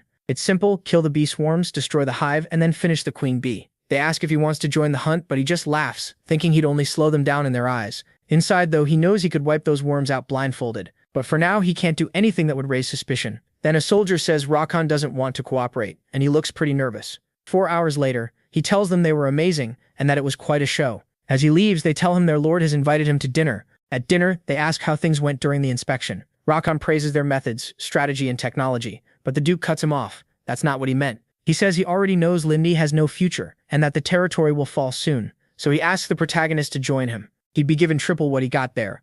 Rokan laughs, thinking the man has him all wrong. He's treating him like a coward, MC makes it clear that if someone wants to talk business with him, they need to pay at least 10 times more. Then Rakan is caught off guard because that man actually agrees to offer 10 times more. Still, he just laughs, sure he already knows what the Duke is planning. Later, he checks whether his hand axes are in good shape, and since his reason for coming there has been fulfilled, and he's built a good image of weakness and arrogance, he can now go test the dungeon's special feature without worrying. He activates his runes, thinking that in the next few days he won't be able to do this, since teleporting only works if you're part of that territory. So he plans to make the most of his stay. He knocks down the hive and enters the secret dungeon, where the wave of bees shows up immediately. Rakan uses his incredible speed to wipe them out, then summons his axe to split the last one apart. When he reaches the target, he explains that if he destroys the hive, he'll go straight to the boss. So he strikes with everything he has and smashes the hive. Alerts pop up, he's caused every killer bee to rush toward him. Rakan laughs because this is the next step of his plan. He summons a water atomic bomb, flooding the whole area like a sea, and leaving the bees unable to fight. Rakan grins, everything worked perfectly. Now he can finally start collecting. Soon he's carrying loads of killer bee stingers. Normally those stingers don't drop when the bees die, but if you pull them out while the bees are still alive, the drop rate is 100%. That's why he only immobilized them, and now he just needs one more thing. He uses Bombardier, bringing out the level 239 queen bee. She attacks with her stinger, and as Rakan dodges, he knows that was dangerous. If that stinger hits him, he'll be hurt badly. That's why all he has to do is keep dodging. He rushes in, slips past the attack, gets into position, and tears the queen bee apart. Then he earns the titles for clearing the dungeon. A few days later, in Ainaa territory, Rakan brought the Duke a gift. He told him to just enjoy it and use it however he wanted. Then he excused himself, saying he was a little tired. After that, he headed to his room, wanting to check what had been posted in the community. He found news about the guild that had kicked him out, but it barely caught his interest. Then something else popped up, and he wondered who those people were and how they had made it there. They were from the Black Dragon Legion, who had teamed up with another guild. That explained how they got there. Rakan smirked. They were better than he expected. In fact, he needed them for his plan, so he decided to give them a proper welcome. Meanwhile, on the central continent in Twilight Valley, Eris walked on, feeling like it had been a long time since he was last there. This was the place the Black Dragons would pass through. It was the only road forward, and he came for one specific reason. Soon he found the entrance to the area and went into the headquarters territory of the Golden Lions camp. Once inside, someone asked if he wanted to join their squad. It was Commander Garon, level 280, who liked his confidence, even though Eris looked like he was only level 230. Of course, Eris was hiding the fact that he was really level 280. To test him, Garon ordered a soldier to measure his strength. The man couldn't see why he had to fight someone that weak, but he still followed orders. Seeing that reaction, Eris figured this would make things easier. He activated all his armor and asked why the soldier looked nervous all of a sudden. The man cursed under his breath. He couldn't believe Eris had gear that good. A moment later, everyone gathered and the rules were announced. No weapons, and the first one to fall loses. The match began. The lion soldier thought Eris was just an arrogant kid. He was sure he'd crush him, but when he struck, his attack stopped dead. He froze, then jumped back. His allies yelled, asking what he was doing, but he told them to shut up. He couldn't understand what had just happened. Eris hadn't even flinched. Still, the soldier was set on showing the gap in their strength, so he charged with everything he had. He moved right in front of Eris. Sure, he had him, but the hero vanished. Eris called him way too slow. Everyone went still, and the commander accepted the result. Eris had won. That was enough. He thanked the soldier for the match, and the commander calmed things down. Since Eris had shown what he could do, it was time for them to keep their side of the deal. So he asked about the strategy Eris had mentioned. Eris laughed, saying it wasn't that hard, and laid out his plan. Back at the port, they explained that the undead race held the key to how those players, no matter who they were, managed to reach that place. It was all thanks to the Undead Player of the Year, Yuganada. He had always chased achievements and fame, and while looking for his chance, he found the Black Dragon's anger after Rakan drove them off the continent. That was when he stepped up as leader and promised to reach the other city without having the power for it. Of course, nobody believed him. It sounded impossible, but he never gave up. He stayed determined, strapped weights to both ankles, and sank into the ocean. Because of his race's traits, he could breathe underwater. And sure enough, he made it to the port and found a way across. That let all the undead cross the sea, and they joined up to hunt Rakan down. Back with the chief, the protagonist explained that if they ignored them, they could become a real problem for the organization. Besides, they had nothing to lose. He wanted to move right away, but the old man stopped him, saying it was too soon. Rakan just calmed him down. Everyone had gathered, so the timing was perfect. That meant it was time to welcome those rude black dragons. At the port, the undead arrived, thinking their leader had made an amazing discovery. Now they needed to study the items there so they could keep pushing forward. But then something felt wrong. Something was coming. They realized it was Rakan, the killer himself. He greeted them and even congratulated them for making it that far. Then he kicked off the operation, introducing himself as Rakan the Berserker Guardian, while surrounding all the undead. They couldn't understand why no one was attacking. Did MC seriously plan to fight all of them by himself? They thought he was underestimating them, but he saw them as clueless. when two groups stood on the same battlefield, he could trigger something. He declared an occupation war, and a mission appeared: wipe out every enemy and plant the flag. Once the occupation ended, he had to seize the dock from the Black Dragons. The undead read that and realized if they lost, their allies wouldn't be able to come there anymore. The captain wished him good luck. Fear hit the undead, and they activated all the guardians, summoning dozens of them. With a blank stare, Rakan shouted that they were free to try and stop him. He activated his titles for fighting huge groups, then rushed in to kill, cutting down one enemy after another. The others couldn't understand how someone like that could even exist. Even his allies didn't need to step in. Then Rakan leaped up, mocking them like they had already accepted their fate, and slammed their heads into the ground. He heard a spell from behind him, but blocked it with ease. That left the skeleton mage frozen, and Rakan killed it in an instant. He shouted at them, telling them to come all at once, right now. When he saw them jump in, he lowered his stance as red lightning flashed. Then he combined his skills and formed the infernal vortex. Smiling, he called them weak. That was why they had used tricks just to get there, thinking this was their moment to take over the port. But they yelled back that he wouldn't. A giant mace came crashing at him, and its wielder declared that as long as he stood there, it would never happen. This was the dock guard captain, level 240. Rakan just laughed, saying it was finally time to have some fun. Their weapons clashed, and he quickly realized that the guy was faster than expected, so he needed to find an opening. When the captain attacked, Rakan tried throwing insults to break his focus. The bony fighter came at him hard, but left a gap. Rakan dodged, got into place, and used blood flow acceleration. He roared, then sent him flying. Rakan jumped after him and summoned his mace. He declared the win with a killing blow. Laughing, he thought it had been way too easy, and took the death mist dock. Somewhere else, a vice general asked if it was really okay to leave him alone. The answer was a laugh. Hadn't he seen that look? That was the look of a born berserker. He was sure Rakan would keep his word. They just had to do their part. Soon all the guards who had been protecting the dock returned to the city, unable to believe this had happened to them. The protagonist laughed in their faces, seeing them as nothing but flies. That victory gave him more titles, including a 100-point boost the next time he fought an army. He was also given a choice: keep the dock or destroy it. If he kept it, he'd have to defend it right away. If he destroyed it, the Black Dragons wouldn't be able to use it for 7 days. Rakan figured there wasn't much to think about. At that same time, at the Karlstein forward station, someone was being calmed down as they explained. This had once been their old outpost. It wasn't far from the dock, so for now they were safe. But that monster had taken everything, which meant they couldn't use the base for 7 days. Then a mission appeared: retake the dock. It would start in 1 hour. That meant the bastard had chosen to defend the dock. Meanwhile, Rakan bought protection for it. After 50 minutes, around the dock a full guild legion marched in. They had gathered every player in the area, around 100 total. Each one could summon 5 NPCs, making it 500 against 1. Now that they were all together and had joined forces, they were ready to face him, and they believed Rakan had dug his own grave by choosing to defend it. Even with all that, they brought someone else too, a knight from the 4th city, from their own guild. So it didn't matter how strong MC was, he couldn't beat an NPC boss from the Black Knights. At the dock, a heavy mist spread everywhere. They shouted for Rakan to come out. He had to pay for hurting them. Then the huge gate opened, and they realized the whole place was covered by a massive barrier. Rakan felt that a lot of people had shown up, and he loved it. Surely the undead didn't expect him to waste 50 gold building a fortress for nothing. Still, there was something strange. If he really wanted to defend it, the smart move would have been artillery or turrets. Instead, he built just one wall and left a narrow opening where he was standing. It didn't look like a defense at all. It looked like a trap to force them to fight him head-on. Then the defense began. The time limit was 1 hour.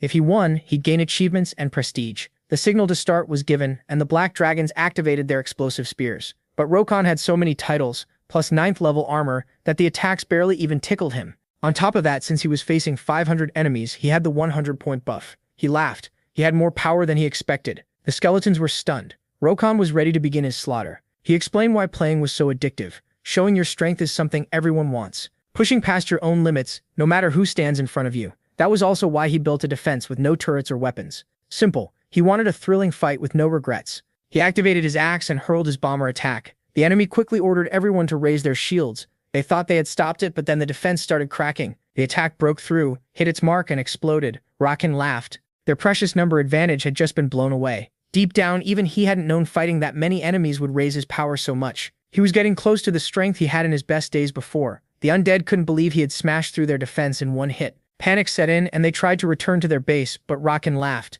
The Golden Lion faction had taken action just in time and destroyed their forward bases. Rakan told them to understand the mess they were in. They had walked straight into hell. Under that pressure, all they wanted was to run and save themselves. But the undead NPC boss drew his katana and declared that anyone who fled the battlefield would be killed. Black Dragon warriors had to fight and die with honor. Rakan mocked them, and even thanked him for keeping his buffs active. The samurai asked for his name, saying it took nerve to face him, but his sin was trying to harm the Black Dragon, and he would pay with his life. Rakan was surprised. He wanted a one-on-one fight. Normally this guy would have given him trouble, but the surrounding enemies were still feeding him strength. As long as his title was active, they had no chance against him. Both sides took their stances. Rakan let out a breath just as a wave slammed into the dock, and the samurai sprang forward. The protagonist instantly noticed how fast he was. He barely managed to stop the strike, then let out a shout to push him back. Rakan admitted the guy was strong, stronger than expected. After landing, the samurai simply motioned for him to come again. Rakan nodded, then jumped back in. Their blades collided, the impacts echoing through the whole area.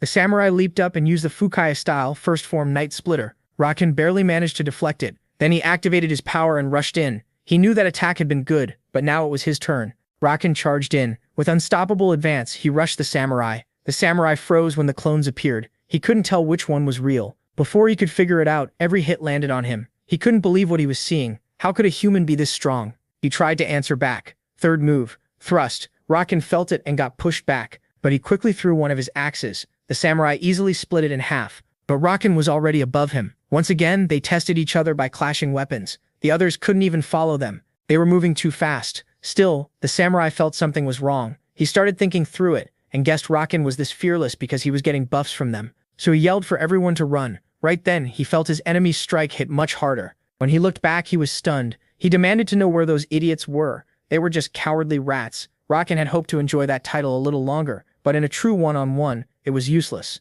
Now he knew he was at a disadvantage, and wondered how he could handle that monster with only his base stats. The undead boss laughed, feeling that after all, Rakan was only human. Without tricks, he wasn't on his level. He was far too slow setting up the finishing blow.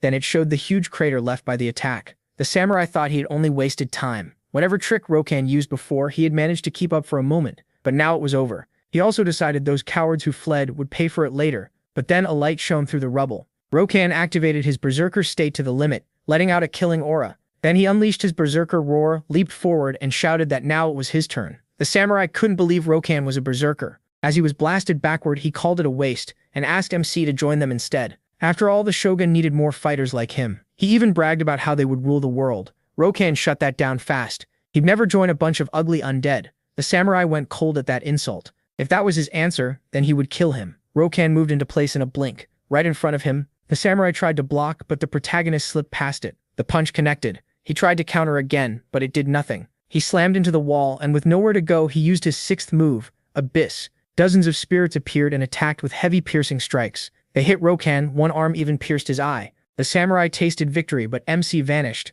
Then at blinding speed, he sliced off one of the samurai's arms. The undead warrior shouted, asking how that looked. But the bomber attack was already above his head. Rakan, not even waiting for him to fall, declared his win. Hellish advance.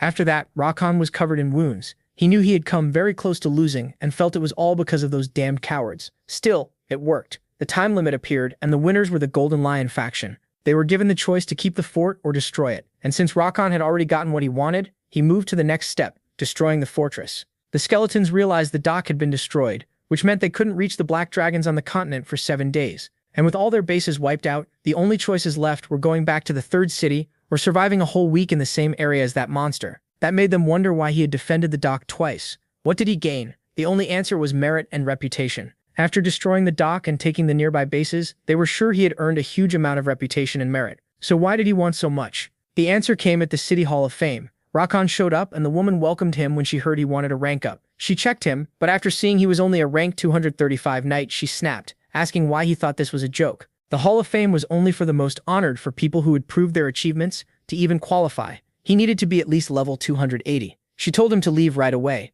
Rakan knew she was proud of her job, but told her to check his merit and reputation points. She didn't get why. He probably didn't even have 100. But when she saw 8,032 merit and 2,231 reputation, she couldn't understand how he had done it. Her attitude changed on the spot, and she handed him the rank-up contract. Rakan walked off, completely annoyed by how fast she switched up. Still, this let him move forward. With that new power, he would show them growth like they had never seen before. Then he returned to Linne territory. There, the Duke looked exhausted. The Lord of Remington had been giving him endless work, and had even sent someone to help with his mine. Rakan agreed, but knew that man really wanted to take the territory for himself. He said his goodbyes because it was time to put that plan into motion. On his way out, he felt he still had a little time left. Since he had already harvested everything there, he needed a new battlefield. That left only one place to go. Then we shift to the desert, where the heat was brutal. He came for the species quest. In his past life, tons of people tried it, but all of them failed because of how hard it was, especially because of one person who appeared behind him, begging desperately for water.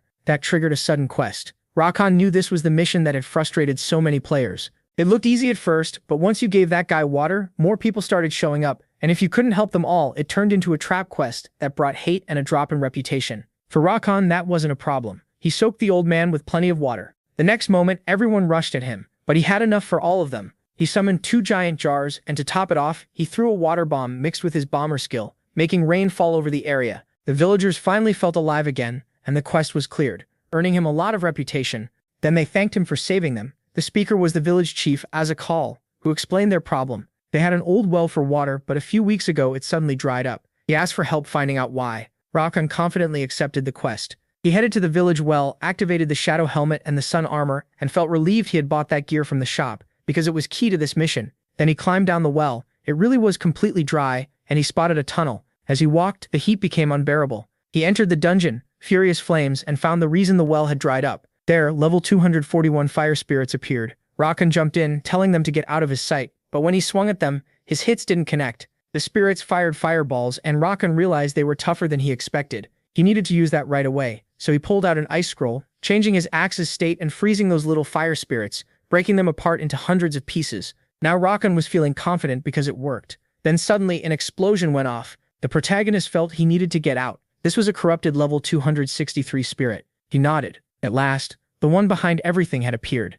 The creature only screamed, and Rakan's head started to ache. He struck back with his axe. Cursing under his breath, he saw it had the destructive power he expected. Then the monster unleashed a storm of flames. Rakan fired back with unstoppable advance and rampant dance, creating clones of himself. The beast felt that should have been impossible. It flooded the area with waves of fire, burning up every Rakan, even hitting the real one. MC knew fighting it head-on would be rough, so he activated a bomb and threw it, sending out a rushing wave. But the monster laughed and said it would evaporate all that filth, releasing its power and causing a huge blast, cursing Rakan for thinking a cheap trick could beat it. Still, the whole place filled with a thick cloud of steam. The beast realized the plan, but when it found a Rakan and split him in half, it was only a clone. It attacked where it thought the real one was, but Rakan mocked how slow it was, then jumped and pierced the beast's body. He explained that his enchantment power had grown. It wasn't just for hiding himself, it could also hide his own ice attacks. The creature cursed him, saying humans always relied on tricks like that. But even so, it wouldn't be enough. Then it gathered a massive power called Purgatory and launched it, planning to finish that damned human. Rakan knew this was the strongest power he had seen so far, so it was time to use his hidden ace. The beast kept bragging about how strong it and its attack were, listing all the reasons Rakan had already lost. But he just laughed, telling it not to talk like it had already won. He brought his hands together and used Berserker expansion, shattering every attack around him. It didn't matter if it was hellfire or raw destructive force. Warnings about corrupted power appeared, telling Rakan he would die soon if he kept this up. He already knew that, but first he was going to smash that bastard's face in. The beast could only scream for him not to come closer, but Rakan attacked with everything he had, splitting half its face. Then another attack was already above him and hit him dead on. Even so, Rakan endured, deflected the strike with his axe and destroyed every last trace of its power, freezing the whole area. The monster was trapped in ice, but when Rakan got close, it broke free to attack again. The protagonist, though, already had a critical strike ready. He shouted that it was time to split it apart, cutting the beast and its crystal in half. The creature felt something strange. The pain and suffering holding it down were gone. Just like that, Rakan had erased the corrupted power. He admitted it had been a brutal fight, but he earned a major achievement, a special title for the species quest, and right then the dungeon started shaking because the curse had been lifted. The water began to return, and Rakan tried to run, but his strength was literally at zero, and he got dragged by the current. Back in the village, the people felt a small tremor under their feet and wondered what was happening. Then Rakan was blasted out of the well. They cheered for the water, knowing they could finally live properly again. Meanwhile, MC got buried under falling cacti. The chief ran over to thank him, but after seeing him up close, he asked if he was okay. Rakan could feel it. He thought he was about to die and passed out. Later, in the chief's house, the man said he thought he had died. Even he didn't know how he had survived the after effects. Still, they thanked him. They would never forget what he had done. The quest was complete and he leveled up, gaining several titles and rewards too. He even got a chest, and inside was the hero's treasure, a unique item. According to legend, it had to be given to the savior. Rakan couldn't believe it. This was the key to the next stage. But what happened there was only the tutorial for what's coming next, because the people out there are on a completely different level. And that's how his desert journey began, with Rakan suffering through the game's insanely realistic heat. He also remembered the hero's insignia wouldn't work right away. It only activates after finding the places he needs to visit. Luckily, he still had memories from his past life. Otherwise, that desert would have been game over. He keeps wandering through the desert and finds nothing. Then he spots a rock, and luckily that's exactly what he needed. After brushing off the dust, he excitedly finds a perfect slot for his badge. The moment he sets it in place, it lights up, and Rockhan gets fired up. The ground starts shaking, marking the rise of a hand followed by a massive sphinx. It wakes up with an imposing presence and looks down in clear disappointment that a mere human was the one who woke it. Still, it has to do its job and see if he's worthy to pass the trial. But Rockhan asks the first question. He doesn't get why there needs to be another strength test when he's the one who found this place. The Sphinx tells him it'll help him later. Then it shows him a huge red crystal, which can be gained by killing monsters in this area. It's a vessel of life that if consumed, restores all his stamina. But the poison inside lowers all his physical abilities. That's why it's called a bloodstone. Rockhan picks it up and asks what the test is supposed to be. The Sphinx says he has to break it. Even if it isn't real, it's insanely hard. So for a normal human it should be nearly impossible, even with weapons. It sounds completely sure of itself, right up until it hears a crack. Stone fragments fall from Rockhan's hands, leaving an awkward silence behind. With no choice left, the Sphinx admits he's strong enough and opens the gate to the secret dungeon, the legendary pyramid. The protagonist starts heading down. The Sphinx tells him to be careful, but he keeps going like it's no big deal, until it stops him to return the badge he used to open the place. That throws Rockhan off, since he never heard about that in his past life. He figures it might be some extra reward for being this strong but doesn't think much of it and keeps descending into the dungeon. At the bottom, he's greeted by a huge glowing key of life, which asks the hero to cleanse what was once a shining pyramid, now swallowed by darkness. If he succeeds, it'll give Rockhan exactly what he wants. Rewards.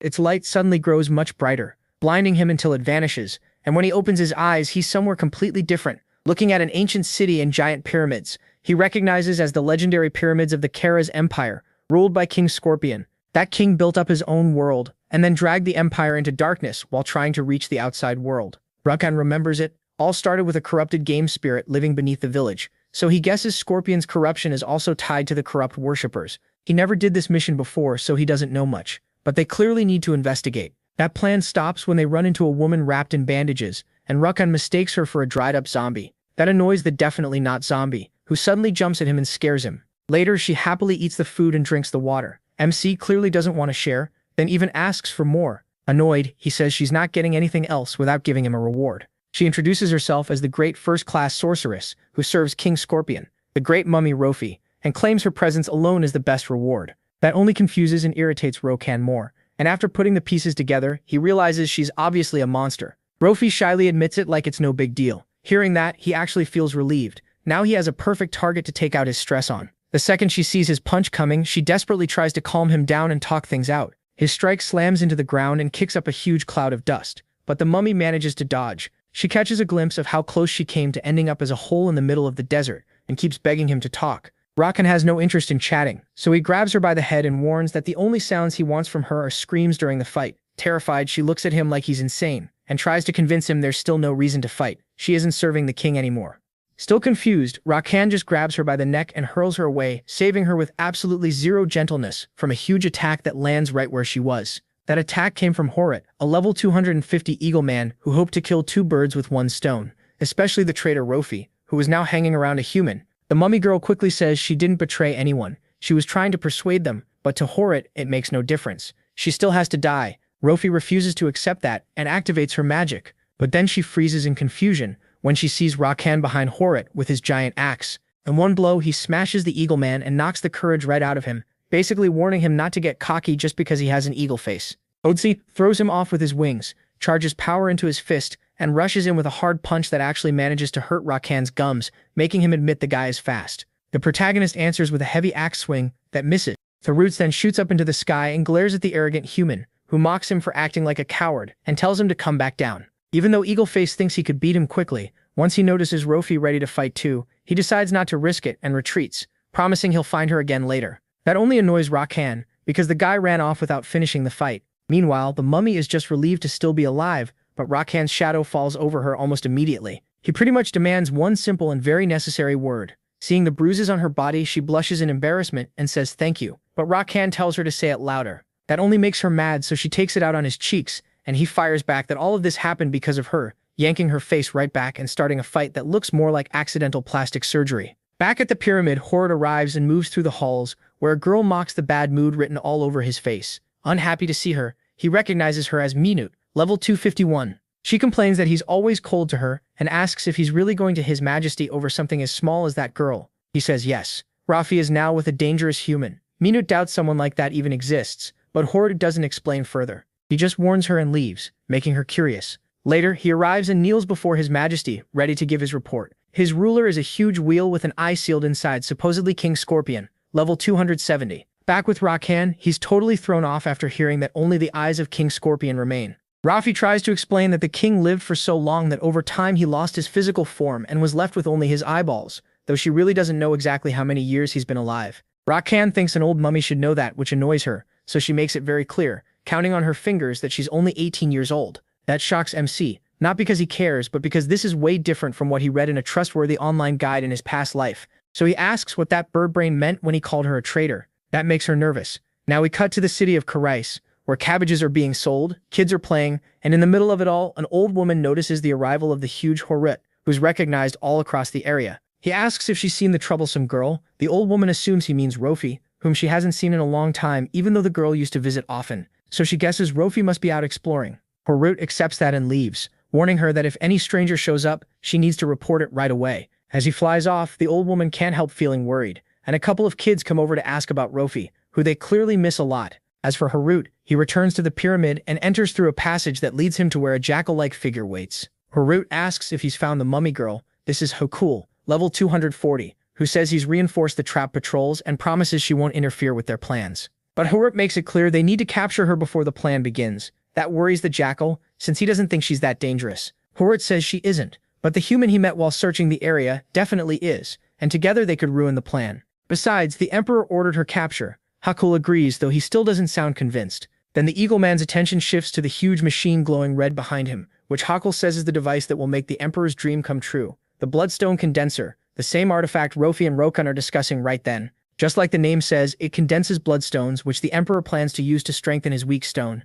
and recover his power. Rokan finds that hard to believe since he doubts there are enough monsters carrying those stones to make it work. But Rofi, clearly upset and feeling helpless, says that's exactly the problem. Every single person who has lived with them for a long time also has one. That means for the plan to work, they'd have to rip them out, sacrificing everyone who lives there. Hearing all that, Rokan thinks it's pure madness. He never expected to run into someone this insane, and then a voice beside him asks who the insane one is. He answers without thinking, King Scorpion. Then he remembers nobody else should be there, and when he turns around, he finds a curvy woman behind him, which scares him so badly that he goes flying, dragging Rofi with him after rescuing her once again, with zero gentleness. Minute, the half-serpent woman is surprised they escaped her attack and admits the boy isn't ordinary. Rokan can already tell how strange she is, while the singed mummy tries to warn him she's dangerous. The snake girl doesn't waste any time and attacks at once. Rokan dodges as best he can, but the mummy isn't so lucky and gets captured by Minute, who starts humiliating her, angry over her betrayal of the Emperor, who had helped her so much. She's fully ready to kill her, but with quick movement, Rokan jumps in and frees Rofi.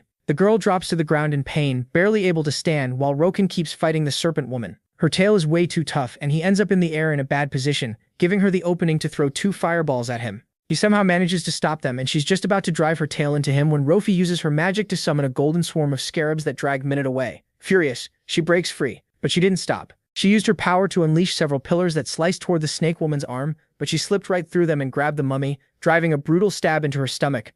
Then she crushed her bones with her tail, clearly enjoying the fight. But then something warned her. Rakan was charging in again, yet he missed his target because she had already vanished, dropping Rofi unconscious. This time, Rakan tried to track the snake woman down when her voice echoed inside his head, laughing as she told him to stop. The words hit and locked his whole body in place. He figured it was some kind of debuff, but his stats should have broken it. He started getting frustrated, unable to understand what was happening, while she moved in close to his neck, admiring how handsome he was and savoring him up close. Seeing her in human form, Rakan asked why she still hadn't killed him. She admitted she wanted to devour him another way, which left him confused, so Minute explained that for centuries she had lived in that barren world, bored out of her mind. Even so, she stayed loyal to the Emperor. Still, his plan to sacrifice humans for his revival bored her too. But when she saw Horut injured and heard his warning about the human, she got excited, went looking for him, and after their fight she made up her mind. She wanted Rakan, so she offered him a contract. That caught him off guard. Rakan knew the game had a contract system, mostly used for deals between players,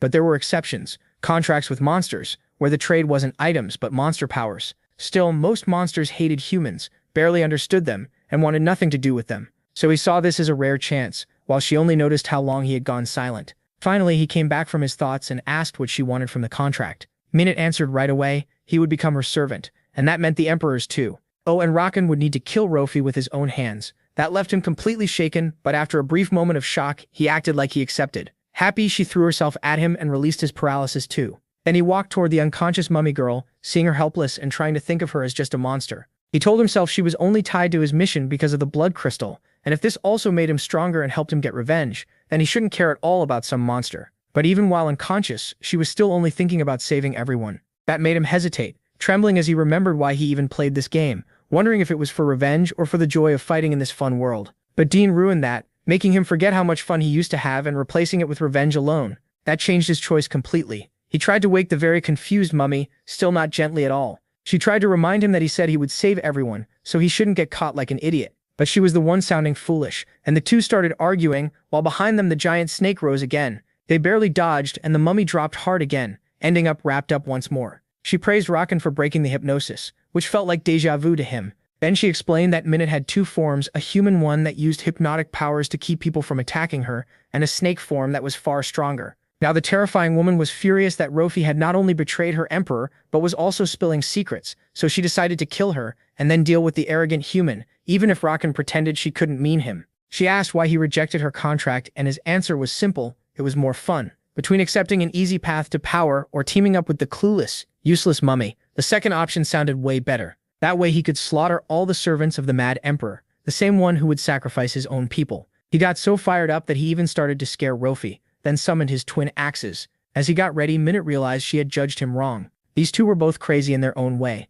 Rakan relaxed, ready to enjoy the game, and told the mummy he would help with her goal, not by persuading the emperor, but by killing him. She hesitated at first, then agreed. So the hero told her to get ready to hunt a giant snake. Now the huge monster rushed straight at them. Rakan blocked the strike and swung back, trying to cut off her tail, but she was too fast and caught his arm, then slammed him away with a huge smack. That only made him mad. He attacked with all his strength, hurting the snake badly, and in desperation she hurled him away. But almost right after that, she was hit by Rofi's pillars, which stabbed into her back. Meanwhile, Rakan was beat up and annoyed because instead of covering him, she had used him as bait. Still, when he saw her, he didn't complain. He warned her, because she was wide open with that huge tail about to crush her. She barely reacted, shielding herself with her pillars, but from a bad angle. That let Minute try to crush her again. Luckily, Rakan threw his axe, pulling her attention toward him as he charged at full speed, summoning his battle axe. Then he used Bomber on the second axe and slammed it into the ground, kicking up a huge cloud of sand that left the snake disoriented. He used that opening to circle around her,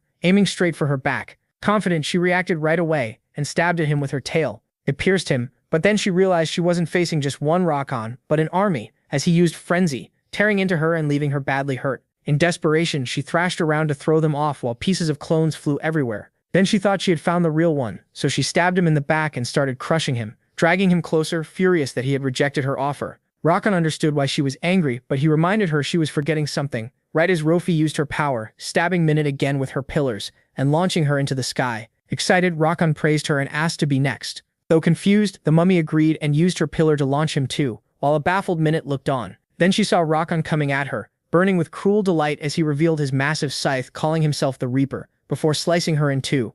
Now the story shifts to some hieroglyphs explaining how, long ago, monsters spread chaos and made humans suffer, until one day a hero appeared, the Scorpion, who fought the monsters alongside a brave eagle and a swift serpent. Together they defeated the beasts and brought peace to the desert. The people praised them and followed them, forming a new kingdom far from the rest of the world, called the Koreas Empire. They gave shape and power to the animals that joined them on that journey. Rafi tells all this, leaving Rakan confused, because the one who was supposed to be the land's hero had become a madman willing to sacrifice humans. The mummy girl says he was already like that when she met him, and guesses that after all those years protecting his kingdom, he lost his body, and then his mind. The same happened to Heart and Minute. They went from brave heroes protecting people to would-be genocidal monsters. But there's an even bigger problem now. She sees Rokan as an unknown, extremely powerful outsider who beat the serpent with a ridiculously strong technique. To her, he could be a spy from outside, here to take the land and swallow up the empire, and she won't allow that, which is why she literally tries to bite him herself. Desperate over how crazy she sounds, he pushes her off and reminds her he saved her, insisting he's not a spy but an adventurer trying to get stronger. Curious, she asks why, and he's about to answer honestly until he remembers she's an NPC. So he bonks her on the head to get back at her bite, then asks who she is and why. As a monster, she cares about the people the Emperor wants to sacrifice. She rubs the bump on her head and doesn't want to answer, but then suddenly grabs him and throws him to the ground. That annoys him, but she did it because in the distance they spot soldiers from the Empire. Rakan sees them as weaklings they can beat easily, and she knows that, but since they're sand creations of the Emperor, whatever they see he sees too, which would expose their location. With nowhere safe in the desert, they have to return to the Empire, where she promises to tell him everything. They quickly reach the entrance, and Rokan waits for the mummy's plan to get past the heavy guard. She has none, which makes him furious at how reckless she is. But there's no turning back, so he has to think fast and asks who usually comes through there. She says fishermen and hunters, so he comes up with a plan. Soon they approach the soldiers with Rakan pretending to be an angry mustached hunter getting mad at the sand guard for not letting him through. Rafi plays his worried wife and the two start arguing, making the guards uncomfortable enough that they'd rather have the couple fight inside.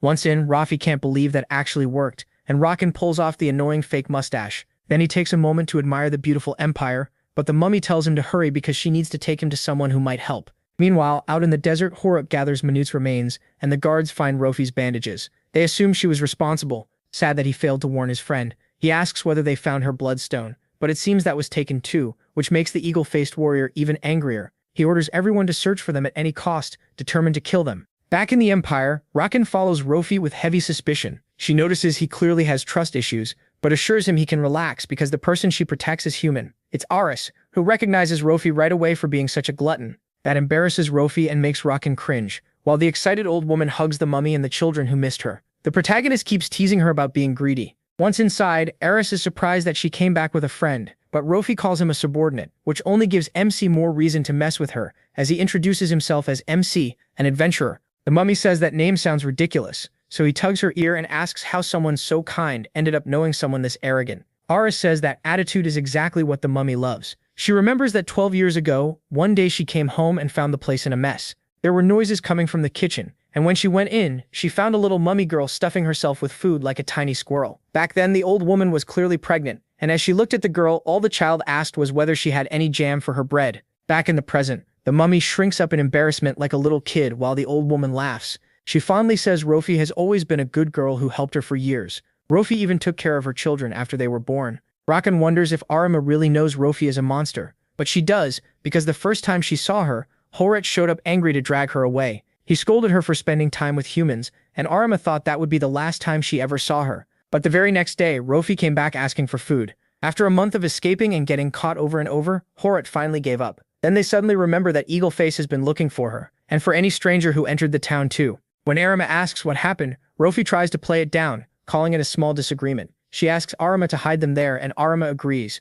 also taking advantage of it since her children are about to come home, which scares the mummy the second they rush in. Both of them look way too happy about what they're about to do. They jump on her and start choking her. Right then, Arima casually asks Rofi to watch them while she makes dinner. She suffers through it while Rakan laughs, until one of the kids decides he looks strong and picks him as a new toy. Meanwhile, Horat reports what happened to Minute. The Emperor says he regrets the loss, but he cares more about Rofi, who Eagleface still hasn't captured. Horat promises he'll get it done, even though the Scorpion King wants her alive and the human dead. That annoys Horat. After everything Rofi did, the Emperor still wants her alive, and he can't understand why. He questions why the Emperor cares so much about her, which finally makes the Emperor snap and throw him out. Horat leaves furious. As for Rofi, she falls asleep from exhaustion after watching the kids. Rakan is worn out too, thinking this place feels like a really weird dungeon, so he decides to rest in the real world and look for more information. But when he tries, again and again, he realizes he can't leave. And just like that, morning comes. Rofi heads out with the kids and finds a hero, who looks almost dead inside, still stuck in silent misery. That inner suffering keeps going even while he eats. He realizes the dungeon has changed, and he still can't log out of the game or use his runebook until he figures out the game might be suspicious of him. That's because he used memories from the past to grow insanely fast in a short time. He thought pretending a little more during his streams would keep anyone from noticing, but apparently that didn't work. Seeing it as a challenge from a shifting dungeon, he decides to accept it. He snaps back just as Rofi tries to steal his chicken, so he ends up using his hand to hold it up for her. Later, the two head out after saying goodbye to the old woman. Rokan doesn't want to be cruel to Arima, but he still wonders if he should tell her what the Emperor is planning. The mummy assures him that would only cause chaos. She also says no one can leave that world unless the Emperor allows it, so their only real option is to kill him. When he asks what her plan is, she already knows they need to go to the Tiger Guard, the huge pyramid that leaves Rokan impressed. Rofi explains it's the home of the Emperor and his nobles, meaning any monster that can use magic. In a place with endless resources, elemental mages are the most valued. That includes her too, and even when the protagonist reminds her she's a fugitive now, she brushes it off while opening a hidden passage, saying she knows all of them there. That earns a little respect from Rokan. They go into the passage with him teasing her and Rofi enjoying it, until she steps on a tile and triggers a trap. Both of them drop through a hole, and Rokan is disappointed he ever thought the girl might actually be useful. Then, during the fall, Horut appears and grabs Rofi right in front of the worried hero. MC watches Eagleface land on her while he crashes to the ground, already getting ready to fight, but he's too far away. Rofi lies on the ground in pain, confused that Horut knew about that entrance, and he says he knows everything about her before grabbing her by the neck in rage, wanting to kill her, but he can't, so he just knocks her out. Then he hands her over to the guards to take her to the Emperor, and after that he turns toward the hero. But Yakul tells the eagle to go to the ritual while he handles this himself. Horut warns him he won't be able to win, that this is his fate. The jackal just sees him as another arrogant fool, then starts walking toward the human, promising to kill him. Rokan barely even listens, too busy trying to find a way out, until the non-stop talking makes him turn and dismiss the chatty mutt, looking down on him. That only amuses Yakul, who opens the bars of a giant lion and orders it to kill him. But while he does his evil laugh, he doesn't notice the beast is already down at Rokan's feet. He asks what the next one will be. That enrages Yakul, who orders all the beasts to attack, and when the hero sees them coming, he can't help enjoying it. Finally, some action. The first enemy is a giant snake, and he drops it with one hit. Then a golem tries to catch him from behind and crush him, but after several slashes, he smashes apart the monster's huge hand, breaks free, and right after that pulverizes its head. There's no break though. Now he has to deal with a giant lion. Rokan dodges it with a spinning strike, knocking it back, but the lion keeps going and counters with a blast of fire straight at him. Rokan stays calm and doesn't even flinch, waiting until the very last second before activating evasion, and in a blink, he's on the lion's back. Enjoying every second of the fight, he lands a brutal blow that finishes the creature. His next opponent is a giant lobster that catches him in its claws, but he takes it with confidence because that's nothing to him. He twists it up like a wrestling move and with one quick motion cuts it into pieces ready for soup. Without any rest, he now has to face another giant snake. Using frenzy, he moves at top speed and lands a huge number of cuts on the monster, leaving the jackal terrified. Now he understands Rokan really is as strong as Horut said. Meanwhile, Rofi wakes up in some kind of cell, confused by the huge red aura burning in the Emperor's eye. He watches her with a smile, glad that she's finally awake, and while she tries to understand what's happening, he speaks confidently about how his reign is near and how he'll show the world the glory of Kairos. But Rofi rejects that idea. She can't accept rising to power by sacrificing his own people. Annoyed, he says that whole world belongs to him because he created it and he's only taking back what he already gave them. To him, that's natural, and he sees Rofi's compassion for humans as a weakness. Still, he knows this isn't really about humans in general. It's about Arima and her children, and Rofi gets nervous when she hears he understands her true reason. She only wants to protect the people she cares about, and he releases her from her restraints, making her hit the floor hard. Then, in front of her, a blood crystal appears, one that can kill someone if you stab them with it. The Emperor makes it clear that victory is already certain, and the ritual is moving forward, so he doesn't see how she could fight back. But just to be safe, he gives the mummy girl one last chance, telling her to use that crystal to get rid of Rokan in exchange for Arima and her children being spared. The protagonist's weapon tears through the flesh of yet another creature he's killed, and he starts getting bored when there's nothing left, so he looks for the little pup, but the guy has already run off, which annoys him even more. On top of that, he still has no clue how to get out of there, so he searches the area until from a secret tunnel an old mummy appears. The wrapped old man sees Rokan and assumes he came to the wrong place, so he tries to leave, but the hero stops him and asks why he suddenly appeared. The old man says he's a mummy, and though MC doesn't get what that means, the old man explains this is their territory, a place where they locked up an uncontrollable monster along with other beasts, so he should be careful. Rokan just shows him the bodies of the beasts he already beat, wondering if those are really the monsters everyone feared. The old man is confused when he sees them, but then grabs him by the neck and drags him to the hole. They both fall into a new area, where the old man is happy to see him, recognizing him as the troublemaker traveling with Rofi. He tells him to follow, and while they move through the tunnel, the old man rambles that there's still time, and tells the hero he isn't the only one trying to stop the Emperor. Since he's a mummy too, Rokan assumes he and Rofi are on the same side, but the old man says the girl isn't a mummy at all, leaving him confused. He explains that 4 years ago the young girl's arm was sealed, and that's why she started wearing a bandage. Over time, the wrapping spread across her whole body. When he asked why someone so young and healthy wore bandages, she answered, nervous and embarrassed, that she was a mummy, and from then on, she truly believed it. He remembers how ridiculous her look is compared to what real mummies should be. Rokan still doesn't fully buy it, since the old man looks ridiculous too, but the point is they're not alone in this fight, even if Rofi doesn't know it. That confuses the protagonist, because he thinks they should be working together. The old man says the girl is too emotional, remembering how, when Horut revealed the noble's horrible plan to revive the Emperor, she was the only one who spoke up and condemned it. Even if others also disagreed, no one supported her, and she was the only one who ended up being thrown into the desert by Eagleface himself. Because of that, the others were able to keep acting from the shadows, and Rokan gets excited, thinking he finally found a way to stop the Emperor. But the mummy lowers his expectations, because they still don't know how the bloodstones will be gathered. So without a real plan, their only goal has been finding a lower area in the Empire to evacuate as many people as possible. During that search, they found something strange. In one room, they discovered hieroglyphs that tell the story of the Emperor, just like Rofi had said. But according to the old man, there's more. He points to a symbol, the Emperor's insignia. The mark reveals there are three paths. They are desire, body, and conviction. The three parts the Emperor was split into. His body is still missing, and his conviction was destroyed. So now the only thing left is his desire, and that makes them wonder what the Emperor has really become. Right then, the ground starts shaking. Feeling it, the old man says with no doubt that it's an earthquake. It's Horrid using his power to set the plan in motion, and with the ritual starting, the old mummy tells Rakan they need to hurry and evacuate the citizens. But MC says they should go kill the Emperor instead and end this now. The mummy isn't sure that's even possible. Even weakened, that being is still far beyond human understanding. Still, Rakan believes he can do it if he's strong enough, and the old man hesitates but chooses to trust him anyway. He sends him to the tomb, the underground stronghold where the nobles are, sealed off by sand guards. He believes that's the resurrection site, and it has two ways in, one at the top of the pyramid and one below ground, though either path is packed with guards, so he tells him not to expect a fair one-on-one fight. Still, that doesn't worry Rakan. Without saying much, the old man draws him a map with his own bandages, and the boy is caught off guard. He didn't expect the old man's body to work like that. He takes the map without a word. Then the old man says goodbye and wishes him luck with what comes next. He says his farewell too. Left alone, he looks once more at the wall with the story on it, noticing again that conviction has been shattered, and he spots three figures he guesses are tied to the corrupted ones.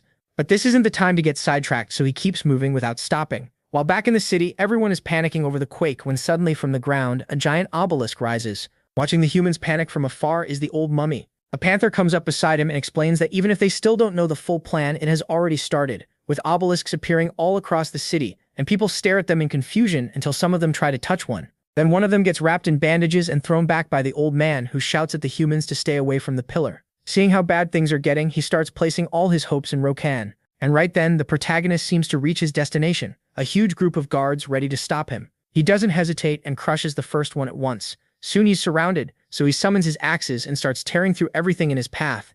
Even so, the enemies keep coming. Completely confident, he brings out an axe much bigger than before and charges to wipe out everyone around him, enjoying the destruction until something cuts off an attack. An obelisk appears. He recognizes it right away, then freezes in confusion when he sees Rofi approaching, completely serious. Back in the city, the old man keeps helping evacuate whoever he can, until in the crowd he runs into Yakul, who is awkwardly trying not to be noticed. The mummy wastes no time, throws out his bandages and catches him, ignoring the jackal's complaints, because he knows exactly who he is. It's Yakul, the technical advisor, and the old man has plenty of questions for him. He drags him somewhere isolated where he and the panther get ready to question him. The jackal is furious, accusing them of being traitors for going against the emperor's wishes. But the mummy points out that Yakul can't fully agree either, or he wouldn't be trying to run away with the humans. The jackal says he already did his part by building the bloodstone condenser. That only confuses the mummy more. Someone that smart wanting to flee doesn't add up. But Yakul explains that he ran for his life after crossing paths with the lunatic Rofi brought there, the same guy who took care of Minute and then smashed all his monsters without effort. So even if he's technically on Team Emperor, he'd rather stay far away from Rokan. That makes the old man more confident, seeing that MC really is a threat. He even calls himself his ally, but now they need something from this terrified little coward. So he and the panther press harder to make him talk. They demand to know why so many obelisks appeared in the city, threatening to tie him to one if he doesn't speak. Out of options, he starts explaining that once bloodstone is crystallized, nothing sticks to it. None of his human experiments could change its state. The mummy is shocked, but the jackal keeps going, telling them about underground ruins and a mural about creatures they don't understand. That same mural also mentioned a way to condense many bloodstones into a single one. It uses a complex mechanism which Horrid has just activated by raising the obelisks across the city. They'll rip human life away and send it underground. The mummy scolds him for those cruel experiments, but Yakul brushes it off. The mechanism is already active, and even if they save some humans, hundreds of thousands will still die. As long as Horrid keeps the ritual going, there's no way to stop it. Meanwhile, at the pyramid, Rofi is holding back someone who can't hide his confusion when he sees her there. She tells him that as a good outsider, he should ignore all this and just leave. But in the blink of an eye, Rokan is already right in front of her. Annoyed, she throws a hard right punch, then starts angrily complaining, saying all of this began because of him, and now he's being told to go away too. Even so, she begs him to leave while attacking him. Rokan dodges easily, confused by her behavior, thinking she got brainwashed. She says no, but to him, the best cure for brainwashing is already right in his fists. That scares her, but she stays serious, ready to fight. Rakan, though, doesn't even take her seriously. He steps in, grabs her by the face, and smacks her, dropping her to the ground in pain. She yells at the guards, reminding them they're supposed to do something about this. The others finally seem to remember they can fight too and rush the hero, surrounding him completely, only for him to take them down with ease, one after another, and more enemies keep pouring in, but they end up the same way, torn apart and reduced to dust by Rokan's brutal blows. Under Rofi's shocked stare, she watches the protagonist stand victorious over everyone, realizing she's next. Rokan walks toward her. She can't move and he raises his fist to deliver a brutal hit. Then somehow the scene shifts. Now the mummy girl is marching forward, eyes full of fury, heading to the place where Horrid is carrying out the ritual. The Emperor praises her, sure she finished her task, and with a simple wave of her hand, she reveals a bed made from bandages. On it lies Rokan, with a crystal through his heart. The Emperor's eye widens in shock when he sees she really did it. Desperate, she demands that he now free Arima and the children. Calmly, he says he sent them to the isolation room and tells her to go find them there. That's all she needs to hear before she runs off, leaving Rokan's body behind without even daring to look back. The Emperor is still confused about how someone as strong as MC was taken down so easily, but in the end he doesn't care. Once his power returns, no one will be able to stop him. So he gets careless and doesn't notice that behind him, Rokan is getting back up, pulling the crystal from his chest and stabbing the giant eyeball, climbing onto it as it stares in confusion, unable to understand how he survived the blood curse.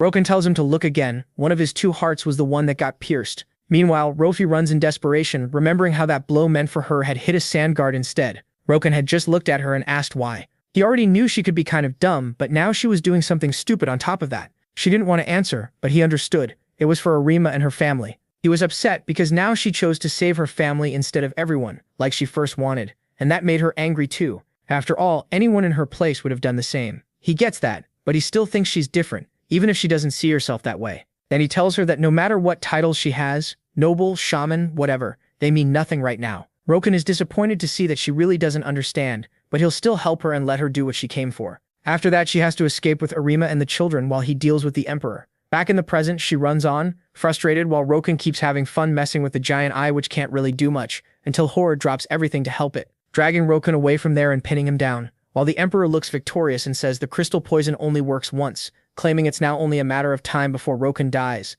Then moving toward the huge cross-shaped light, he settles onto it and starts being absorbed. That shocks Rokan, who gets thrown to the ground by the eagle-faced man who warns him this is the end. Once the device has enough energy, there's no turning back, and the crystals begin to fuse and glow. Outside, the mummy watches as the sky turns crimson, and Rofi reaches the isolation room, hoping to find Arima and her children there. But the place is completely empty. That leaves Rofi stunned, and before she can react, a soldier knocks her out. Back in the city, the pillars activate, confusing the citizens as a small orb starts releasing a green essence that spreads through the city. It moves like tentacles until it finds its first target, a man it pierces, slowly draining his life until he's left like a skeleton. He becomes only the first of many. Seeing this, the others run in terror, but sooner or later they're caught too, and their lives begin gathering inside the pillars, as desperate screams echo across the city. Meanwhile, that essence is carried to the machine, where it starts pouring over the main crystal. Rokan sees it, and the eagle-faced man tells him. He confirms it. This is the source of life that will set everything back to how it was and restore the Emperor to his so-called glorious form.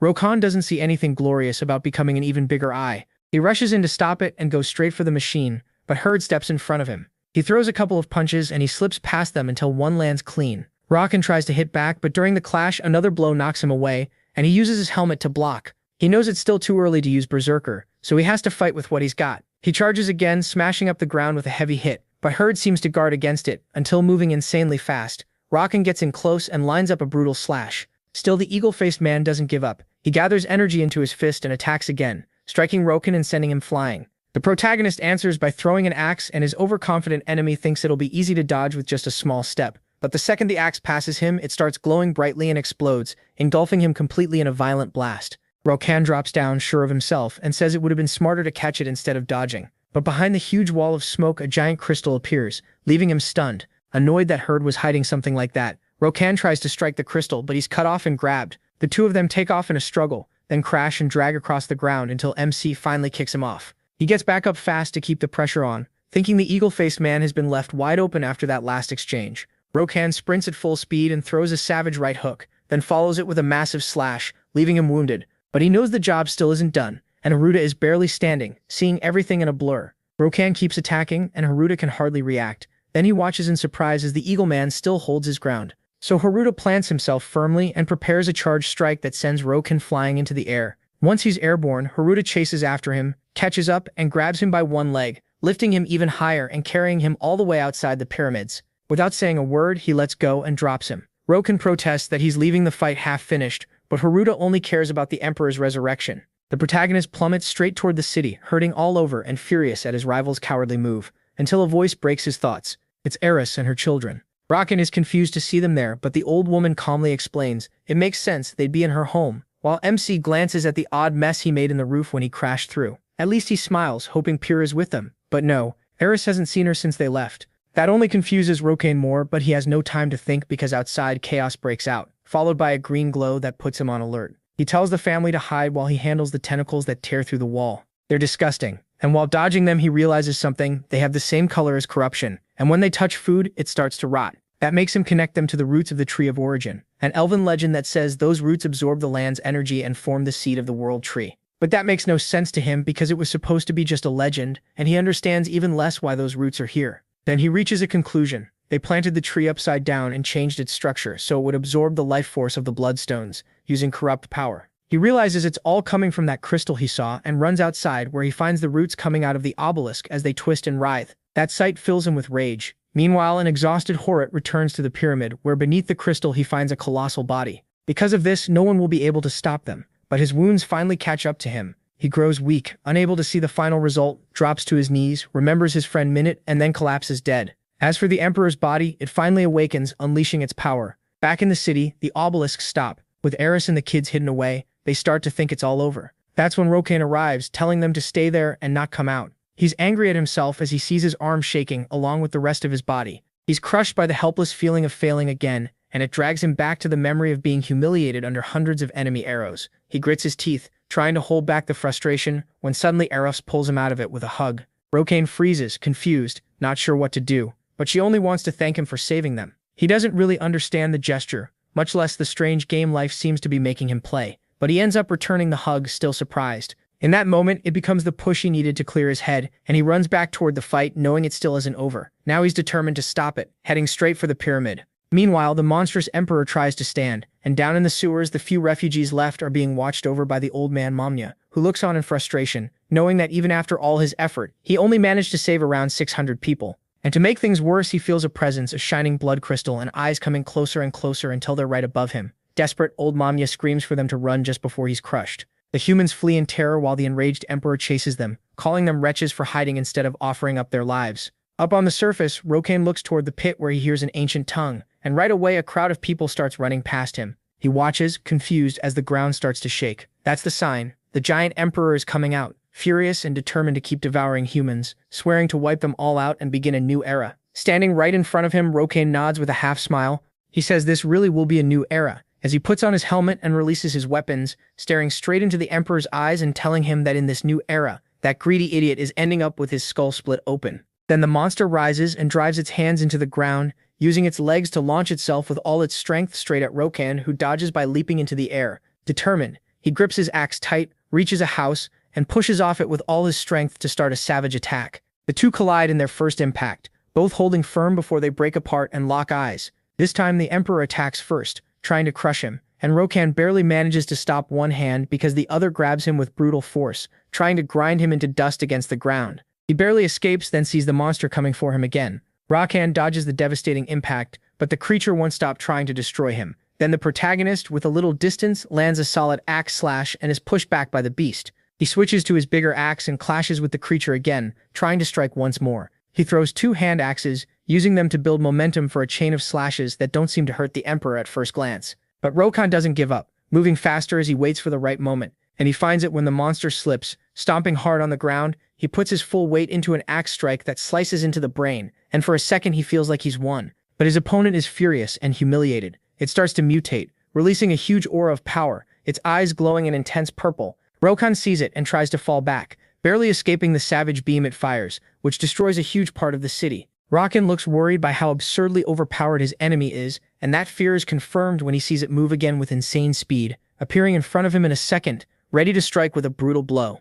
MC dodges, then with relentless speed launches himself into the air, locking onto his target and tearing into him with savage attacks that rip him apart. Even so, the Emperor is still alive, rising with difficulty, body ruined and both arms gone. Rokan stares in shock, thinking pride is the only thing still keeping him up. To his surprise, the Emperor actually praises him, admitting he underestimated him. He says he is clearly far stronger than the mages who came to control him and whom he had to get rid of. The protagonist is different, and the Emperor can't understand why he's here. But the protagonist doesn't care about motives. He's just enjoying beating up a monster. The Emperor understands that, and now that he sees MC as a true rival, he's ready to give everything, firing a fierce flash from his eyes. He dodges it with confidence, but when he lands back on the ground, he sees in confusion that the Emperor is escaping toward the pyramid. That's when he remembers Pyrrha, who is still there, unconscious on a stone bed and dressed as a bride. As the Emperor pulls away, Rakan goes after him, but his path is blocked by the sand guards. He doesn't think much of them, but there are a lot of humans nearby and he doesn't want them getting hurt. So he grins, realizing the guards only managed to delay him, and starts slaughtering them on the spot. Meanwhile, in a strange sand dungeon, some grains fall onto a little girl's face, Pyrrha. She wakes up disoriented in that place, and right then Horrid appears, looking irritated at the little girl. Later, Minute also watches the unusual child. She wants to keep her as a toy, but Horrid refuses, because his boss told him to keep her alive until the snake took care of that. Patient and curious, the little girl starts wandering through the pyramid halls until she finally gets outside, reaching the human city, where she sees children playing, and an apple catches her eye. That apple is picked up by Eris, and from that moment on, Pyrrha starts following her. She ends up at Eris's house, where she starts devouring the food. Eris asks about her parents and notices her pointed ears. The little girl doesn't know where they are, or even what her own name is. Worried, the old woman hugs her, surprising the child, and offers to let her stay if she has nowhere else to go. Pyrrha agrees, and with tears in her eyes from the memory, she wakes up thinking about the woman who felt like a mother to her. That warm memory vanishes fast. Rofi wakes up right under the monstrous Emperor. At the same time, the protagonist rushes through the pyramid halls in a panic, desperately calling for his friend, until he reaches a door, and on the other side he finds a horrifying and brutal sight. The Emperor is devouring Rofi.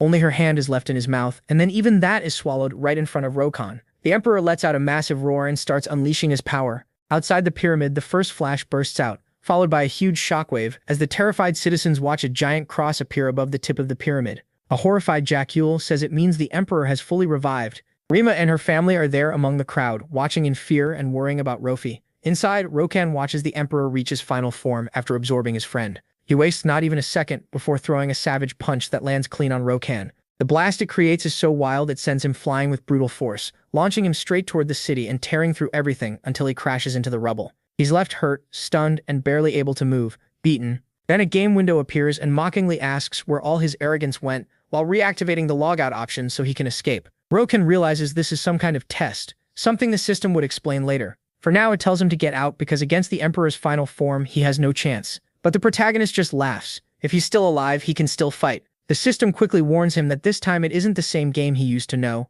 and if he dies here, that's forever. With Berserker mode already gone, all he can really do now is defend himself. That's why the system keeps pushing him to give up. Annoyed, Rakan forces himself back to his feet, looking at the system with contempt. It had taken away everything he wanted that very day, and now it expected him to quit. The nervous window already knew what was coming, and got smashed without mercy. With its last messages, it warns that it doesn't want him to win. But Rokan has already decided. He makes his own fate, and his fate right now is the Emperor, standing at the top of the pyramid. He starts walking, then after a moment breaks into a run, getting faster and fiercer with every step. The Emperor watches him closely, just like the woman watching through a screen, the same one speaking to him through the system, who sees him as nothing but a madman. To her, this is what being a berserker means. Burning with rage, Rakan leaps at the Emperor and activates Berserker again, filling himself with power and desperation for another attack that crashes into the Emperor's shield. The Emperor almost pities him. Rakan is weaker than before and still insists on fighting. MC just calls him Four Eyes and tells him to shut up, which weirdly seems to sting the Emperor's pride. Without a word, the Emperor grabs his axe and starts crushing it in his hand until it slowly begins to crack apart. Everyone watches in silence. Citizens, Jakul, the Resistance, Arima, even the girl from the system. And Rofi is still unconscious, trapped on a cross of light, where her hope shatters at the same time as Rokan's axe. As the broken pieces fly away, the protagonist is driven straight into the Emperor's knee, spitting blood from the impact, but he still won't quit. He summons two axes and goes right for the Emperor's head. The Emperor answers with a strike. Rakan dodges it, trying to make space, but his rival chases him down and uses magic to raise a wall that traps him, leaving him open for a blow so strong it smashes through what he had just created. Rakan is left half-conscious in the air, but he snaps back and forces himself to stay standing. He wipes away the blood and sees the Emperor coming. Rakan knows he can't win unless he gives it everything he has in the 5 short minutes Berserker would last, so in desperation he wastes no time and attacks again. The Emperor is waiting to swat him away with one hit, but what he hits is only air, as Rakan uses clone technique to strike from all sides. Even so, the Emperor throws them off with pillars of earth, wiping them all out, but Rakan isn't among them. He gets behind the Emperor and puts all his strength into an attack. The Emperor reacts by hurling an obelisk, but it only makes the last clone vanish, leaving him confused and not noticing that Roken is already above him, landing a fierce slash with both axes. That opens the way for a non-stop barrage at full speed, forcing the Emperor to do nothing but defend himself. Bit by bit he grows more enraged, and every clash tears apart more of the pyramid. The destruction echoes through the whole city, while Arima walks through the rubble with tears in her eyes. Roken keeps attacking, thinking victory is close, never slowing down, trying to strike to the very end with his worn-out weapons. Then a corrupted window shows only 9 seconds left. At that moment his body gives out, leaving him defenseless for a brutal hit that sends him flying until he crashes to the ground with no energy left. As the timer drops fast, he desperately tries to get up and fight one more time. His panic rises, but his body is spent, and he collapses in defeat. Resigned, he begs Berserker one last time, but it's already over. From what the girl on the screens can tell, that desperate move is going to cost him dearly. With a glowing cross under him, the Emperor says a final goodbye to his rival before using his pillar, which violently launches Roken into the sky. In the distance, people stare in confusion, not understanding what just happened. Arima can only pray, and then she sees Rakan falling from the sky, slamming down hard with half his side destroyed. He lands right behind her. Arima turns around in alarm and sees, to her horror, that she was right. It's Rakan, lying in a pool of blood, missing a hand with a huge hole in his body. He groans about the total disaster he's in, and the second he notices Arima, he asks about the children. She tells him the nobles took them somewhere safe. Barely able to speak, he tells her she should be hiding too, but Arima refuses. She wants to see Rofi, even if she doesn't understand how Rofi got dragged into all this. She knows Rakan was trying to help her, and she wants to help too. But all she can do is stand there, crying because she's never been able to protect her. Rakan looks at her, and something twists in his chest. He doesn't understand it. None of this feels like a game anymore. Then the Emperor lands behind Arima. He's pleased to find Rakan and surprised he's still alive. Then he freezes when Arima, in pure desperation, tries to drag MC away. Rakan begs her to run, but she refuses to stay just a bystander anymore. The Emperor mocks the pathetic scene, ready to send both of them to the other world, but Arima's scream stops him cold.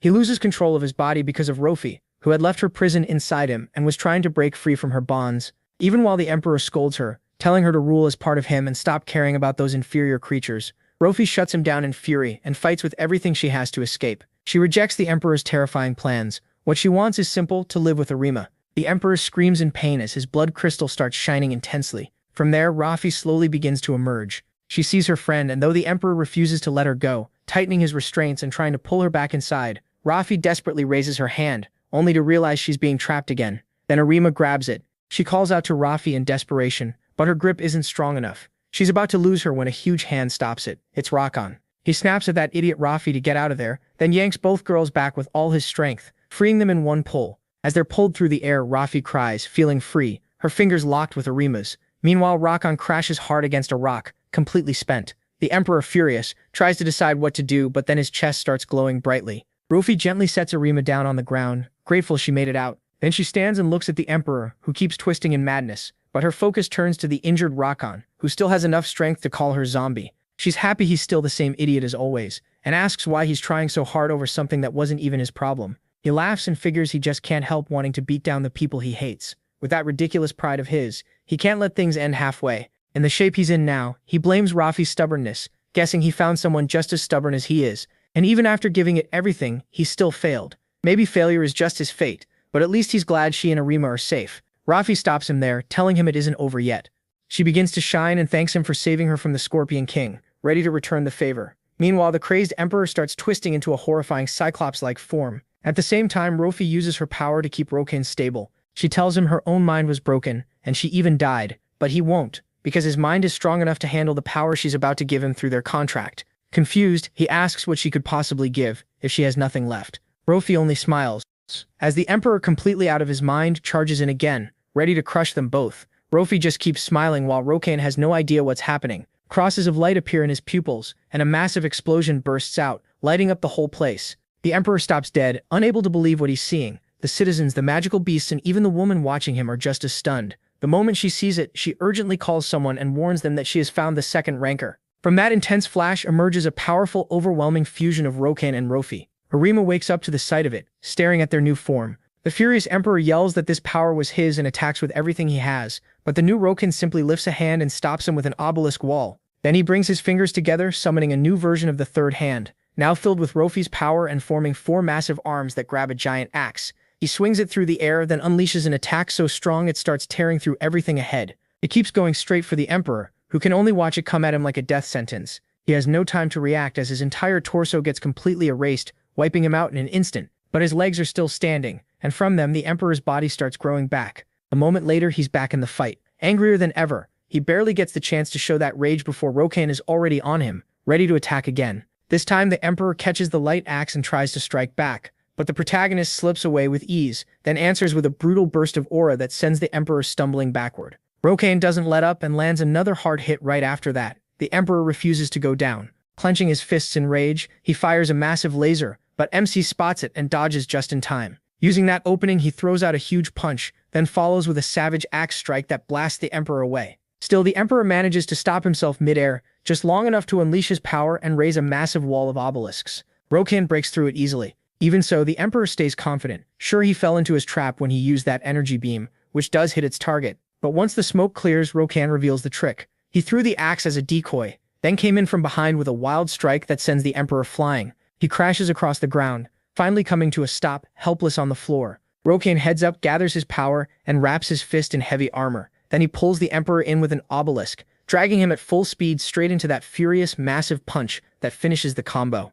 It slams the Emperor down to the ground, where he crashes hard, leaving his whole body ruined. Even then, he still refuses to give up, desperate to land one more hit. He fires a huge beam into the sky, missing again and again, growing more desperate as he realizes he still can't stop his enemy, until one beam finally connects. But the fusion comes out of it completely unharmed, staring him down like it was nothing. Then Rofi's side takes over, ready to deliver the final blow with a smile. Aura begins building around her hands, and then she releases a giant image of herself, prepared to throw one last punch. With total confidence, she charges straight at the Cyclops, who can't even move. He can only watch as their two wills join together and slam into him at full speed, hitting him head-on and unleashing a massive shockwave.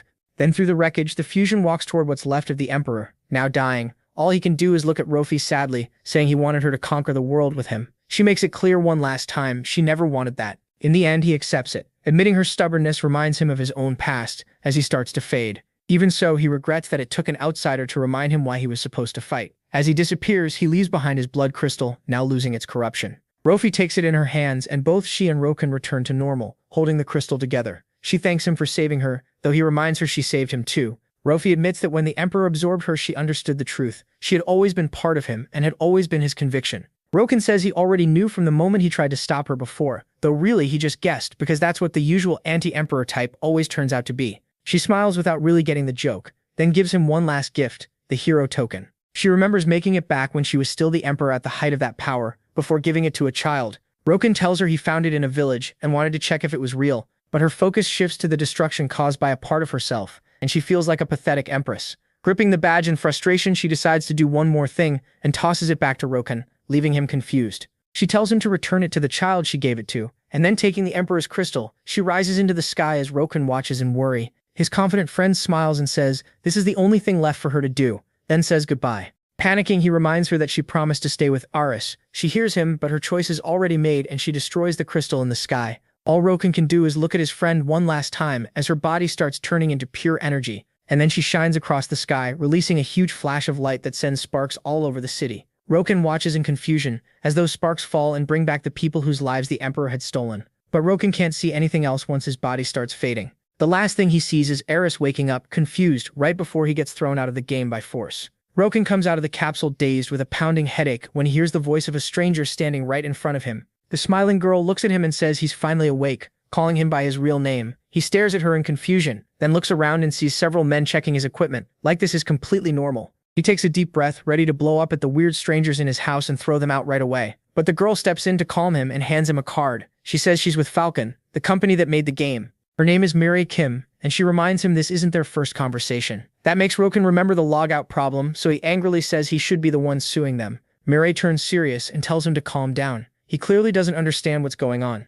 If anyone can sue, it's them. She snaps her fingers and asks for a laptop, then pulls up his activity record. Rokan starts sweating. She says his performance was shocking, finding treasure rooms, secret areas, and hidden rewards with no trouble, while also taking over the market and pulling off all kinds of moves. The point is clear. He's no fool. She even knows he bought his apartment with money from the game, and hints he could lose it. The protagonist thinks it sounds like blackmail, but she says she doesn't care about his crappy stuff. Annoyed, he demands to know what they actually want. She simply tells him he's been under evaluation, and what he's done made one thing obvious. They have more than enough reason to erase all his progress. But unlike hackers or cheaters who use the game to get rich and live in luxury, Rakan kept earning money only to pour it back into himself, chasing every item and piece of gear to get stronger. That's what made them suspect even more that there was something different about him. She steps closer while he stands there tense, and asks if all he really wants is to fight, or if this is some personal revenge. To be honest, she doesn't care about the answer. Fed up, Rakan finally asks what she wants from him. Without missing a beat, she tosses him his clothes and says he passed the test.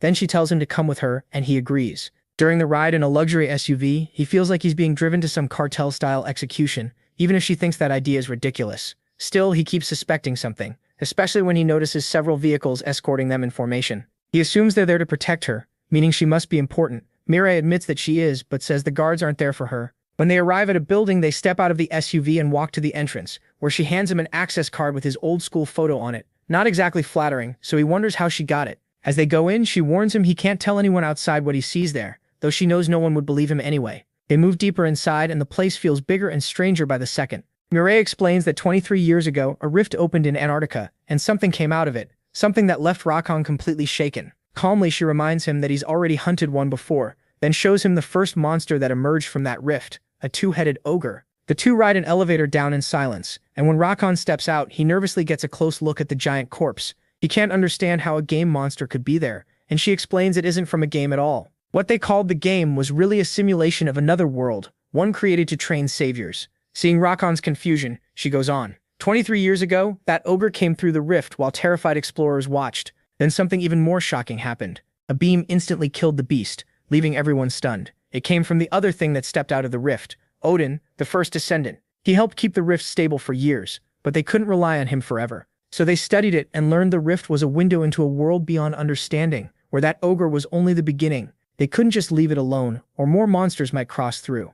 They even feared another rift could open in a city, and since they couldn't trust the descendant to help them, they searched for a safer answer, someone who could match that kind of power. That's why they built all this, to make their own savior. But it had to stay secret, and not many people would risk their lives for something that dangerous. Then they discovered the rift could send information both ways, and used it as a database for the world-famous game. The whole program was made to create saviors. Rolkan, annoyed, says, "It sounds more like a hidden military draft." The girl admits that's basically true, but says they had no other choice in a crisis like this. She adds that the game itself is only a simulation, so there was no real danger. Even so, MC thinks it still makes no sense if none of it works in real life. She reminds him he already knows this isn't a normal game. It adapts to each player's body and mind, so almost everything learned there can be used in the real world. The only exception is skills based on mana, since mana doesn't exist here, though that could change completely if someone crossed into the world beyond the rift. The hero still wasn't sure any of this made sense, and Miria admitted that at first it was only a theory, until someone crazy enough tested it. He asked what kind of idiot would do that, but then he thought it through and realized that basically the idiot was him.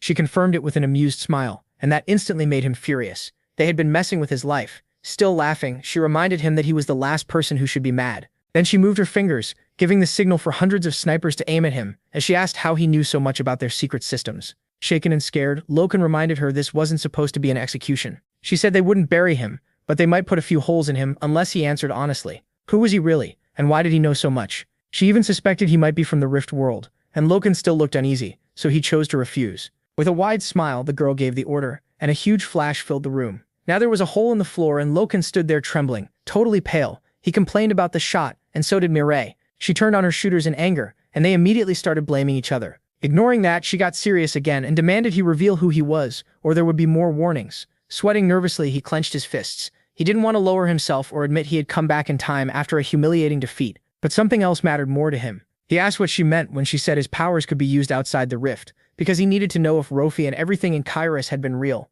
She explained that was exactly why they saw him as a rift messenger. Watching him grow stronger so fast and seeing what he did along the way, they thought he might be a monster. That's why they sent him outside the rift to test both their theory and his abilities. The result was that thanks to his contract with Rofi, he unlocked a semi-divine state, and even though he barely survived, it was an incredible feat. He snapped back that it still made no sense to treat him like this, but she made one thing very clear. Now that they had seen his power, they needed to learn much more about him, or he could become a threat. After thinking it over, he asked about the photo on her badge and why she had gone into his house. He figured that after all their digging, they should already know enough. He stepped right up to her, even with lasers still on him, and yelled with total confidence that he wasn't a monster, and if she still doubted him, he'd even let himself be dissected. Shocked by how insane that sounded, she decided to ease off, ordering everyone to lower their weapons. Then she stepped back, finally letting him breathe, but now he had to keep following the mysterious woman who led him to the main Lord's server. There, she apologized for being so harsh, hoping he would understand. Then she asked him to join her. They needed him to choose the 10 best rankers to explore the rift and destroy the threat it posed to the world. That was the game's final goal, and he was the right person for it. But the hero flat out refused. She said she understood, he really wasn't forced to do it. Loken, however, was. Right after that, she showed him Kairos on the screens, the kingdom he had saved. He could see all its people, and among them, his eyes lit up when he saw Arima. Mirai reminded him that after interfering with the rift, he was no longer an ordinary player. Then she handed back the hero insignia that had brought him into the real world. Surprised, Loken took it while she asked that, since he was the only one who had managed to save those people, he should do the same for them and become a ranker.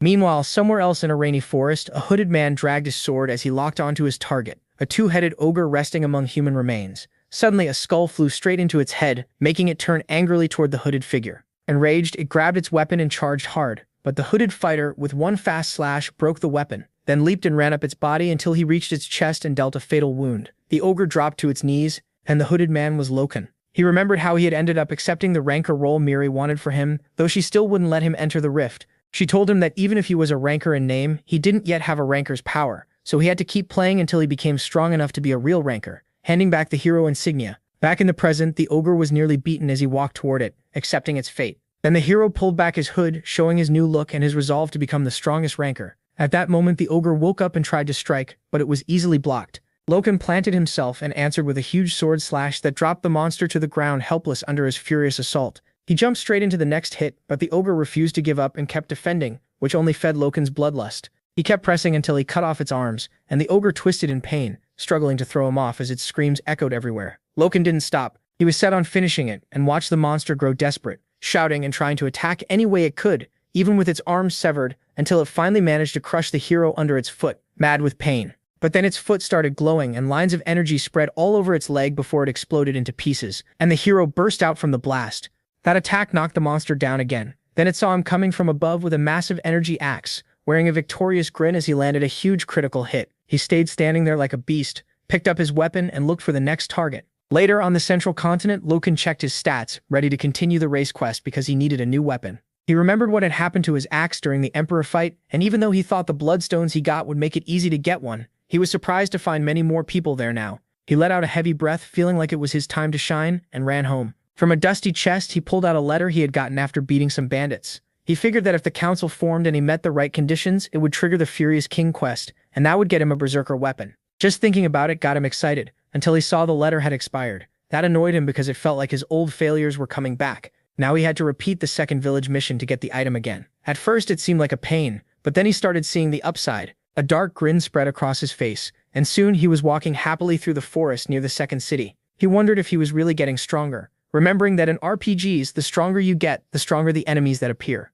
So battles still felt the same, and the only way to know if anything had really changed was to go back to a low-ranked dungeon. He was excited to test it, and the moment he entered the cave, he enjoyed running into the level 100 bandit boss who threatened him. Loken calmly waited, watching him come in. The bandit landed a sword strike, but for him, it didn't even make Loken budge. Now level 165, the hero bragged about it, staring at his enemy with a cruel smile. Then he attacked, erasing the bandit in a single blow, treating it like chopping a vegetable. He grabbed what he came for and felt pretty good about how easy it was. Though if he was honest, it was also boring. He liked fights that really got his blood pumping. So with nothing else to do, he left the place. Back at the Temir Council, one member named Carbon admired the bloodstone the hero brought. He thanked him, saying it would help the human empire, while Loken enjoyed pretending to be modest. Then, noticing the race quest had already started, he asked the old man not for a reward, but for a meeting with the emperor. The elder said that was impossible. The high officials were dealing with something serious, which a smiling Loken already knew was the Furious King. That threw Carbon off, and he watched as the confident hero offered to handle it himself.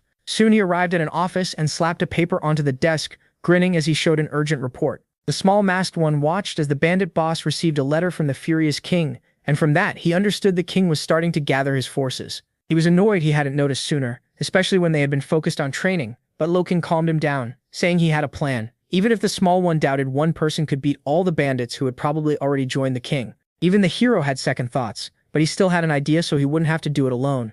That brought them to the bandits' mountain headquarters. The mission was a preemptive strike to stop the Furious King, who had already gained great power from gathering more reinforcements and attacking nearby cities. To do it, Loken led around 300 human troops, including 4 level 250 knights, many soldiers, and over 200 mages, all under his command. That meant all the rewards would go to him, and he almost felt sorry for any player who tried to get in his way. The rewards were so huge because the mission was incredibly hard, thanks to the size of the Timur bandit group. You had to defeat hundreds of bandits, and then face the younger brother of the furious king, Randor, the final boss, a beast who had absorbed corrupt power and gone beyond human limits. There was no other way into the Demon King's fortress either, since the system blocked every alternate route. You had to fight the whole bandit force and wipe them out to draw out the mighty Randor, who, filled with corrupt power, would crush most players with his aura before they could finish the mission. And the difficulty wasn't just the scale of the battle. Randor's goal made it even worse. He wasn't simply gathering bandits or trying to control the mountains. He wanted to conquer the entire country, change the social order, and become king of a new world,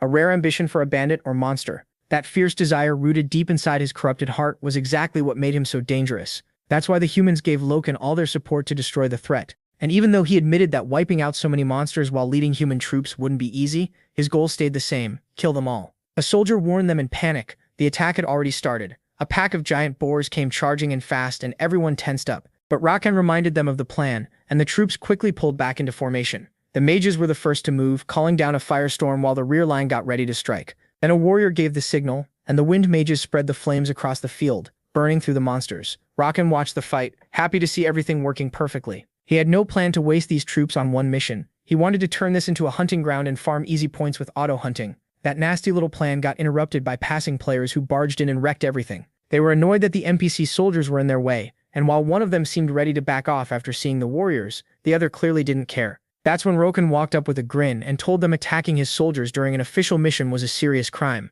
one usually punished by execution. The player tried to argue, saying that technically he wasn't even in that world anymore. Still smiling, Rakan asked if anyone else wanted to argue. Nobody did. They ran for their lives. With that out of the way, he went back to the plan and used the firestorm to clear anything blocking the path up the mountain, until he heard the screams he wanted. At last he found the bandits and soldiers. He had no intention of giving them a break. As the blazing battle raged, a giant appeared, furious that his squad had been attacked. His name was Lance, level 260. Lance's presence alone started to put pressure on the soldiers, but Rakan calmed them down and said they weren't here to deal with wild beasts. He would handle this one himself. Then he charged in. The bandits were shaken, while Lance stayed ready and confident. He blocked Roken calmly, thinking this was just some fool he could crush easily. But then he started to feel the weight of the blow and was forced back by Roken's strength. He didn't want to waste any more time looking down on him. He slammed Lance away with a shoulder charge, leaving him unconscious on top of a rock. His allies were about to rush in, but Lance woke back up and stopped them. They had to protect his brother, who was still training alone in seclusion, so he said he'd deal with Roken himself. The protagonist only smiled, calm and sure of himself, since his fire resistance let him fight here without worry. Even so, he admitted Lance was tough. The guy was enduring all this through raw toughness alone. Knowing a direct clash wasn't smart, Roken dodged Lance's strike and pulled back, trusting his timing. He unleashed a blade slash that smashed hard into the ground. Lance just mocked him, saying that kind of power wouldn't be enough. Then he used a giant crossbow to blast Roken away and chased after him, landing a savage hit to his side. But when the attack went through, MC's body burst into shadows. The real he appeared behind him, ready to wipe them all out with everything he had, and left Lance wrecked. Lance's allies watched in terror as Roken came closer, and desperately called for reinforcements. With no better option, they tried to distract him by attacking the knights. The protagonist watched that useless move, told them to stop, and shut them down with a single bombardment that blew the bandits apart. The survivors tried to flee the blasts and started retreating, but the now fired-up knights cut them off, trapping them with the firestorm. The bandits ran wildly toward the mountains, trying to block the army's path by throwing burning trees straight at the troops.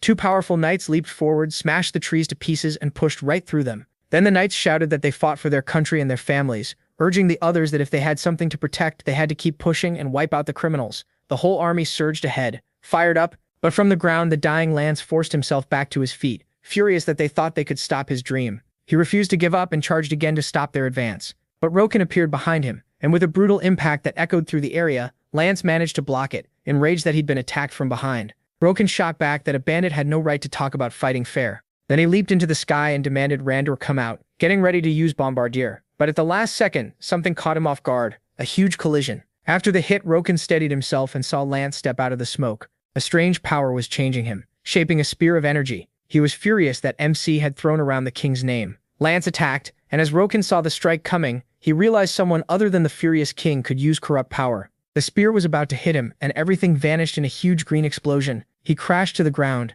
relieved that he had dodged the blow. But the real problem was that Lance was wrapped in corruption. That power should have belonged only to Randor, and even so, Rokan had to get ready for the fight, thinking things were starting to change too much, even if most of the timeline still seemed on track. The one big difference was Lance having corrupt power, which meant someone had probably interfered. Meanwhile, Lance roared and let that power loose, forming a massive spear of corruption. He mocked the human empire like they were dogs with no will of their own, calling this power the reward for his effort and resolve, as he drove the attack into the ground, tearing it apart while swearing he would do anything to stop the enemy until his king arrived. The corrupt force spread through the land, and as Lance kept shouting for his men not to fall back, everything around them began to rot with corruption. He was sick of always being looked down on. The knights saw the enemy coming hard, but the strongest among them still looked down on them as mere bandits. Leading their troops in the Emperor's name, they moved to wipe out that trash, and both armies finally crashed into each other. The battle turned savage. Lance and Rokan clashed too, and the protagonist was surprised by how strong his enemy had become. Lance didn't care what he thought, and braced for another slash from MC, which only made him even angrier.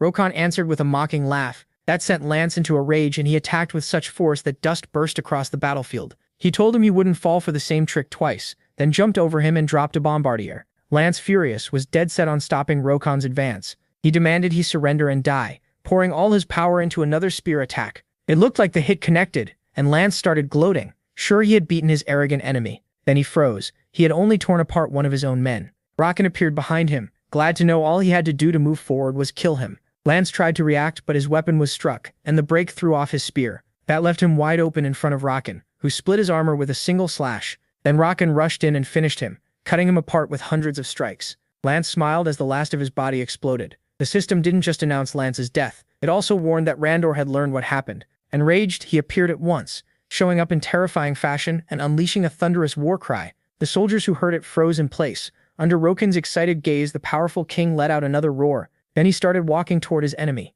He seemed surprised that a berserker was the one standing against him, and Rokan confidently confirmed it. Looking around, the king saw his fallen brother, and the men who had died trying to defend what he called their noble cause. He accused the protagonist of being nothing more than a nervous dog of the empire, just some rookie berserker. Then Randor burst into wild laughter so scary it shook everyone. Even Rokan was thrown off for a second and tried to attack, but Randor slammed the ground once and the shockwave forced him back. Even the strongest knights could barely endure it, making them question whether the furious king was even human. Rokan stared in shock as a huge glow of cursed power exploded outward, and an enraged Randor stepped out of it. Towering over everyone, he warned that none of them would leave alive. Backed by his bandits, he stood against the Imperial army. Randor raised his weapon, and with one swing he split several soldiers in half. Rokan and even the strongest knights could only watch in disbelief as Randor spoke to his men. Firing them up, he promised that tonight they would finally see the reward for all their effort. Seeing that the Emperor had sent his dogs to slaughter their brothers, he told them to take up their weapons so those deaths would not be meaningless. Calling himself the Lord of the Mountain, he unleashed his power and shattered the ground around him.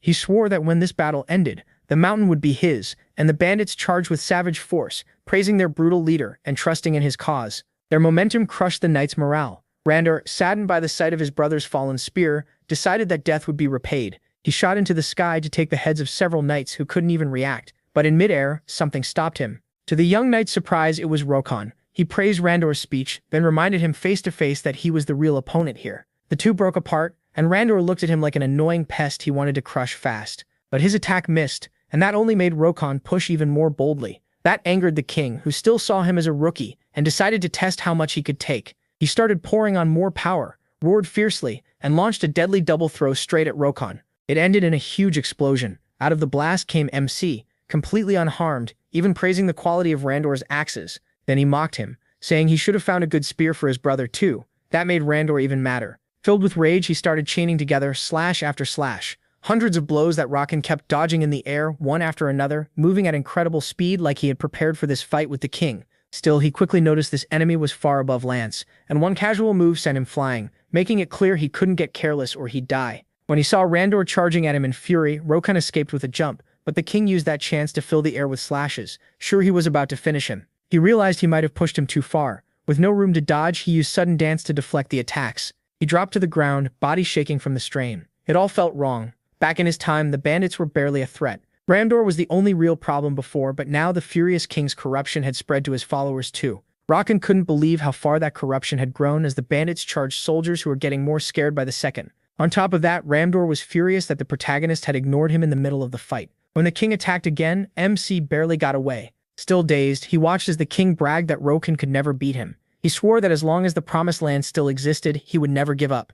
Then he rushed in again and he kept dodging, confused as he remembered Lance also talking about an L who wasn't Ramdor, but someone else. That made him think another person was watching the fight, and while slipping past each blow, he accepted that the mission had changed again, so his plan had to change too, leaving him shaken under the king's non-stop attacks. Then Ramdor rose into the air and used a spinning technique. It formed a storm of energy that shot straight at Rokan, but he was ready this time. If he wanted to learn who was really behind everything, he'd have to kill them all, and with one clean swing of his sword, he stopped Ramdor cold, leaving him wounded and humiliated by the hit. Full of rage, Ramdor began forming a giant orb of dark energy, then stepped inside it, setting off a blinding flash. From it, Rokan saw an evolved Ramdor emerge, falling into a complete frenzy, laughing like a madman while promising to wipe them all out for good. Then he unleashed a double strike that tore through everything in its path, forcing Rokan back. He barely escaped, darting through the rubble at full speed. But then hundreds of stakes began appearing in the sky as the king tried to crush the hero's pride by filling him with holes. Rokan barely managed to survive, blocking and dodging Ramdor's brutal barrage however he could. As he watched the corruption make the king stronger and stronger, he realized he could barely hold on, and started thinking about using Berserker mode. Ramdor only laughed harder as he saw the protagonist wearing down. MC knew it too, barely enduring the hits as he realized he'd made a bad miscalculation. The soldiers could handle the corrupted bandits, but if the maniac in front of him broke through, he'd slaughter hundreds of them. At last, unable to hold out any longer, he was thrown straight into a wall, and from there he barely managed to stand again. Ramdor proudly walked toward him and told him to surrender if he wanted a peaceful end, otherwise he'd hang Rokan's head up as a trophy. Even exhausted, he decided it was time to end this, shouting for everyone to fall back. That stunned the soldiers under his command, who had no plans to leave alive if it meant their general could escape, but Rokan told them they had it wrong. What he really wanted was for them to get away so they wouldn't be caught in the crossfire. And then he unleashed Berserker mode. With his biggest axe in hand, he was ready to give it everything. Shocked that he still meant to fight to the end, Ramdor charged again with all his power, splitting a massive rock in half, but Rokan was already behind him, making the king even angrier over that trick, and that started a huge clash. Grinning like maniacs, the two pulled apart, and Ramdor used his chain strike again, filling the sky with hundreds of axes. That annoyed the hero. Ramdor was really spamming the same move again, so he countered with his clones who grabbed as many weapons as they could while falling to the ground, before rushing at full speed toward the king. Laughing wildly, Ramdor treated them like dead men and charged straight at them. Rokan saw that, savage as he looked, every one of the king's attacks was aimed to kill, ripping heads and hearts from the clones with ease, and that helped the hero figure out his pattern. This was a fight between berserkers.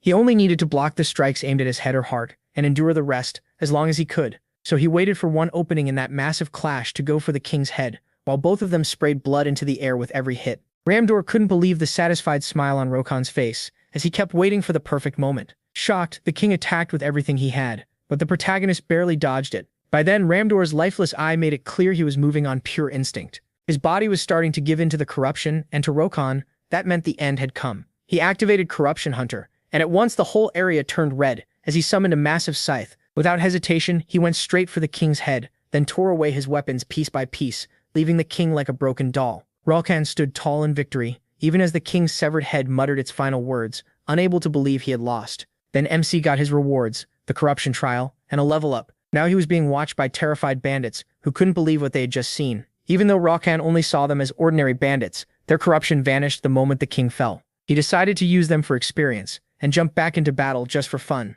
Later, worn out, he returned to camp, where the soldiers welcomed him with joy, glad he was safe and that he had protected them. But the hero didn't want praise. He told them to clean up while he got some rest. He still couldn't stop thinking about the mysterious person they had mentioned, so he questioned the stragglers, but none of them said anything useful. He figured it all had to be tied to the mission, though that train of thought vanished when a sound suddenly caught his attention. He went to check, thinking enemies had shown up, but only found two children hiding there. A woman came running toward them in panic, and the kids were apparently named Nick and Lily. The children ran to hug their mother as a confused crowd gathered around, seemingly looking for Rokan. Later, by a bonfire, the village chief thanked the hero for defeating the bandits who had invaded and taken over their home. Those bandits had kept growing in number until driving them off became impossible. Then the brave knight Rokan arrived to save them, and the chief, along with the rest of the villagers, thanked him by offering their village as shelter. One of the knights asked him to accept, so the wounded could finally rest. Even so, he wasn't fully convinced, because for a village supposedly crushed by bandits, the people looked too happy, too organized, and too healthy. He suspected they might be caught up in some event no one had discovered before, so he stayed alert.